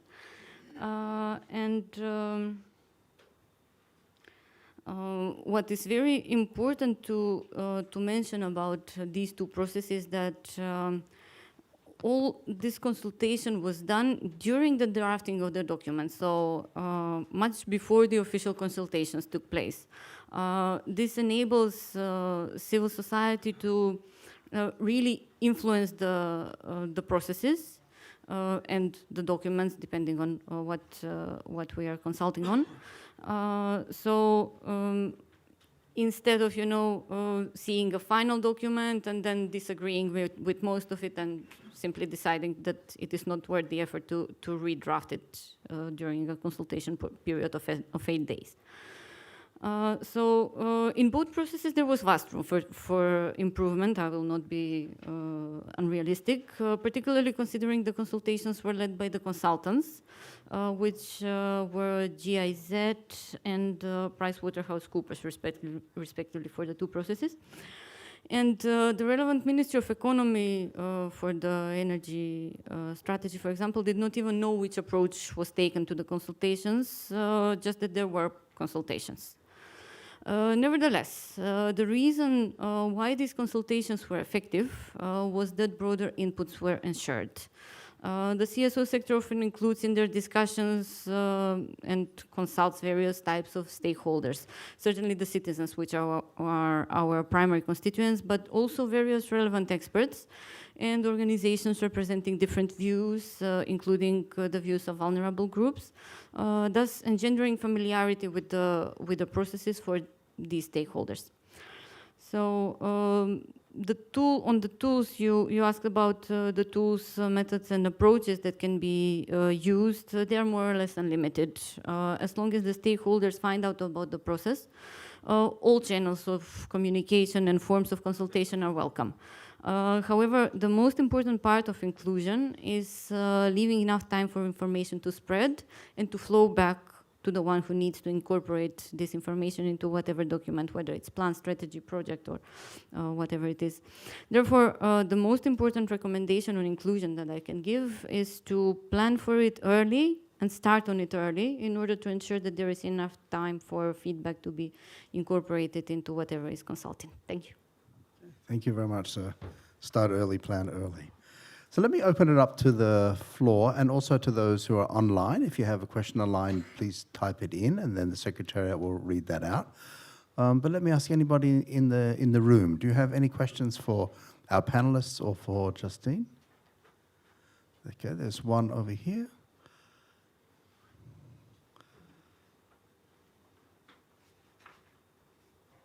You. Yes, my name is Lorenzo Manca, and I'm representing the Youth Coalition Generation Climate Europe. And yeah, we have worked with Bankwatch in the last year on a report on how young people, in particular, among the stakeholders that were consulted for the just transition, were engaged in the European Union in particular. But building on that, I wanted to ask, to Ms. Vasylyeva, whether in your work on monitoring in the Western Balkans, you found any good examples of youth engagement as well among all the other stakeholders. And to the Mayor Kovacevic, I wanted to ask if in his municipality youth engagement has been carried out for the just transition, and or if not, if they plan to do so, and if yes, how? Thank you.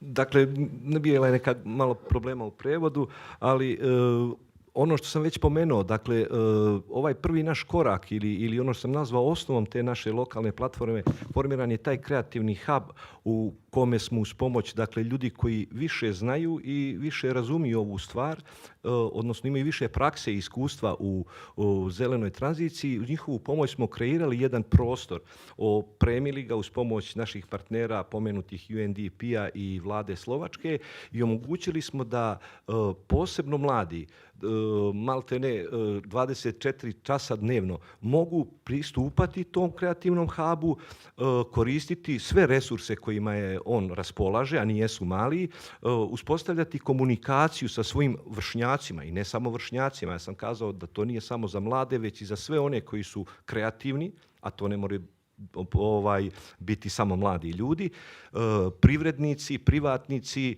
razni drugi dijelovi društva koji mogu pomoći da se ta svijest o uslovljenošću života, postojanjem uglja, termoelektrane, rudnika uglja, da se malo mijenja u kontekstu iznalaženja nekih drugih rješenja i dominantno prelaska onih koji su i radnim obavezama vezani za energetske kompanije, da se prenu i razmišljaju, da nađu neke alternativne poslove koji će im nadomjestiti gubitak radnog mjesta, uslovno rečeno, u ovim velikim kolektivima. To je najveći problem.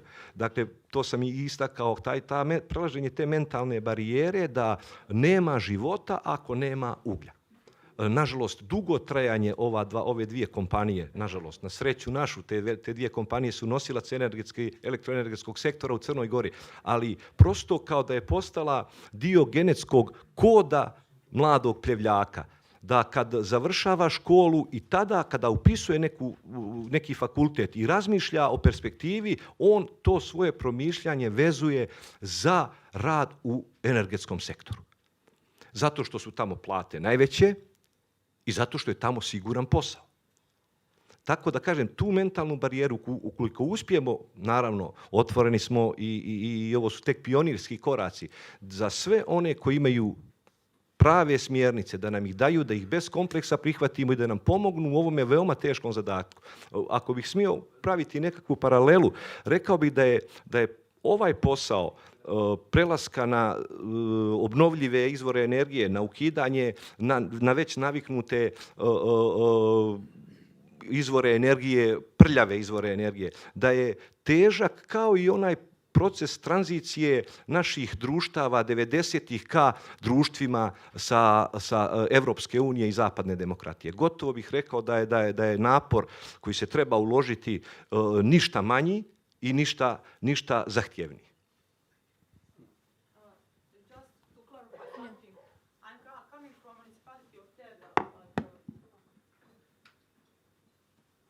Just to clarify something, I'm coming from municipality of Pljevlja, like a city manager, and I want to explain something, because we have annually meeting of our engineers, youth engineers, at our creativity hub.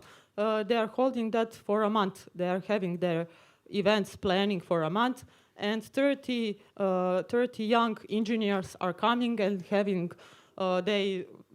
their schools, their workshops. They are planning their startups, and we financially support them and give them all support. So last 5 years we have that workshop for our region. That's for the Western Balkans, or the youth engineer.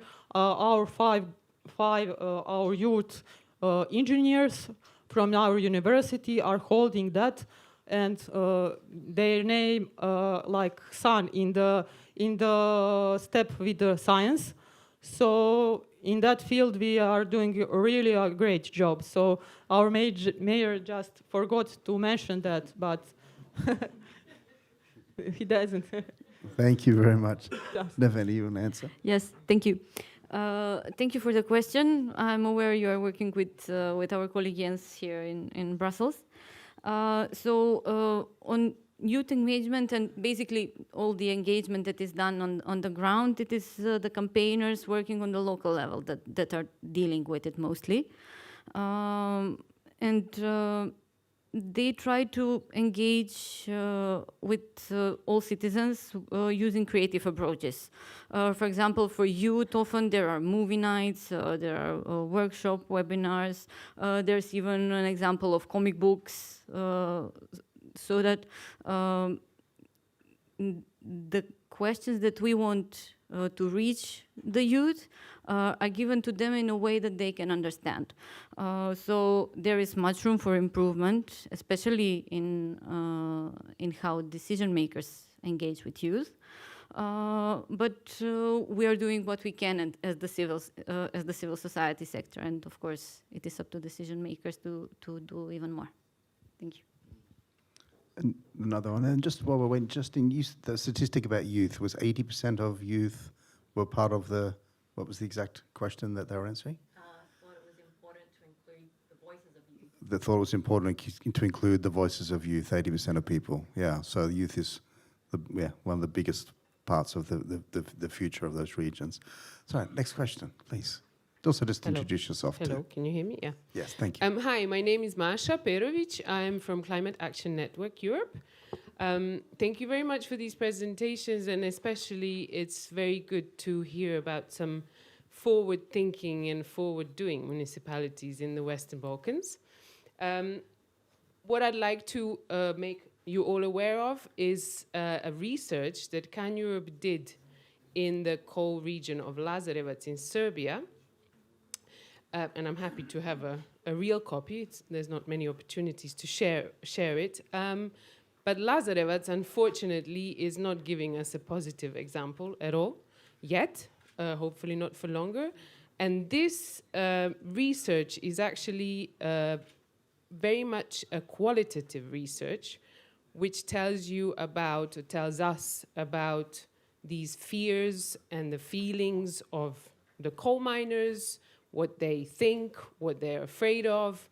And I think it's a very good guide to use for further communication and to show us what can be done and what needs to be done in these coal regions. And also, just as a reminder that probably everyone knows, but maybe if we forget, and the mayor mentioned it, the Western Balkan culture is not a culture of democracy. So people are not used to being asked what they think. Therefore, youth engagement, yes, but also elderly engagement, if I can say so. Thank you very much. This is online as well, but you can take a copy like this. I'll leave them outside. Thank you. Thank you very much for that.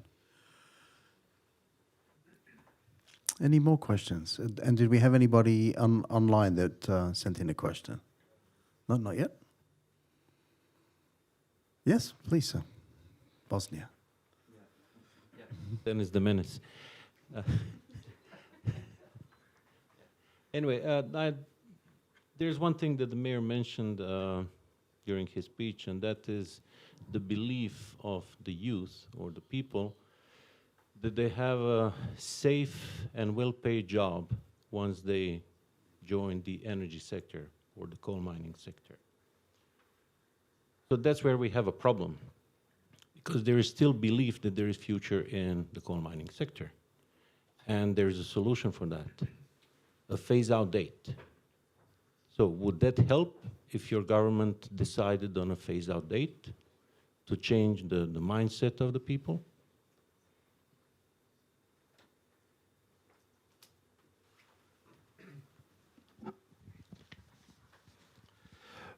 Hvala na pitanju. Vidite, ovdje ću, da ne bih vas dezinformisao, imam tačan podatak. Dakle, što se tiče termoelektrane u Pljevljima i rudnika uglja, ti limiti su već postavljeni. Dakle, termoelektrana Pljevlja od 1.1.2018. godine nalazi se u takozvanom, znate, opt-out režimu i trebali bi da zaključe, dakle, to je broj sati koji joj je dat do konačnog zatvaranja, oko 20.000 sati. 23. godine, do konca 23. godine termoelektrana bi trebala da prestane sa svojim radom. Međutim, sada je u procesu njena ekološka rekonstrukcija gdje se otvara određeni prostor da se onaj produži, tako da kažem, njen život. Ta ekološka rekonstrukcija će biti završena do 2024. u najboljoj mogućoj varijanti. i da ćemo na taj način opet ne znam koliko doprinijeti da ljudi, a kažem posebno i menadžment tih preduzeća, pa čak i neki tonovi od strane koje se čuju iz vlade, zavisno od političkog konteksta, koliko će to biti i pospješiti proces da se još snažnije i odlučnije ide ka ovoj neminovnosti, a ona je svakako izlazak iz priče o fosilnim gorivima. Mislim da, ne znam, možda računajući mentalitet slični i nas u Crnoj Gori, možda i vas u Bosni i tako dalje, nekad volimo da nam se naredi i da bude jasno. Ali mislim da ne može, po mom mišljenju, nije stimulativno ako zakucavamo nekim datumima prije nego što uz pomoć onih, kažem, koji više znaju, nam se nacrta ta mapa puta. I da više se poguramo da ispunimo sve te tačke i faze koje moramo preći. Naravno, mi to nikad ne umijemo sami, uvijek nam je potrebno neko da nam sa strane to malo bolje objasni, ali naše jeste da se konsolidujemo bar onaj dio ljudi ili snaga u okviru naših država koji su neupitno za ovo o čemu mi pričamo. Ja nisam siguran i volio bih, evo, vraćam se na ovu anketu, dobro bi bilo da je ova anketa urađena ne sa običnim građanima, nego sa donosiocima odluka. Bojim se da bi slični procenti podrške ovoj priči bili. U tome je za sad suština problema kod nas na Zapadnom Balkanu. To znači ne prihvatate realnost. U kom smislu? Došao kraj uvijek. Dakle, ja sam, evo, već 4. put govorim, mislim da je to više nego jasno. Da je vrlo mali broj ljudi koji je svjestan. Evo, napravit ćemo jednu malu paralelu. Dakle, prije par godina se počelo pričati o električnim automobilima. Svi mi vozimo automobile koji troše fosilna goriva, bar 95% nas na Balkanu. Jel vi mislite da iko misli da će neko nekad zabraniti da on vozi taj svoj dizel automobil? Ista je priča i za ovo. Ali ono što je 100% tačno jeste da ćemo mi taj automobil, kada Evropska unija odluči da se ti automobili električni moraju voziti, parkirati ili ćemo ga voziti u dvorištu svojih kuća, pa kome se kako isplati.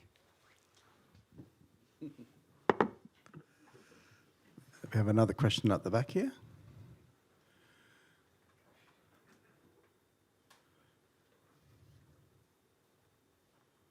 Hello, my name is Branislava Jovičić. I'm the founder and owner of the portal Balkan Green Energy News. I would like to hear more about the World Bank program, and did you make any proposals, concrete proposals for the job transformation for those people coming from the coal regions? We are speaking a lot about engagement of youth. We are speaking about the stakeholder engagement. But what are, for example, the 3 possible solutions for the people who will lose their jobs or people affected by the coal phase out? Have you been thinking about maybe putting accent on renewable jobs in renewable energy sector? Today we haven't heard a single word about that, and I believe that it's something which is feasible. And since you're dealing with the whole region, maybe the solution would be to make some program for the whole region where people would go more in renewables than staying. I think that apart from providing some general stories about understanding, is it the right moment, people from the region would appreciate some concrete solutions to be offered to them and then to discuss, because it will be a huge problem for them, and we know about the economic situation in all the countries we are talking about today. Thank you. Okay, so that question is kind of for me, I guess. So So the answer is yes, but everything's site-specific, just like the stakeholder engagement is very specific. And I think the next session, when we look at some of the alternative land uses, that will partially answer some of your question. But I'm the country manager for Bosnia, so we've looked at a couple of sites in Bosnia, and it's a mixture of things. So on some of the former mining lands, you can actually use that for renewable energy. Particularly waste dumps can be converted. They're perfect for photovoltaic to create solar power, but it doesn't typically replace all of the power output from the coal mine. But I know something that World Bank's looking at, and also EBRD in Bosnia, is the conversion of some of the coal boilers into biomass. But for that, you need to have the right biomass fuels to go into those boilers. So that's keeping the energy character of the region, but with renewable energy. But in addition to that, you need to look at other alternative economic activities. I formerly worked on some things in Poland, in Romania. So the big emphasis has to be on what other opportunities are there. And that depends a lot on the characteristics of the place. Has it got good transport linkages? Is it closer to the city? Is it in the rural area? What are the best alternatives? Is it agriculture? Is it forestry? Is it tourism? So all of those sorts of questions get considered when they develop these just transition roadmaps. So it's not just the physical closure and consulting communities about that, but it's really, and to bring it back to the stakeholder conversation, consulting communities about the kind of future they would like to see for themselves. And that might be changing the nature of that economy. But it has to be realistic and fit to what the possibilities are for that community, and that's where investment comes in. Also in training and in some cases in infrastructure, IT infrastructure, other infrastructure, to sort of build a new economic future. So I hope the next session might get into a little bit more of that, but we can also talk separately. But your question is the right one to ask. Not only how do we provide the energy that replaces the coal-fired power, but how do we provide a new economic future for the people that live and work in that area? They're two very important questions that we try to answer as we develop these plans. Any more questions? We have one from online. Yep.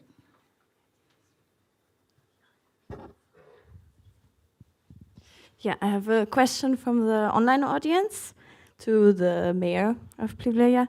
And the question would be, so considering the high unemployment rates and internal and external migration, how does the mayor see the future of employees at this moment in the municipality, those working in the coal mines and power plants?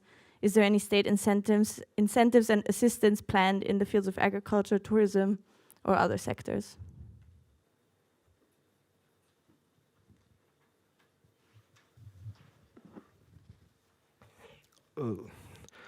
Dakle, upravo zbog ovoga što je sadržano u pitanju koje je poslato online, mi u Pljevljima moramo sa posebnim senzibilitetom osmisliti ovu lokalnu strategiju tranzicije.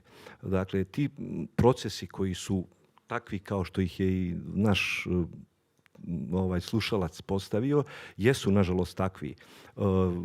Velike su migracije stanovništva, posebno mlađe populacije iz opštine Pljevlja ka drugim centrima radi zapošljenja.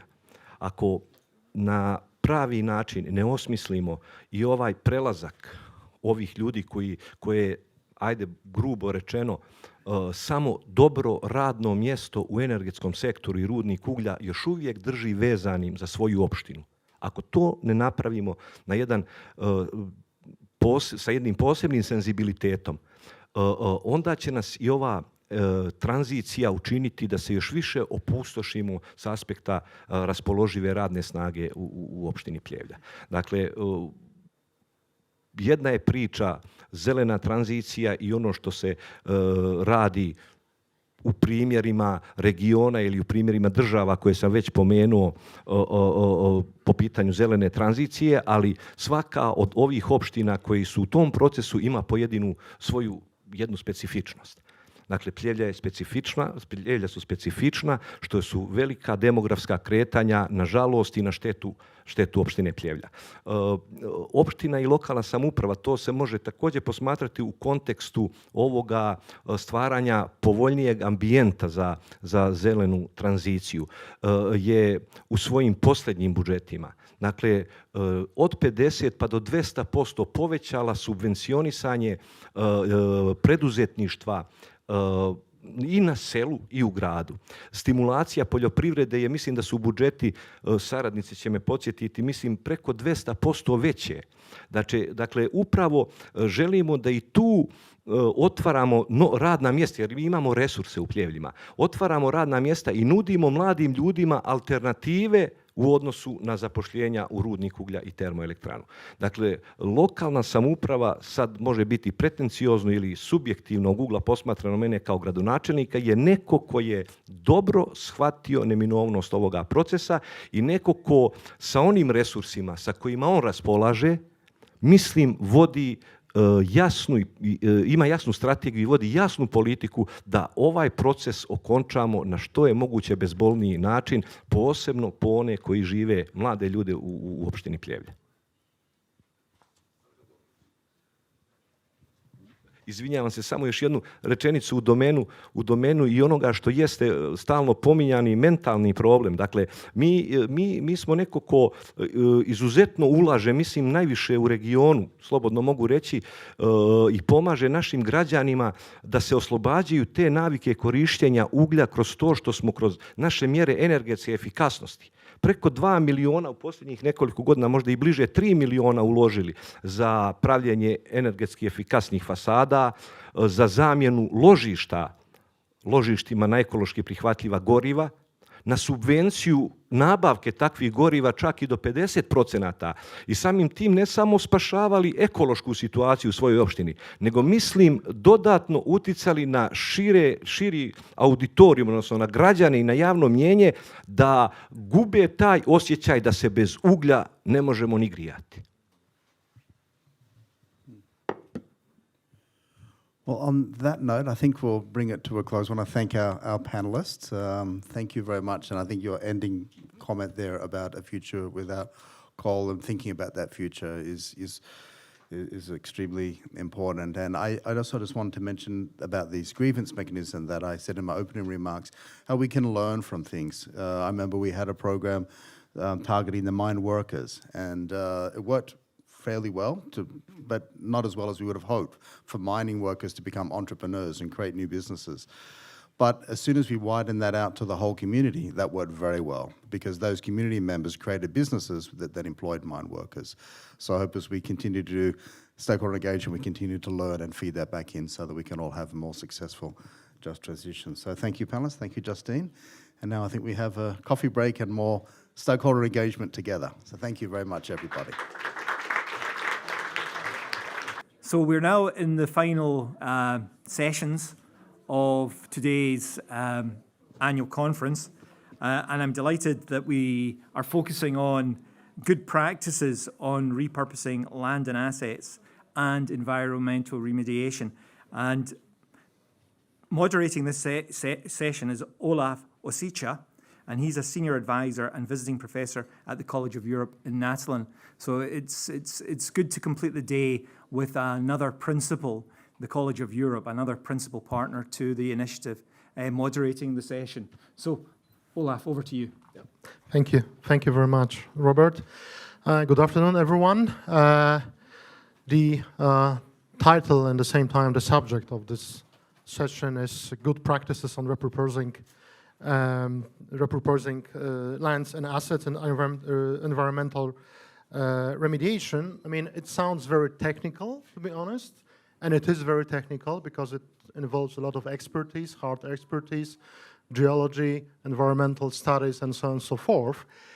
But at the same time, I believe this is one of the most, if not the most rewarding side of the energy transition, because the local communities, they can see with their eyes actually how the landscape is changing in their environment. So from places which were basically destroyed, polluted, into modern attractive, sustainable landscapes. And the idea of this session is to share with you examples, lessons learned, perhaps also committed mistakes, because we are doing, it's like learning by doing in many countries, in many cases. And therefore we invited 4 excellent speakers, starting from Piotr Cofałka. Piotr Cofałka is Deputy Director of the Polish Institute for Ecology and Industrial Areas, Katowice, Poland. Welcome, Piotr. Then we have Irina Kostecka, post-PhD researcher at the National University of Life and Environmental Sciences of Ukraine, from Kiev. Mayor Samir Kamieniakowicz, Mayor of Żywienice from Bosnia and Herzegovina. Welcome, Mayor. And last but not least, Wolfert Paul, on my right side, lead specialist for environment and geosciences for the World Bank's Environment, Natural Resources and Blue Economy Global Practice in Europe and Central Asia. In Vienna, I guess, you stationed in Vienna. Okay. So this is the framework of our panel, because the time is tense, and then we have the concluding remarks by VIP speakers. So there's not gonna be a coffee break. So without further ado, I'd like to ask first Piotr to share with us examples from Poland. I think the presentation is on. Can we check it? Just a second. Oh yes. It seems that it works. Yes. Okay, good. The floor is yours. Thank you. Thank you, Olaf. First of all, I'd like to thank you organizers for inviting for this panel. I represent the Institute for Ecology of Industrial Areas, which acts under the Polish Ministry of Environment and Climate. And we are the only research institute that is located outside the capital of our country, but in the region that has got a lot of needs concerning environmental challenges. First of all, I'd like to tell you about our vision. I think that looking at any land, any area, we should think about the land as a resource. It fits very well to a circular economy approach. It means that we should reuse the land we use. We've got first function for the land, and we can repurpose this place, repurpose this land in a safe way for people.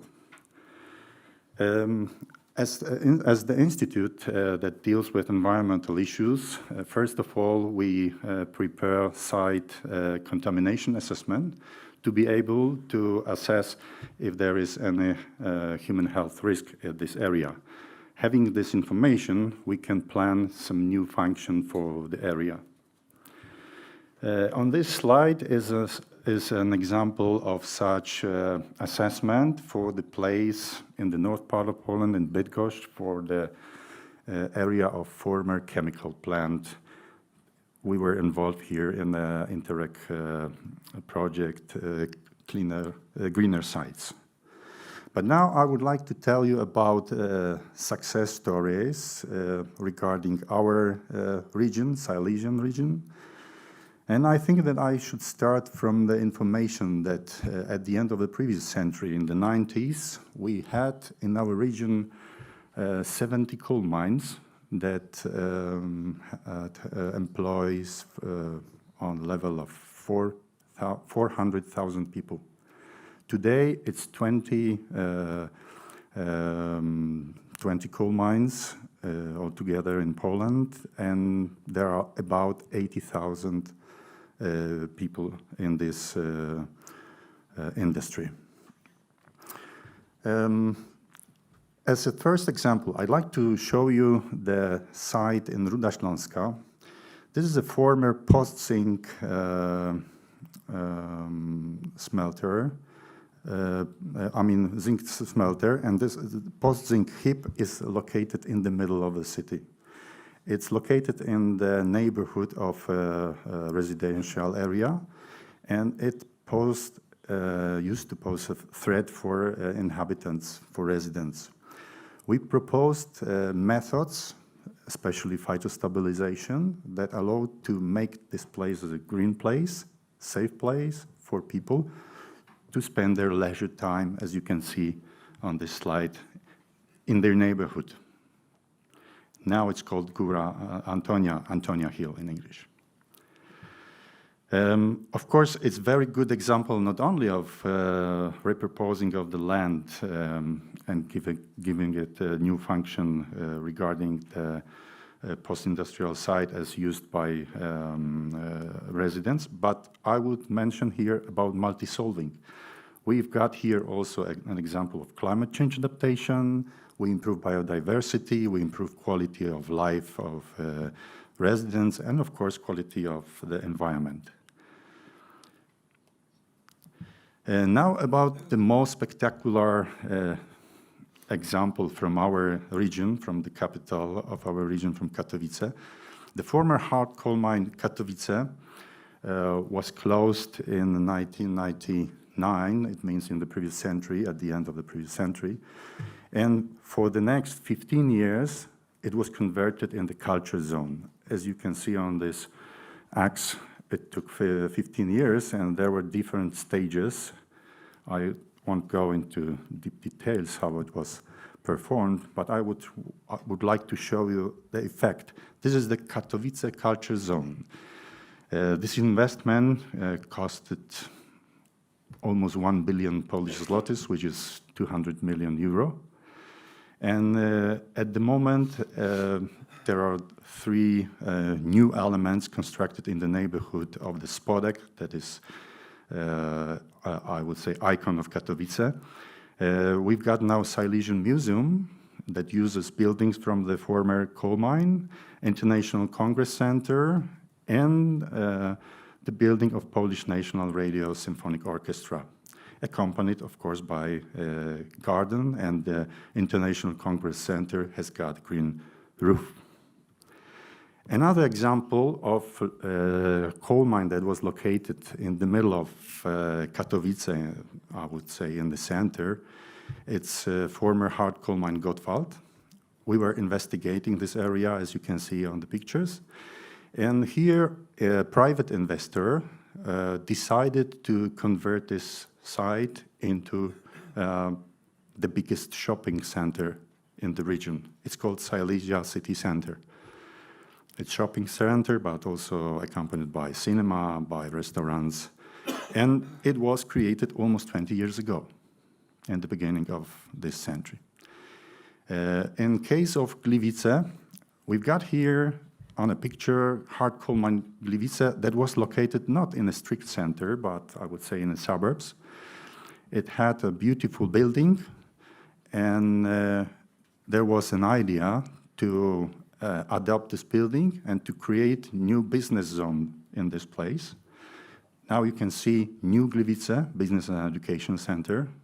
The buildings are from former coal mine are renovated, and also accompanied by new buildings. At this place, over 40 technological advanced companies are located, and it's generated over 2,000 jobs for citizens.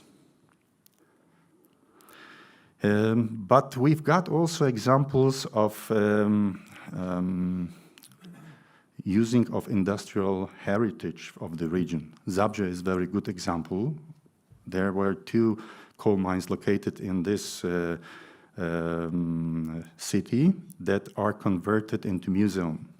Today, tourists visit Guido coal mine and Queen Louisa mine, and they can also go by boat through the main edit.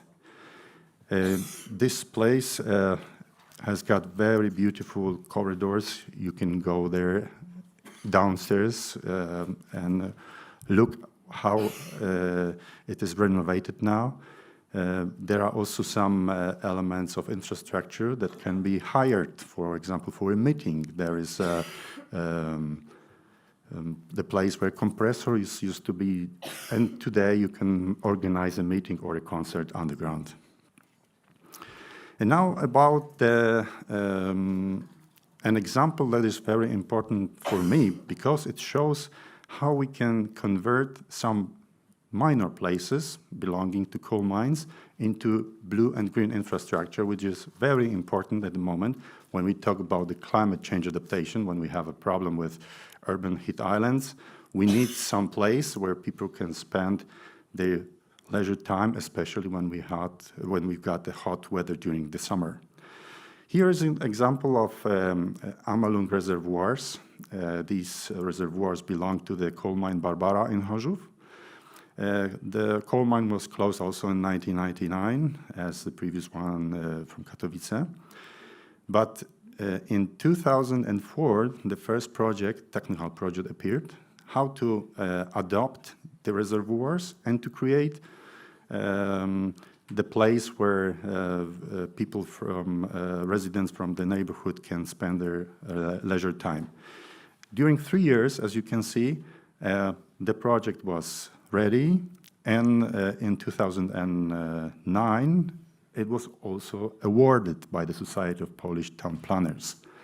However, the citizens said, okay, it's a nice place to spend the time, but we would like to go by bike, we would like to walk with kids, and the city decided to make a modernization of this place, so after 10 years, the place was modernized.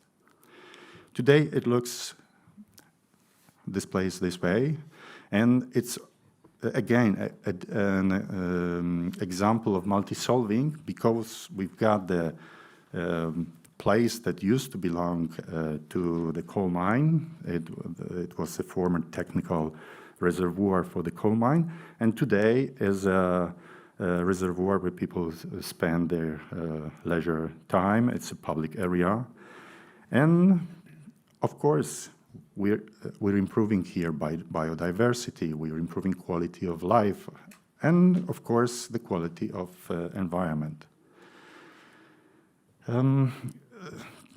Summarizing, I would like to say that this transition process that was started in Poland, especially in Silesia region in the 90s of the previous century, is still going on. Today, we've got still 20 coal mines, as I mentioned before, but the goal is to phase out mining industry until 2050.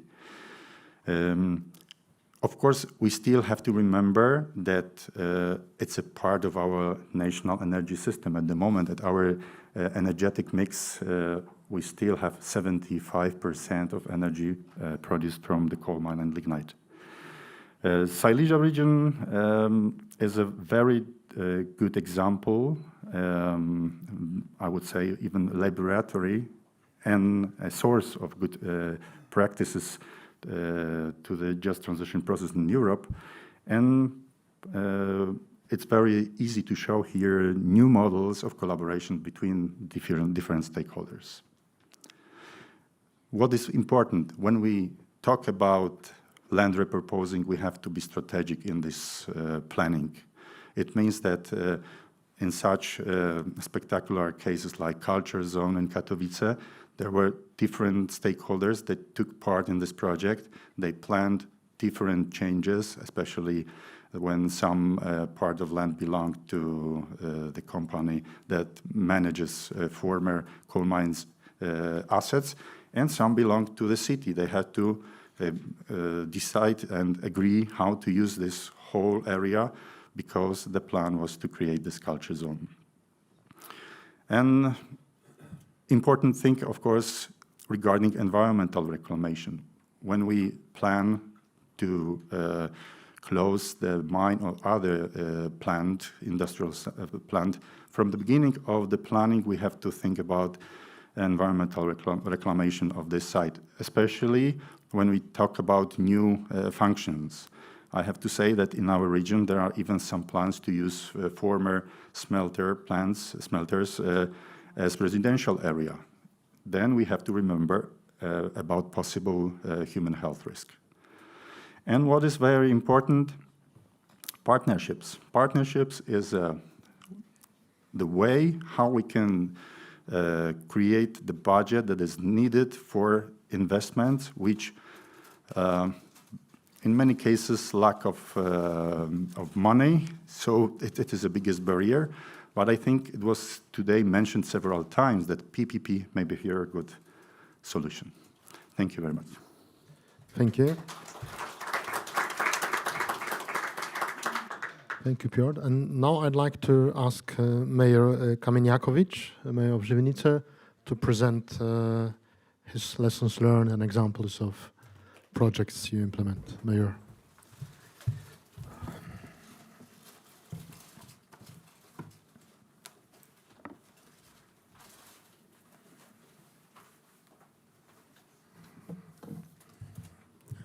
Želim da vas pozdravim ispred grada Živinice i države Bosne i Hercegovine. Veliko mi je zadovoljstvo da danas govorimo o pravednoj tranziciji, obzirom da rudnici koji su bili nekih 50 do 70 godina na našim područjima nisu imali pravednu tranziciju kad je u pitanju eksproprijacija i oduzimanje zemljišta od stanovništva putem eksproprijacije i degradacije koju su radili. Iz tog razloga mi je zadovoljstvo da o ovoj temi možemo govoriti i da polako krenemo u drugačiji način upravljanja sistemom. Kad govorimo o gradu Živinice, mi smo jasno iskazali svoje određenje da budemo jedan od prvih gradova u Bosni i Hercegovini koji će uraditi projekat dekarbonizacije i pomoći ukupnoj dekarbonizaciji i države Bosne i Hercegovine. Dekarbonizacija energetskog sektora je imperativ za grad Živinice, ali imperativ za državu Bosnu i Hercegovinu.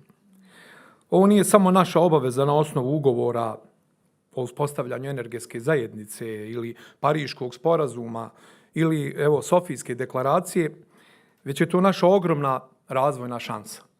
Mi dakle imamo izuzetno dobru razvojnu šansu da iskoristimo vrijeme koje je pred nama i budućnost koja nam je data. Grad Živinice je nastao i rastao sa sektorom rudarstva i energetike. Iz tog razloga želimo se na jedan poseban način odužiti ljudima, našim rudarima koji su stvarali energiju na jedan drugačiji način. Iz tog razloga želimo jako analitički pristupiti sa jasnim planom kako bismo mogli ići ka pravednoj tranziciji. Mi smo jedan dio već uradili i jedan dio smo već krenuli da radimo. Ali da bismo došli do ove faze pretvorbe zemljišta, morali smo uraditi jako puno posla. Prva stvar koju, mi smo jedini u državi Bosne i Hercegovine potpisali smo partnerstvo sa elektroprivredom Bosne i Hercegovine i sad nastupamo kao partneri u projektu dekarbonizacije. Smatramo, obzirom da imamo zajednička interese i zajedničko vlasništvo, dužni smo da nastupamo partnerski. Iz tog razloga smo napravili taj prvi iskorak. Druga stvar jeste planiranje. Mi smo dakle naš lokalni SECAP ili lokalni akcioni plan za upravljanje energetikom krenuli da usaglašavamo sa državnim planom, NDC-om i tako dalje, kako bi ga usaglasili sa evropskim direktivama. I ušli u jednu veliku fazu zakonske legislative i imamo sljedeći mjesec bi na parlamentu trebala biti izmjena 3 zakona u parlamentu, zakon o električnoj energiji, zakon o obnovljivim izvorima, koji bi trebali omogućiti i olakšati sprovođenje ovih procesa putem akcionog plana. Također, ono što želim kazati kad govorimo o inkluziji, uključenosti, dakle, svih sudionika ovog procesa, ovaj proces je vrlo specifičan i u njega trebaju biti uključeni svi sudionici. Dakle, mi smo već, kad je u pitanju ovaj projekat izgradnje centra za prikupljanje otpada i želje da uđemo u cirkularnu ekonomiju,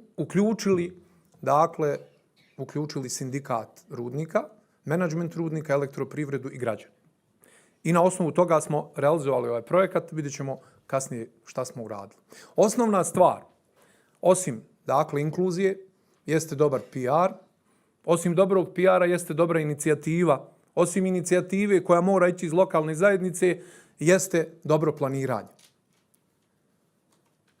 Dakle, prostorno-planska dokumentacija.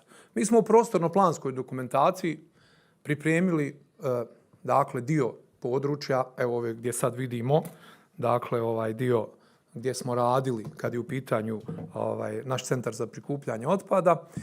Prvo smo ustanovili koliko imamo degradiranog zemljišta. Dakle, mi imamo negdje oko 1000 do 1500 hektara degradiranog zemljišta. Sad idemo u fazu kad trebamo razmišljati. Imali smo jednu nepravdu koja se desila i znajte da svih tih 1500 hektara je bilo obradivog zemljišta i pretvoreno i degradirano. I sad imamo obnovljive izvore energije i želju ljudi da ulažu i po zakonima države Bosne i Hercegovine imaju mogućnost da ulažu u poljoprivredno zemljište. Dakle, mi imamo i putem obnovljivih izvora mogućnost da uništimo novo dio poljoprivrednog zemljišta. U ovom vremenu hrana i energija su život. Iz tog razloga želimo prići ovom problemu sa posebnom pažnjom. Iz tog razloga smo se uključili u ovaj dio. Tako smo, kad je u pitanju planiranje prostorno-planske dokumentacije, predvidili dakle ovaj dio cirkularne ekonomije i centra za prikupljanje otpada, pa smo imali obilaznicu oko grada Živinice koja je u vrijednosti 100 miliona krenula da se radi. Bila je sa druge strane grada. Mi smo je prebacili prostorno-planskom dokumentacijom na degradirano zemljište kako bi uspjeli otvoriti mogućnost otvaranja novih poslovnih zona. To je odgovor šta sa radnicima u rudniku kad budu trebali da se rudnici zatvore. Dakle, dužni smo na degradiranom području, koji ne mora se vraćati u prvobitno stanje poljoprivrednog zemljišta, obezbijediti uslove da ljudi mogu dobiti stalna radna mjesta. Mi imamo primjer u gradu Živinice, gdje smo zadnju poslovnu zonu uredili. Imamo uloženo negdje oko 200 miliona konvertibilnih maraka, imamo zaposleno nekoliko hiljada ljudi. Taj odgovor je odgovor na pitanje kroz inkluziju i kroz socijalni segment pravedne tranzicije kad su u pitanju rudari. Naša filozofija razmišljanja kad je u pitanju degradirano zemljište ide potpuno drugačijim sistemom u objašnjavanju i pravljenju PR-a i pravljenju dakle, socijalnog dijaloga. Naš fokus nije na rudniku. Naš fokus je na degradiranom zemljištu. Rudnici će raditi sve do onog trenutka dok budu imali tržište. I mi na to ne možemo utjecati, a ni oni. Iz tog razloga smo dužni danas na degradiranom zemljištu, koje je uzročno posljedično, nema nikakve veze sa radom rudnika, obezbijediti uslove za čvrstu, stabilnu ekonomiju, da ne uđemo u energetsko siromaštvo, a da ne ugrožavamo poljoprivredno zemljište. Iz tog razloga smo dužni prostorno-planskom dokumentacijom da to prilagodimo. Mi smo dakle kroz razvoj inkluzije radili jednu veliku analizu. Imali prije nekih 10 dana sastanak sa našim privrednicima. Uradivši analizu grada Živinice, mi smo utvrdili da imamo prihod ukupan negdje oko 920 miliona maraka, a da je neto dobit od ukupne privrede grada Živinice nekih 60 miliona. I kad vidimo da imamo 1500 hektara zemljišta degradirano na koji možemo postaviti sunčeve panele, vidjeli smo da 60 miliona može ići putem privatne inicijative. A željeli smo opet da ne napravimo nepravdu prema građanima i ponudit ćemo princip javno-privatnog partnerstva u kome bi sačuvali dignitet građana grada Živinice da se osjete vlasnicima energetskog sektora, energetskog izvora i zemljište da ostane u vlasništvu grada. Ali kada smo analizirali, sa 60 miliona možemo napraviti 30 megavata. A mi na ovom području možemo napraviti sigurno preko 1 gigavat. Iz tog razloga, evo, dajem sebi slobodu, prvo da se zahvalim svim ljudima koji su organizovali ovo, dajem sebi slobodu da dam prijedlog da se napravi fond za Zapadni Balkan, koji će upravo obezbijediti dodatni ovaj dio analitički koji smo uradili, da se na ovim područjima može odmah uraditi po principu javno-privatnog partnerstva ili po principu otvaranja javnih institucija koje bi bile vlasnici energije. Ono što je najvažnije, kad govorimo o obnovljivim izvorima energije, mi želimo da iskoristimo najvažnije, da uradimo mapu potencijala grada Živinice u energetskom sektoru. Dakle, nije nam cilj samo sunčevi paneli, imamo dakle i situaciju kroz ovaj primjer koji smo dali cirkularne ekonomije, gdje smo projekat sa EBRD-om završili, sa Europskom bankom, sa švedskom SID-om i ovim puta želim da se zahvalim. Uradili smo jako kvalitetan projekat i želimo dakle na dijelu gdje se nalazi centar za prikupljanje otpada, on se radi na projekciju cijelog Tuzlanskog kantona, dakle negdje oko 500.000 stanovnika. Na toj projekciji želimo da radimo kogeneracije koje bi bile proizvodnje električne energije i zelenog vodika. Trenutno EBRD finansira jednu feasibility, fortability studiju koja bi nam trebala pokazati do kraja mjeseca šta je to i na koji način trebamo ići dalje.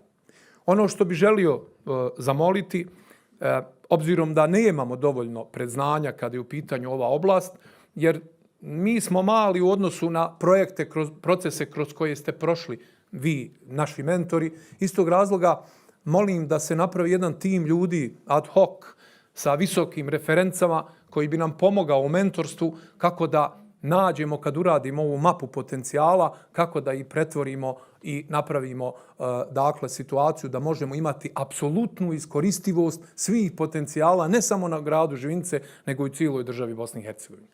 Mi smo dakle željeli kroz ovaj plan dakle uraditi jedan vrlo kvalitetan primjer, jedan pilot projekat. Proveli smo javnu raspravu kada je u pitanju obnovljivi izvori energije i potencijali kroz kogeneraciju i zaista me oduševilo da su građani u potpunosti prihvatili ovaj projekat. Dakle, da smo probili zvučni zid, da smo dakle ljudima objasnili kroz PR ovakvu situaciju i da su je ljudi prihvatili.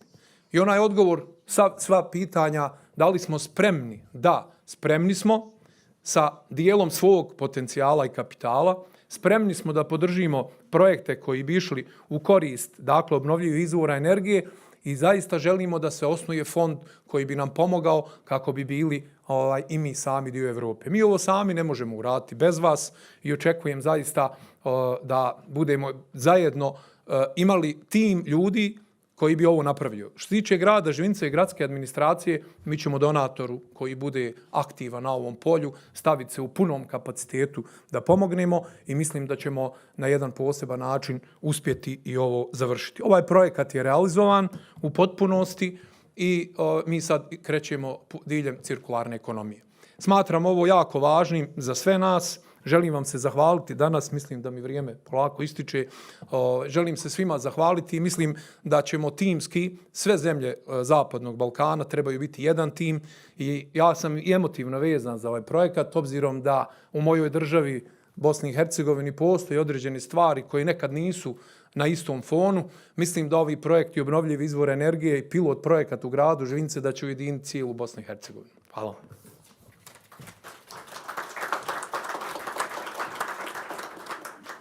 Thank you very much, Mayor, for sharing with us your plans and actually just, part of the projects that have been accomplished. And now I'd like to ask Irina Kostecka to give us a Ukrainian perspective, and especially the perspective on the environmental remediation and proposing needs from Western Donbas.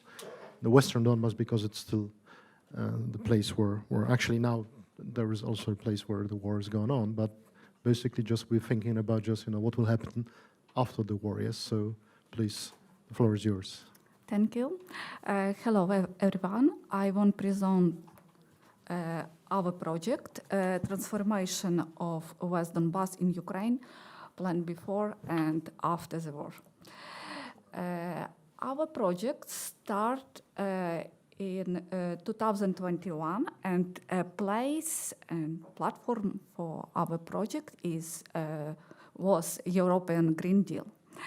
And in the framework of the project, we prepare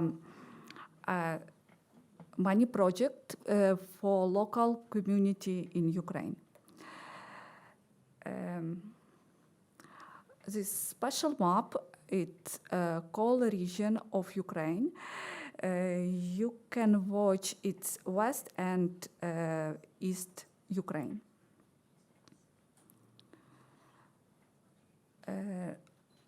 This map of Dnipropetrovsk region, our target group, it's 3 local community. First is Pershotravinska town local community, and next Mykolaievska village local community, and Petropavlivska settlement local community.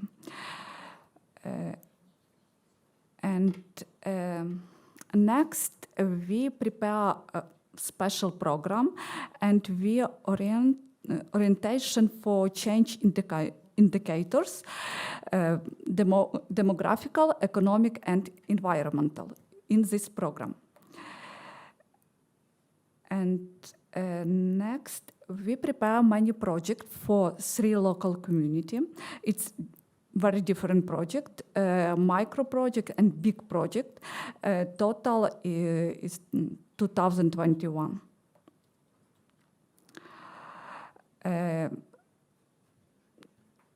This potential, statistic potential of Mykolaievka local community. And first example, we prepare a big project, agrarian and industrial cluster. It's information about this project.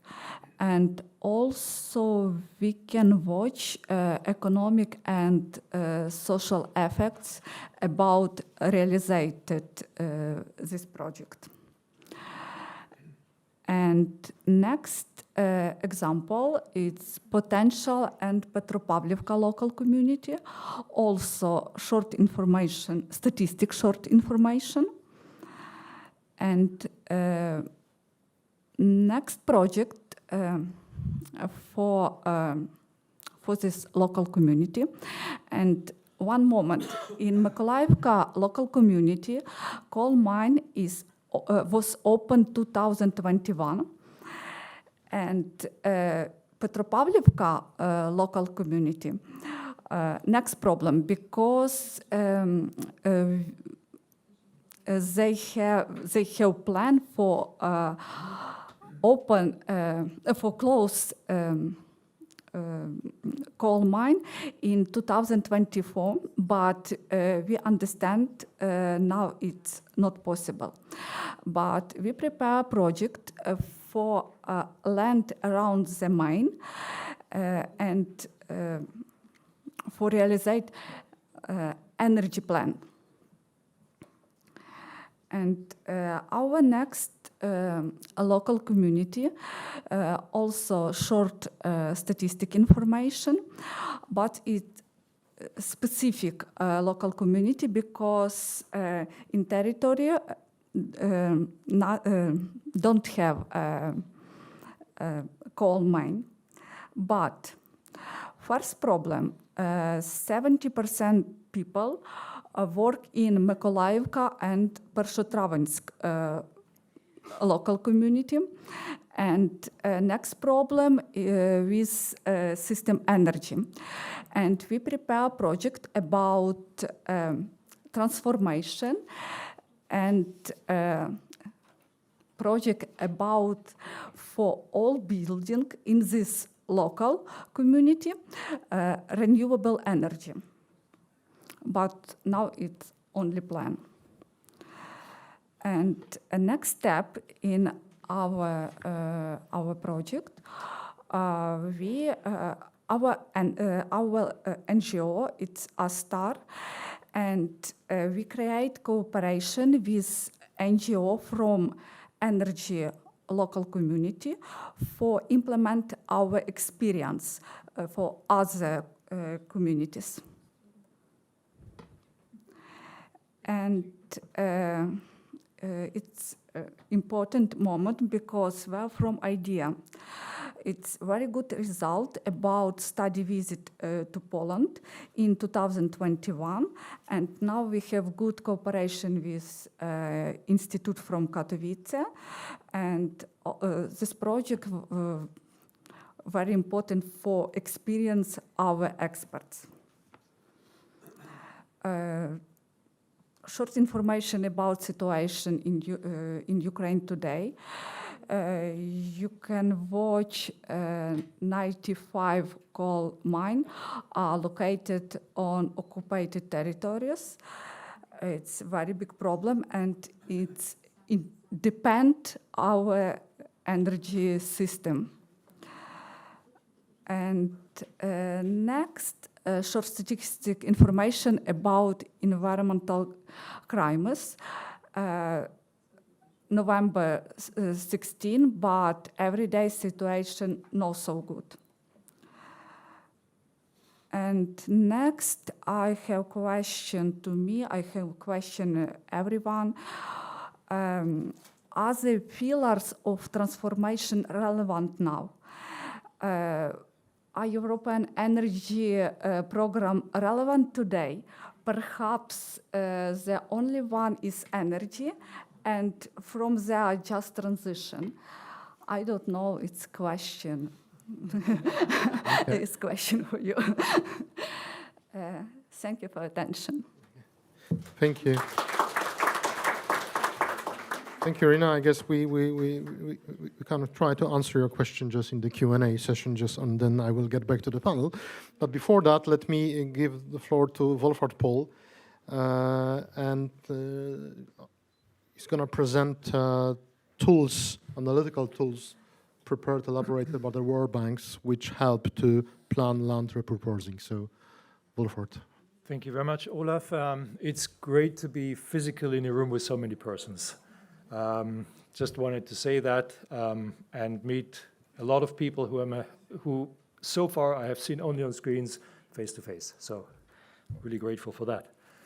I think it was quite a journey through various European repurposing projects in Ukraine, in the Western Balkans, and Poland, of course. And I was quite impressed by the richness of ideas and the creativity involved in trying to do something useful with these mined out lands that usually are in a quite chaotic position, and how to direct this creativity and these ideas into something that may be more economic and maybe better fit the conditions and the advantages and disadvantages of a particular piece of mine lands. This is what this presentation now is about. So what is the objective of land repurposing? To enable the restoration of degraded lands into some productive post-mining use. This is somewhat different from the classic reclamation. The classic land reclamation means that you comply with an environmental license that you obtained usually at the onset of mining from the regulator that defines in what condition you are supposed to leave the lands once you close the business. In our very first project in Western Macedonia and Greece, where we employed the World Bank's new approach to just transition based on 3 pillars, of which land and environmental reclamation is one, the others being people and communities and governance, and I'll come back to that. So in this very first project, we saw a mine in Kozani, Western Macedonia, 135 square kilometers, where the remediation concept was basically to turn it into forest, agriculture, and lakes. And that was it. That was complying with the environmental license. And this is something that I'm looking now at the European Commission represent this. This is something that, of course, is part of the operator's obligations. Leaving the lands in an acceptable condition is part of the mining license. But we are talking about something beyond that. We are talking about looking at mine lands through various lenses to really understand what kind of characteristics we are dealing with and to optimize the post-mining land use based on the characteristics that we find. And the criteria that we employed are quite simple. We look at the location. We saw, for instance, the example from Bosnia was obviously a location that was not in a residential area or near a commercial center or near a school. That was a location that was very remote, was out of the way, and therefore suited for something like a waste processing plant. We saw examples from Poland where the location was totally different. A mine that was in the middle of Katowice, where now, and I've witnessed it, is a beautiful cultural center. Very different influence of the location. Geotechnical stability is another important criterion. Especially if you have open pit mines, but also underground mines. In the latter, you have subsidence, which can take decades to subside. In the latter, in the former lignite mines, open pit mines, you have the settlement of overburden dumps that also can take many years to subside. So building something on these areas, something of higher value, of structural sensitivity, it will not work. You avoid these areas.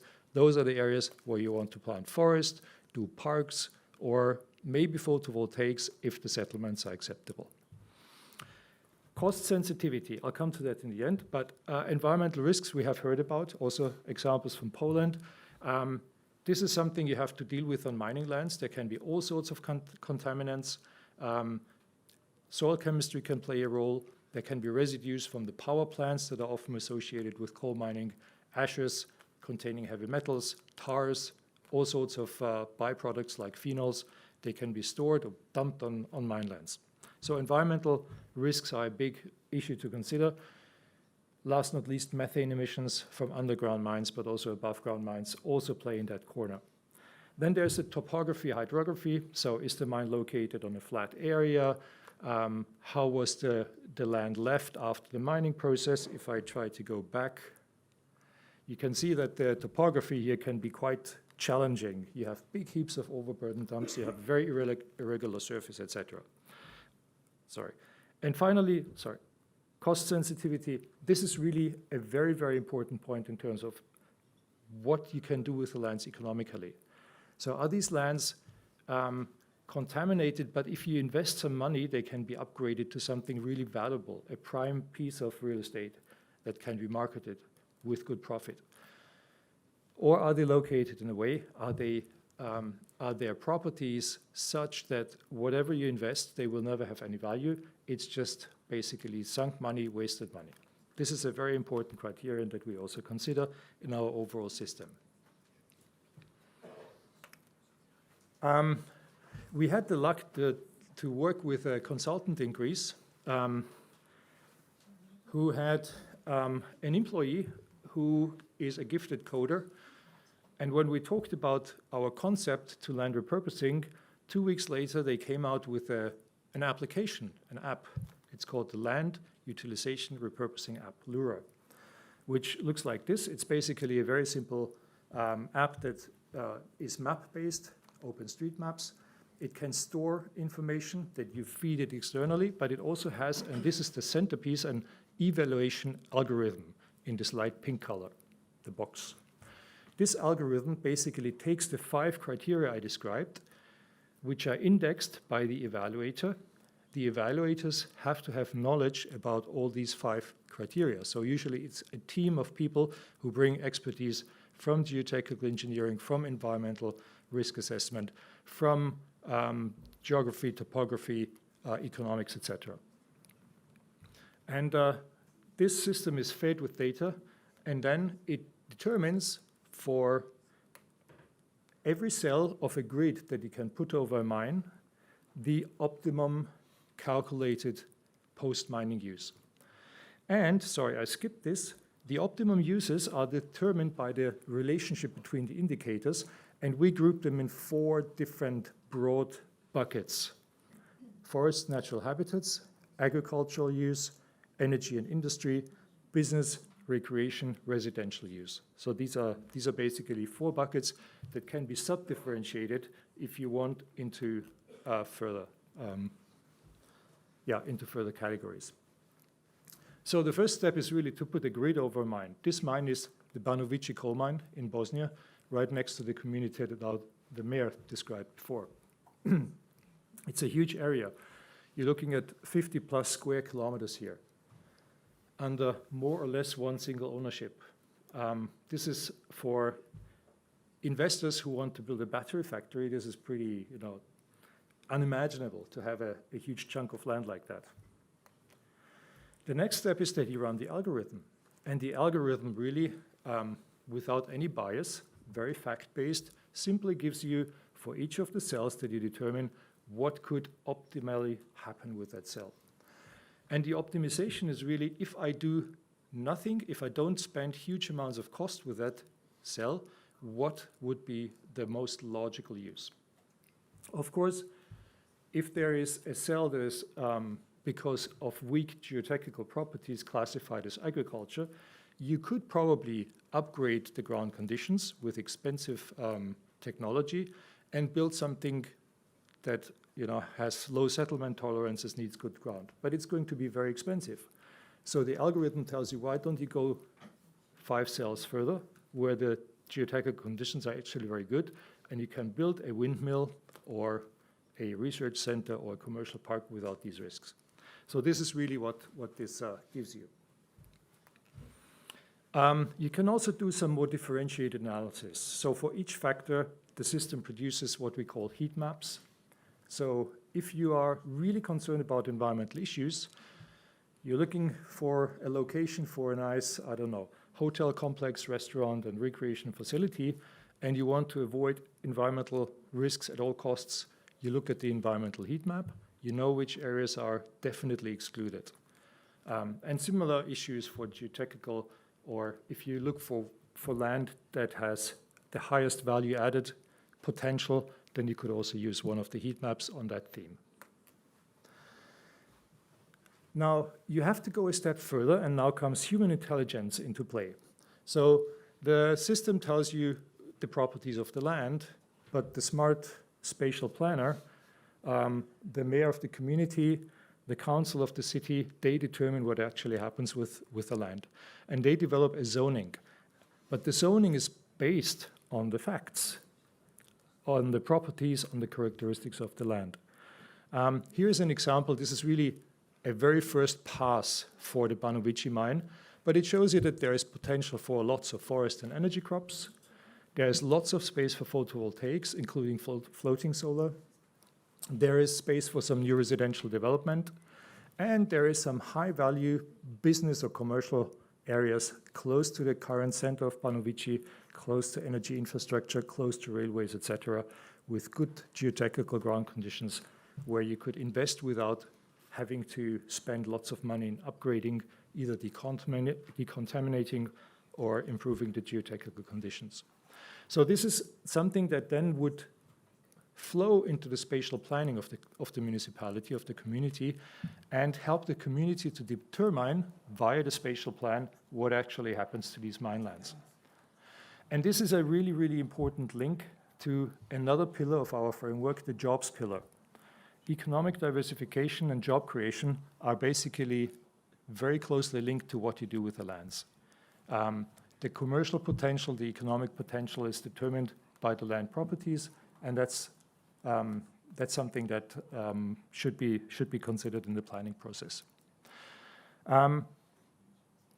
Moreover, there's also future capital locked in these lands.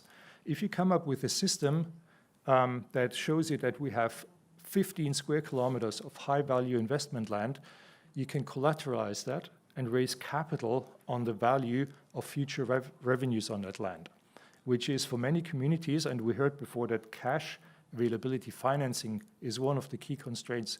For many municipalities, this may actually be the best solution, the best option to raise financing.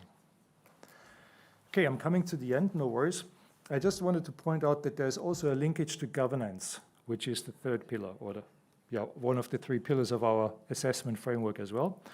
If you have a zoning,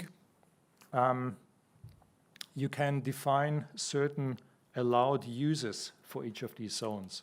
For instance, you take the commercial zone and you, via a strategic environmental assessment and a spatial plan, allow a range of commercial uses: warehousing, light industry, some recycling, etc.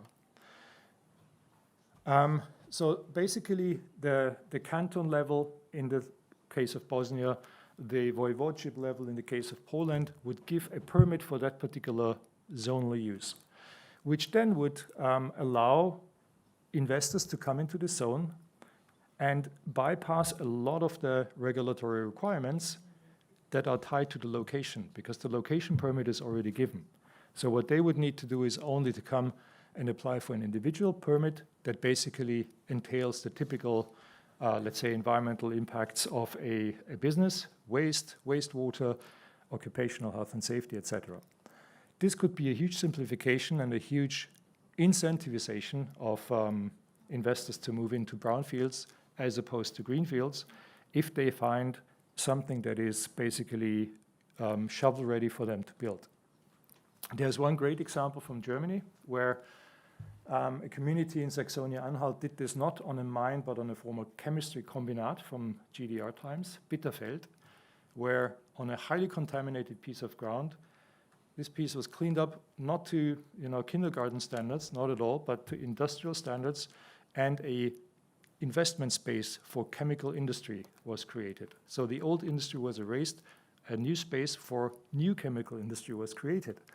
And within a few years, it filled up to, 98% capacity, and is a highly successful model of this type of thinking. And with that, thank you very much for your attention.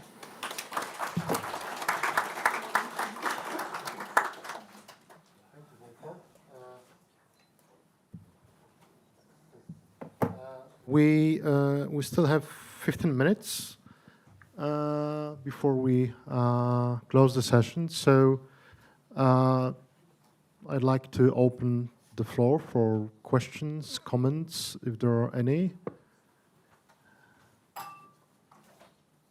Okay, yes, I see. The back row. Okay. Thank you very much. Nevena Smilovska, Citibank Watch. Thank you for this wonderful presentation. I am wondering to the... Excuse me, could you speak closer to the mic, because yes, we can't hear. Sorry.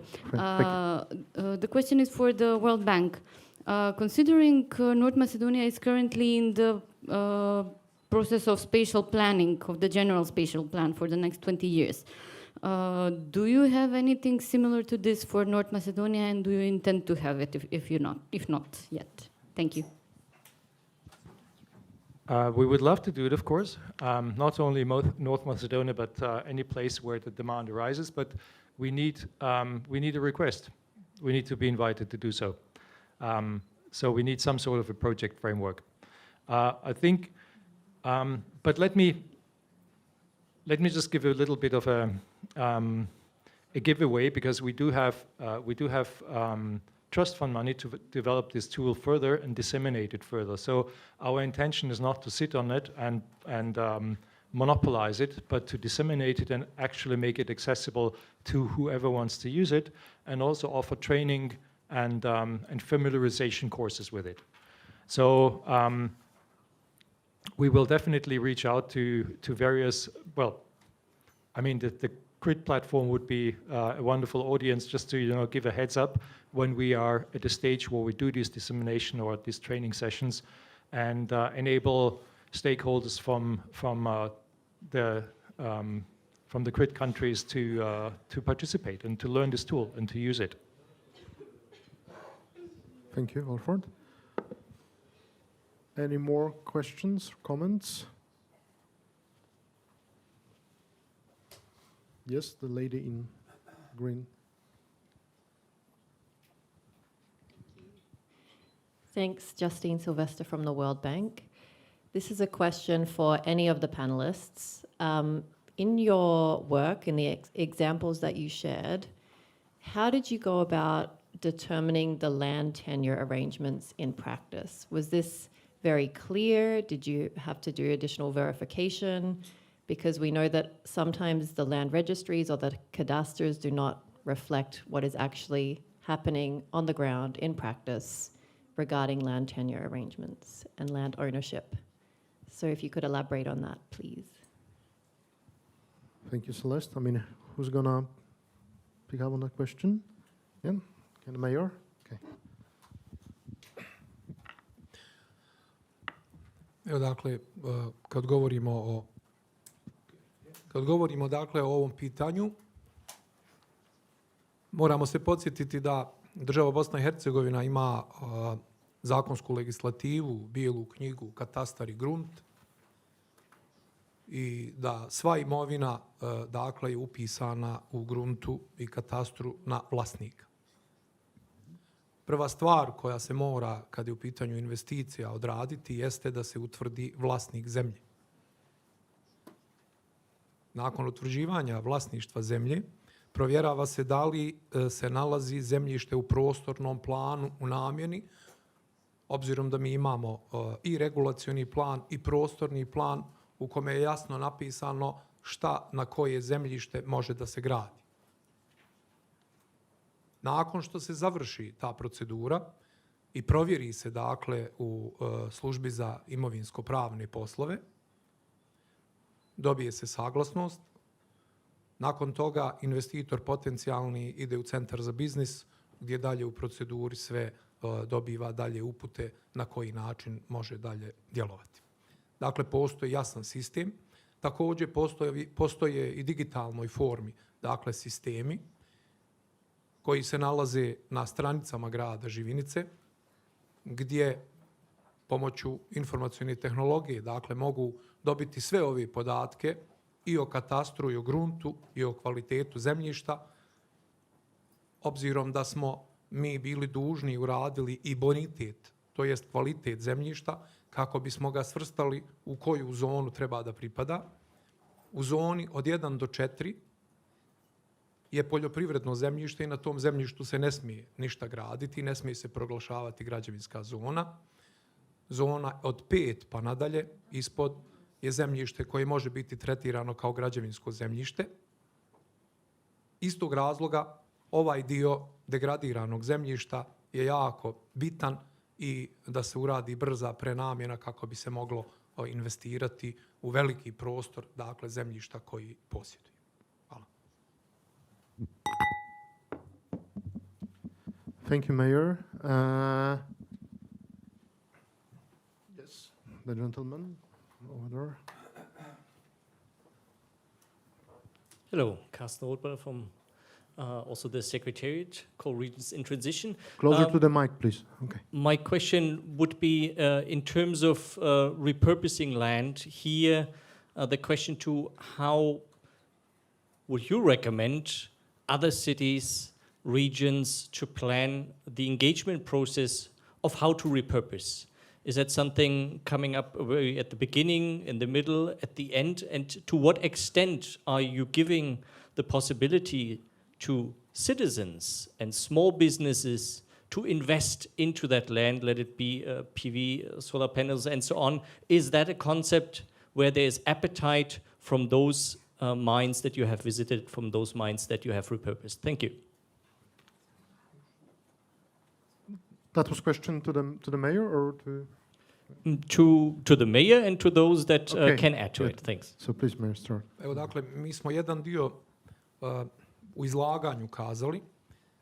Jako je važno da pretvorba, kada je u pitanju degradirano zemljište, gdje je urađena eksproprijacija nekada davno od našeg stanovništva, jedan detalj koji je jako važno znati kada je u pitanju prenamjena zemljišta, jeste upravo ono što sam rekao u prošlom odgovoru, vlasništvo, jer po zakonu rudnik bi morao vratiti u namjenu zemljište pa ga onda vratiti vlasniku.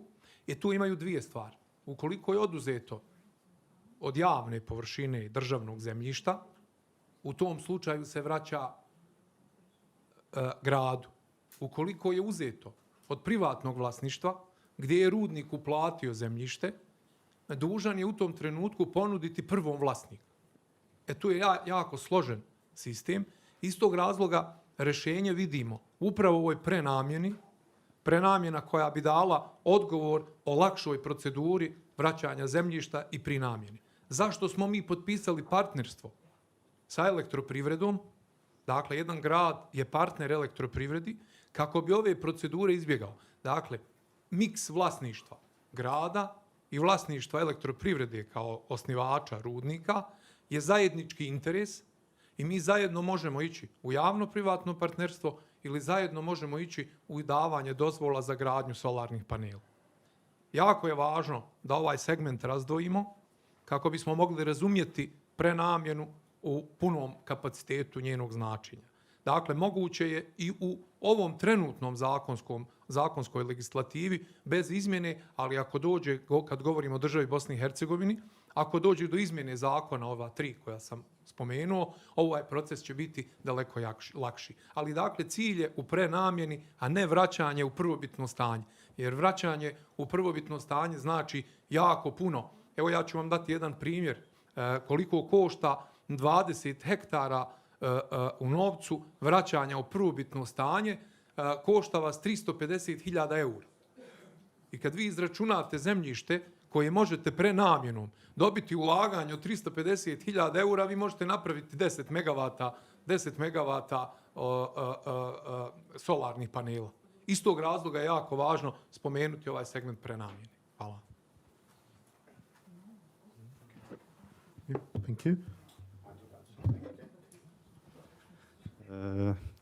In my presentation, I mentioned about the involvement of stakeholders from the early beginning, and I think it's very important. In Katowice city, that is the host for Intel Extreme Masters for the last 10 years, there is a lot of young people that would like to create a gaming hub, and now there is a possibility to use the former facilities of the coal mine Wieczorek to create this kind of hub.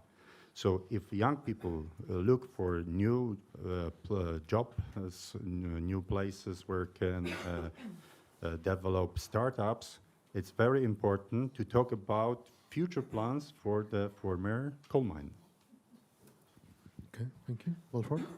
Yeah, maybe also one, I'm really grateful for the question because it brings me to one topic that was important in the design of this application, this Lura, which is that it's actually a wonderful visual tool to engage stakeholders based on a fact-based assessment of the lands.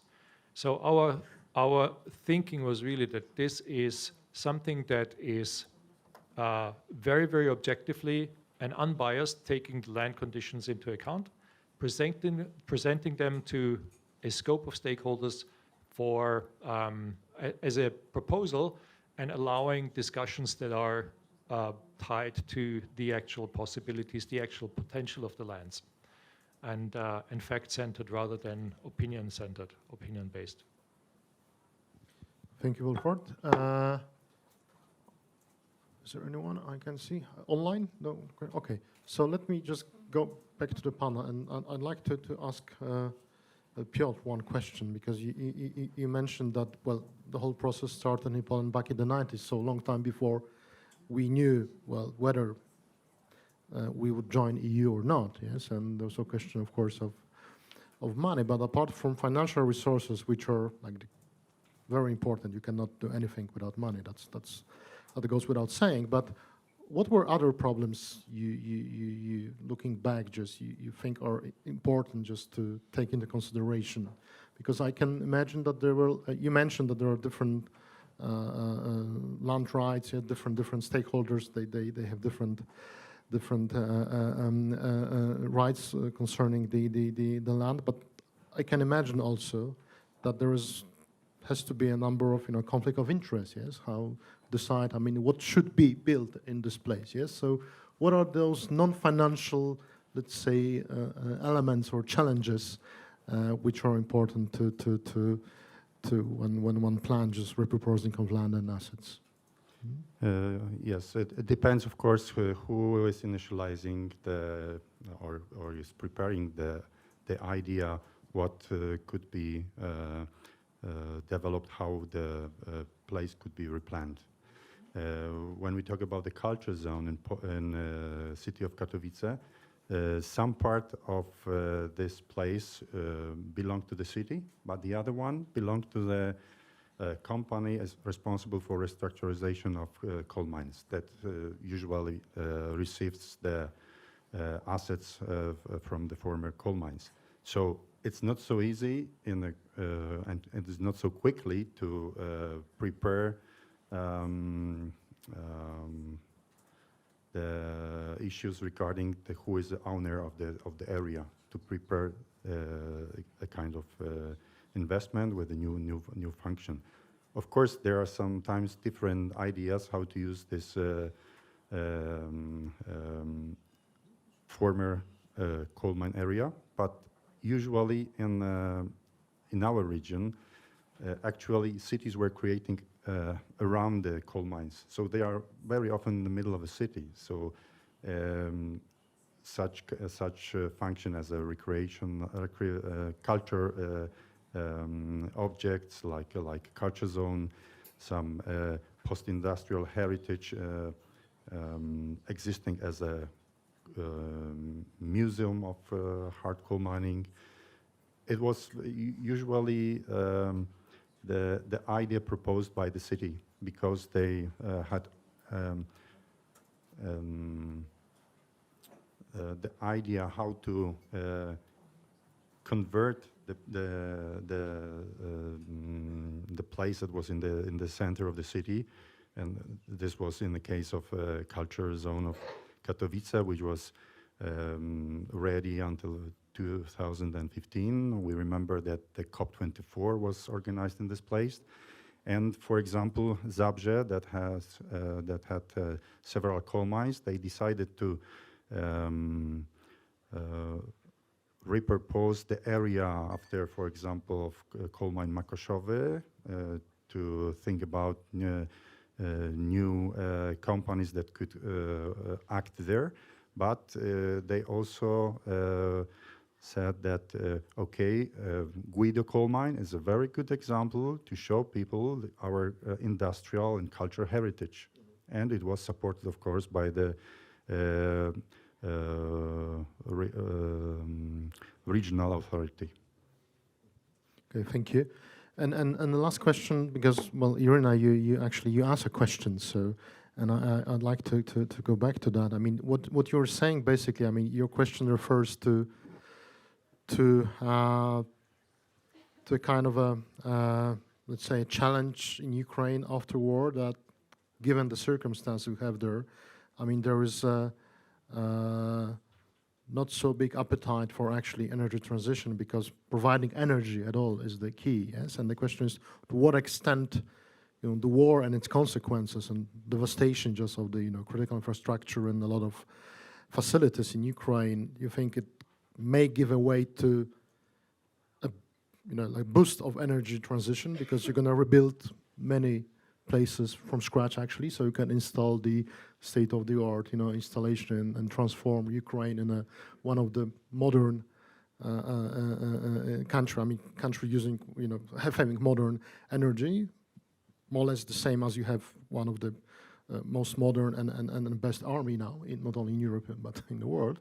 Or to what extent do you think that the war actually puts an end to this ambitious, you know, energy transformation in Ukraine, that people, when you consider, you know, the reconstruction process, that actually providing energy, irrelevant of what kind of sources, you know, the energy is, will be far more important. I mean, you asked the question, so I'd like just to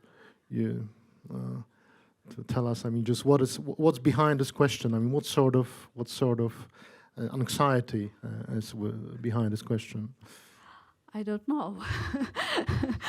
It's a question for everyone. But I see, yes, now it's a very difficult time. But it's important for our country, for my country. And it's maybe we use this time for prepare strategic plan and plan for local community for transformation. And after end war, we can implement this program, but it's also very difficult. We cooperate with different experts and experts from other countries who have good experience in our topic and in our sphere. I see. So what you're saying? In our country, might be high-tech technology in this sphere. Okay, thank you very much, Irina. And we almost on time, 2 minutes late. I'm sorry for that. Please join me and thank our panelists for their presentations and the examples. And now I guess I should give the floor to you, Robert, back. Yeah? Yeah. Okay. Thank you.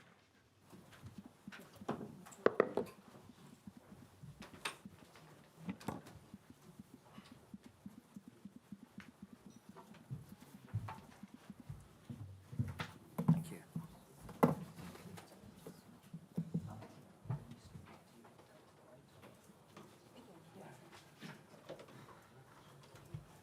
Okay, well, I appreciate this is the final part of the day, and it has been a long day, but I think a very meaningful day.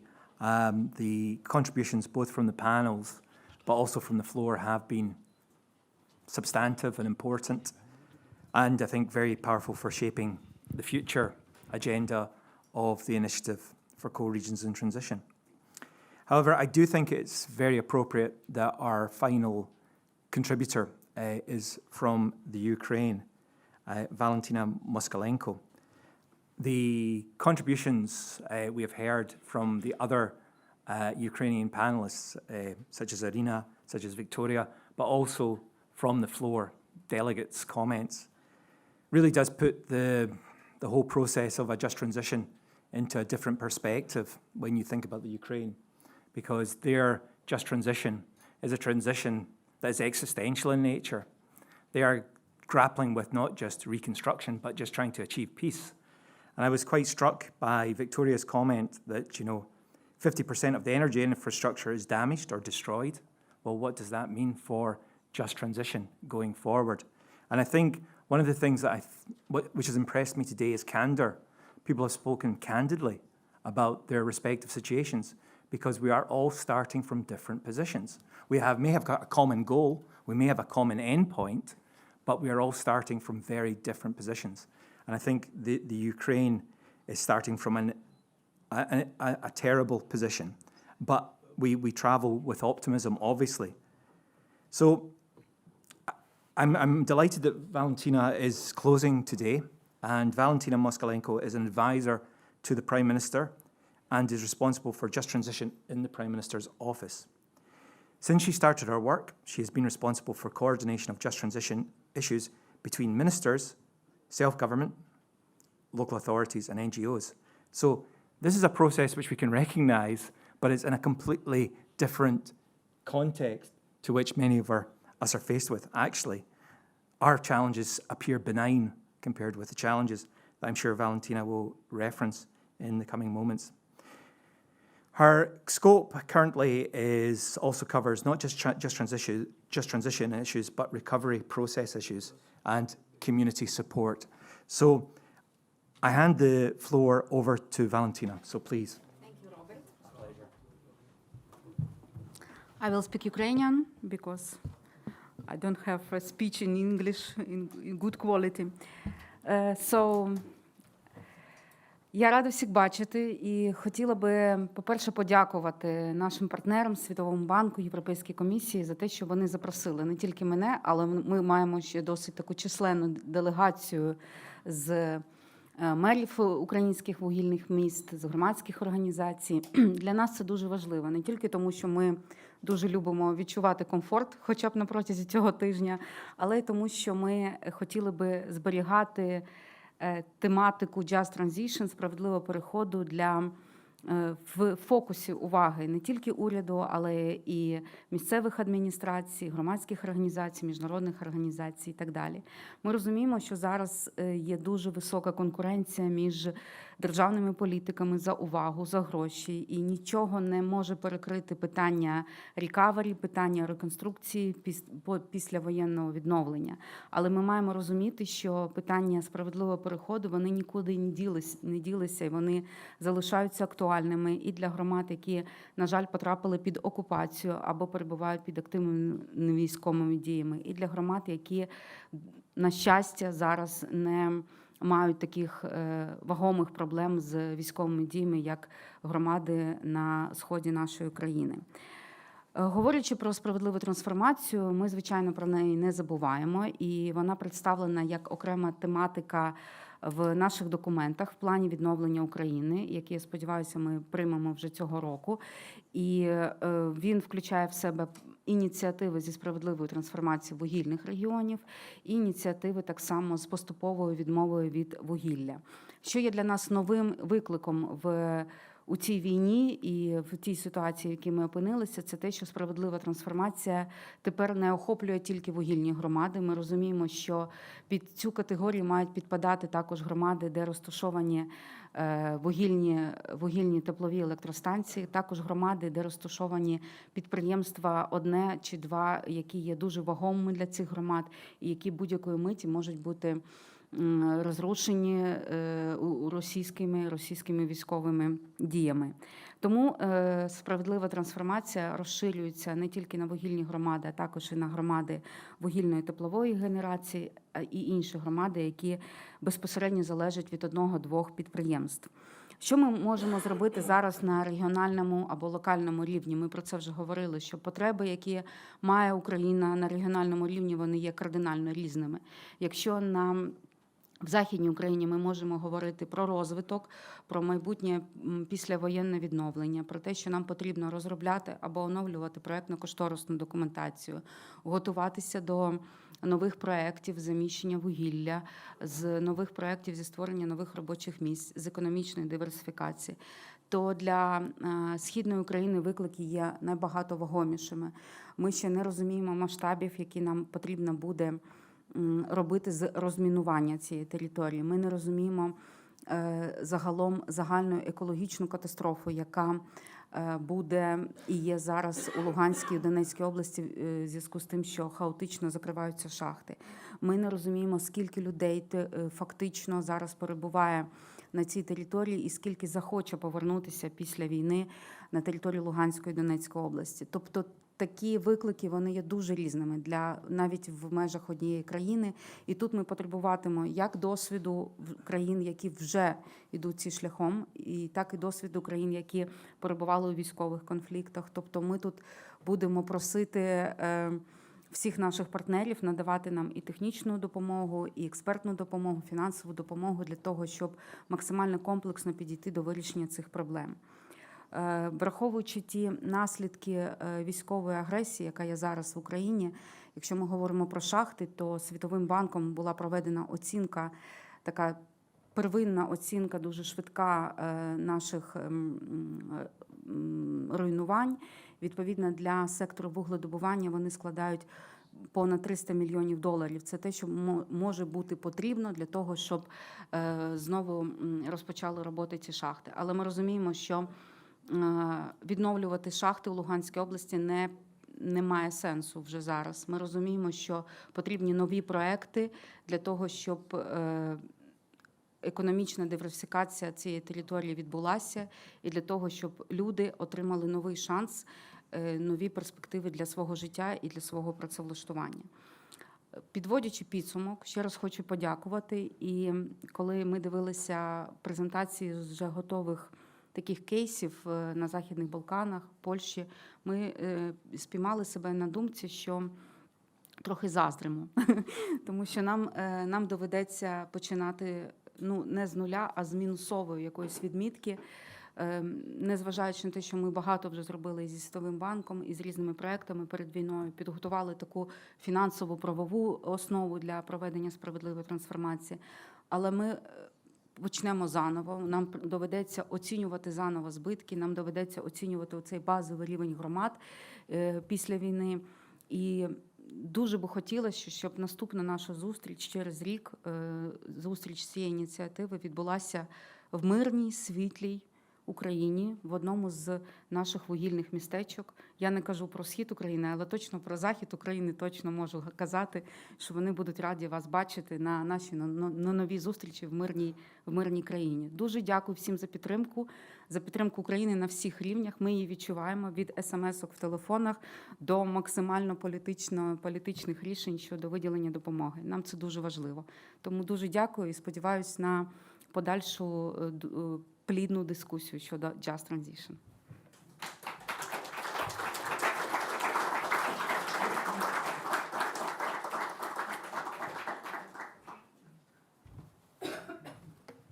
Thank you, Valentina. I think we share your aspiration that in the not too distant future, we will be coming as a community to the Ukraine and to hopefully think through how you rebuild your country. But I have to say, I think your speech was a lesson to us all in recognizing that just transition and decarbonisation is still high on the agenda, the policy agenda of the Ukraine.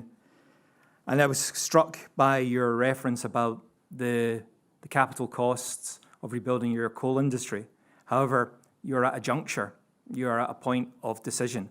Do you invest in the energy of the past, or do you invest in the energy of the future? So thank you for your candor, and I think it has been an inspirational way to finish the session. So once again, thank you.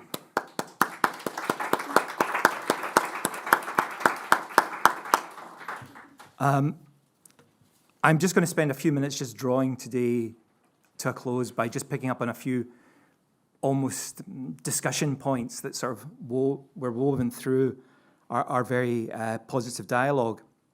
And I think this has been an incredible forum, and we've still got tomorrow to go for setting the agenda for the future. As we are aware, the initiative has only been up and running for 2 years, and this is the actual first physical annual meeting where we've convened as a community. And I think, as I said at the outset, it's about developing momentum. There is momentum, but we have to build on that momentum. And I think the quality of the contributions today from the panel, but also from the floor, from the contributors, from the delegates in the room, but also online has been striking. For me, there's been a number of threads that have run through today. And strangely enough, they're around the letter C. Alliteration is a great thing. So we can talk about context, we can talk about conceptualization, we can talk about collaboration and codependence. I was struck by Victoria's discussion of codependence, crisis, and candor. So in terms of context, I'll make that point I made earlier. I think what today really makes explicit is that our contexts are so different. I do a lot of work in the EU on the coal regions in transition, but the contexts are even more diverse in the case of the Western Balkans and Ukraine. And as we've heard, in some cases, the context is one that is existential in nature rather than about energy or economic diversification. I also thought it was interesting that we discussed conceptualization, and I was struck by Bin's concept, or Bin's reference to the fact that just transition is a fluid concept and has many meanings that take shape within their specific contexts.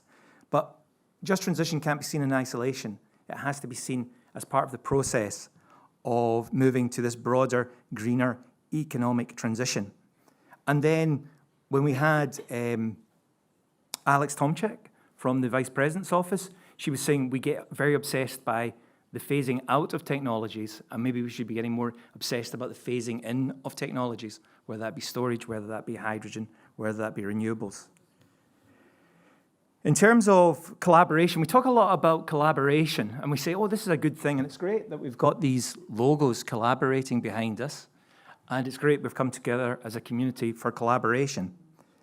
But I was really struck by Victoria's mention. It's actually more than collaboration, it's codependence. And I think that's what really has struck me today. You know, just transition cannot be seen in isolation from wider questions about security and prosperity for us as a common European community. So thank you for bringing in the notion of codependence. We talked a lot about crisis, but we also saw crisis as opportunity. But there are many ways that we can influence that opportunity. And I was struck by the comment that actually it's not just about money. And I was quite taken by, I must say, Bankwatch's recent report on the need for a just transition mechanism. But I thought it was quite telling that a number of people said there is green funding available, but we need support in taking forward these project ideas with the private sector. The final point is about candor. I think we've been incredibly candid today, which is very refreshing, and I think that will carry on to tomorrow. We've had different views on what is the role of gas in the energy mix going forward, hydrogen, and I think this just is quite evident. There is no one silver bullet. As we said, what the energy system looks like in 2030 will be shades of grey perhaps, not just black and white, but a complex fabric. So very good candid discussions. We also heard about short-term needs, finding employment, which came out very strongly in the Slido polling. We talked about the short-term needs of the Ukraine, where transformers, accumulators, and just getting the grid secure are the priorities. But one of the things that really did occur to me was we had the annual political dialogue for the EU co-regions in transition in July in Asturias. And one of the big messages that came out of that was young people and getting youth involved. And it was, I thought, quite a powerful message that we have to think through how we engage with the youth, young people more effectively. So I think going forward, there is momentum in the initiative, and one of the key elements of the initiative, or one of the key fuels, one of the key energies propelling the initiative forward will be candor. Us being candid with each other about our expectations and our ambitions. So we're going to leave it there. There's been much talk of networking drinks through the course of today, or there was earlier in the morning. So I think we'll bring today to a close with a beer and a glass of wine. Okay, thank you. See you tomorrow. See you tomorrow.